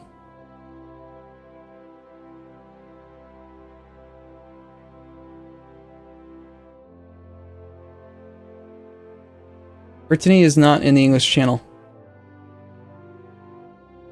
Not to mention, I took this land myself, which means they're territorial cores.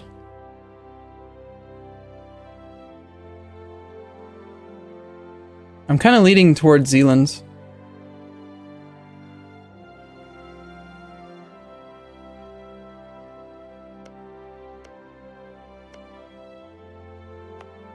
It's flat terrain, which is not necessarily ideal.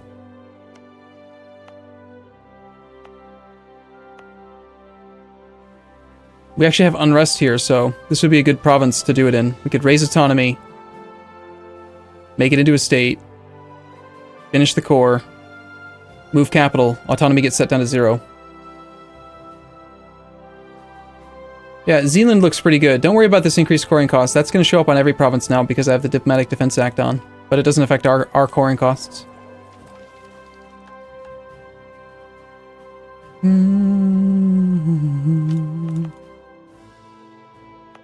Picardy's not a bad choice either. It's not as much development as Zealand.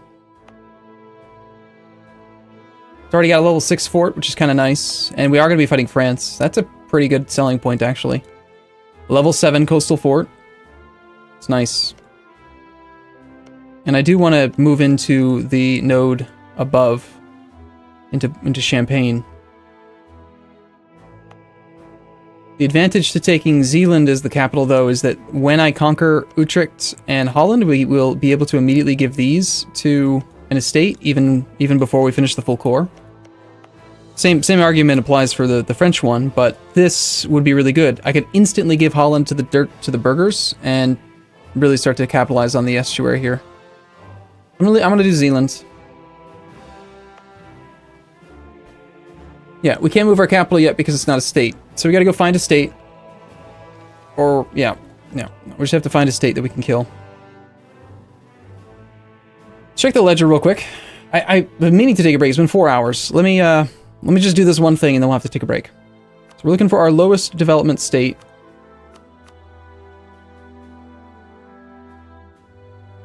The most trashiest of all. We've got Minangkaboo. Minangkaboo.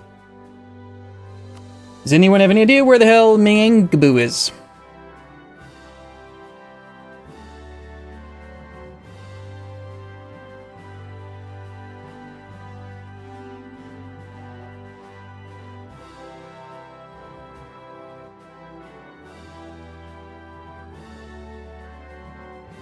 There it is. No, that's Mindanao.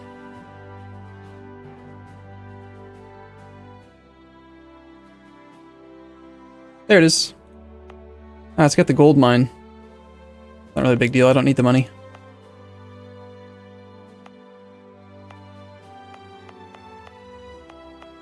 Yeah, it's our worst one. Goodbye.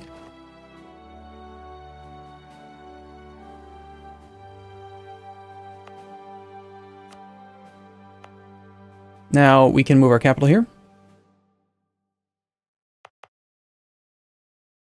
How do I have a full core here? Wait, I'm allowed to move my capital? Whoa.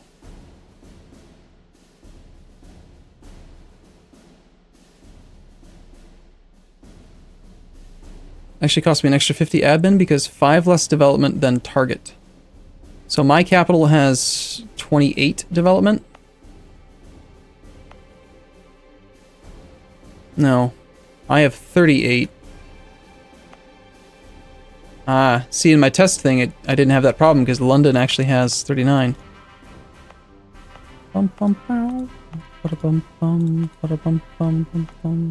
Well, London. I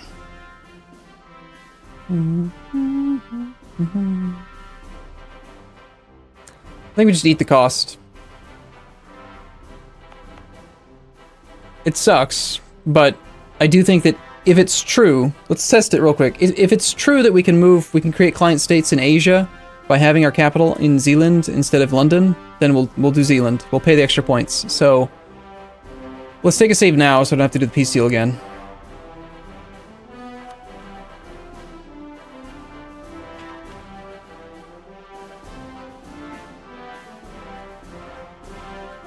Alright, we're just gonna pay the 250.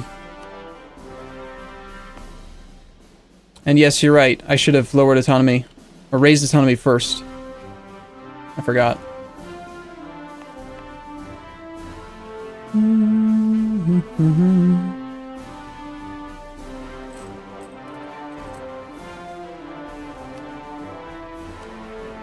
Still considered to be overseas.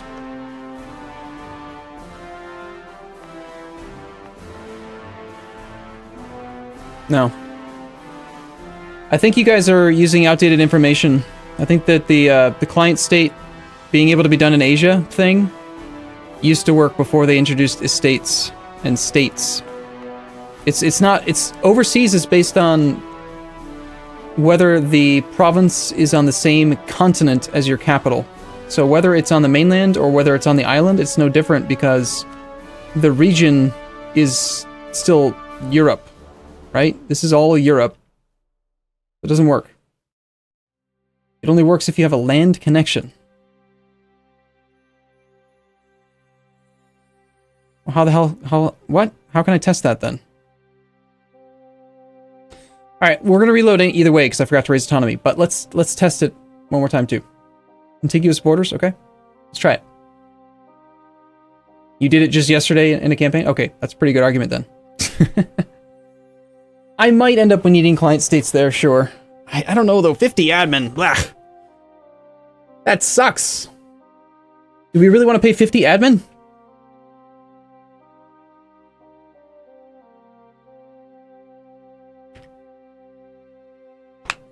I'm kind of tempted to like steal a higher development province from him.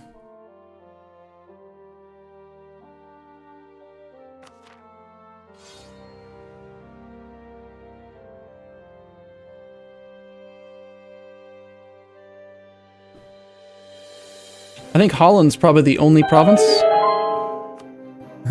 Now it works. Also, Hey, why wasn't I following yet? I blame squirrels. Yeah, of course it's cheaper than developing the province, definitely. No, Holland doesn't have it. Utrecht does, but it's level 7 coastal fort that I have to siege down first. And we can't really do any war right now. Well, if you are positive that it'll work, I don't need to test it by like moving my capital into Africa or something. Right? I could theoretically move my capital to Africa and then check to see if I'm allowed to make a client state in Asia, because we have a contiguous connection across that strait right there. But if you're positive, you just did it yesterday, there's no point in testing it. I think if we do it, right, and eventually we'll have a contiguous connection up this way and we might be able to take advantage of it. Those 50 admin, do you think that they're worth war? No, you can't. I can't threaten Utrecht because it's a capital. There's no other province that's got the development that mine does. I would need a 38 development or higher province in the English channel, and there's only a couple of those that even exist, so.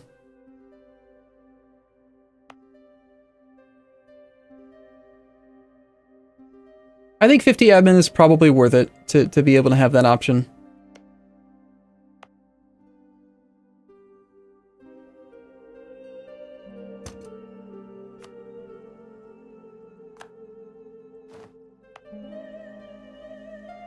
Okay, I have to warn you, a lot of stuff's going to pop up, but before we do that, I am going to take my lunch break. We're not going to unpause before the lunch break, okay? Don't expect it. We're not going to be dealing with all the merchants. We're not going to be getting all the pop-ups about imports for different trade goods and crap, because we're going to get a bunch of them. They're going to spawn right away. We're going to gain a ton of money, ton of prestige, because basically this entire campaign, I've been hoarding all of the money. I'm not letting the Europeans get any of it. And now all of the regular, normal European-based events that haven't been allowed to fire are going to fire. So now we should be allowed to create a client state over here. The highest development province that we can form them from. Why did I end up with Burgess if I wasn't going to take a Diran? Oh, right, I wanted adjacent to the capital. No, I do want that. Okay, I was going to say, that's weird. No, I want that. We got 22, 12, Crimea is 21 with a fort.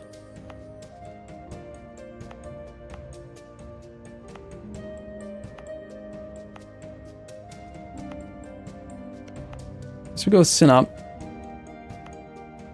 Sinop, right? I'm going to help my subject out, because he will have some issues with this province, I think. We're going to raise autonomy, create the client state.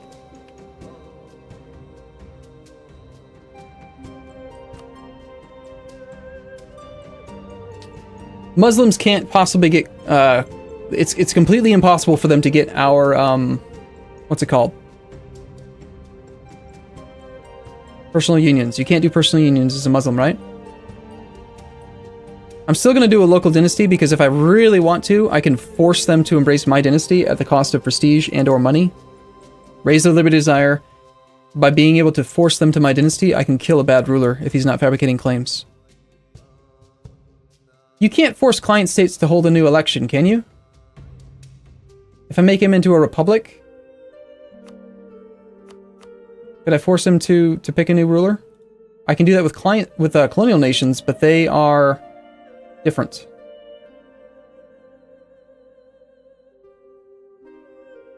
I think you used to be able to get it with non-Christians, but I don't think you can anymore.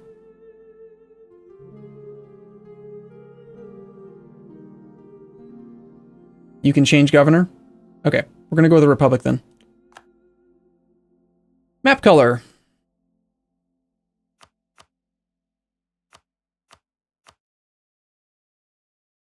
Like pink would actually be pretty good at this region. There's no other pink. That works for me. Okay, so Bob's Border Gore exists, and Bob's Border Gore is now going to get some land.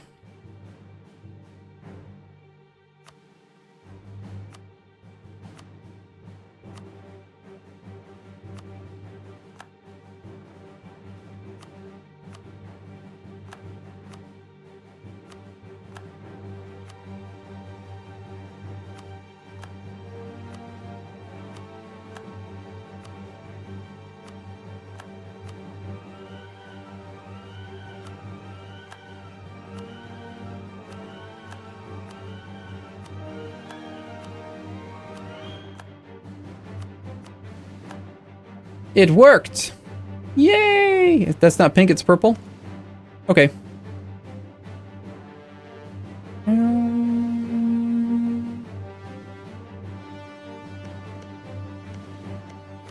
And as I said, this is why I like client states. He's at admin tech 23, so that means that he's got administrative efficiency, he's got administrative ideas, quantity, defensive, humanist, quality, economic, just like the other guy, which is great.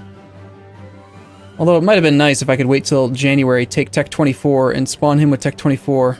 But all I really care about is the administrative efficiency, so... We can found an Indian trading company. We only have 23 merchants. I think a 24th is necessary. His overextension is like 60%.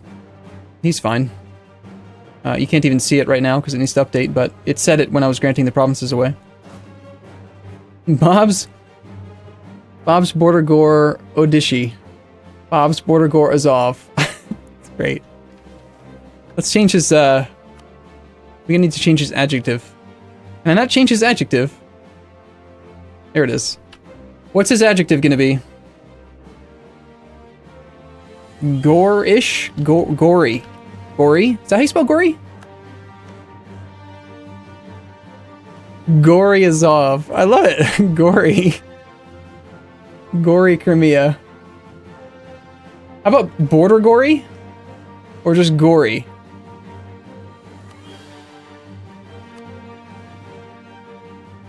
Hideous. There we go. That's a great one. I love it. Now it says Hideous Azov. That's great. Bob's lunch break. All right, my overextension's down to 39%. We actually didn't take any land for ourselves in that war, which is kind of funny, actually.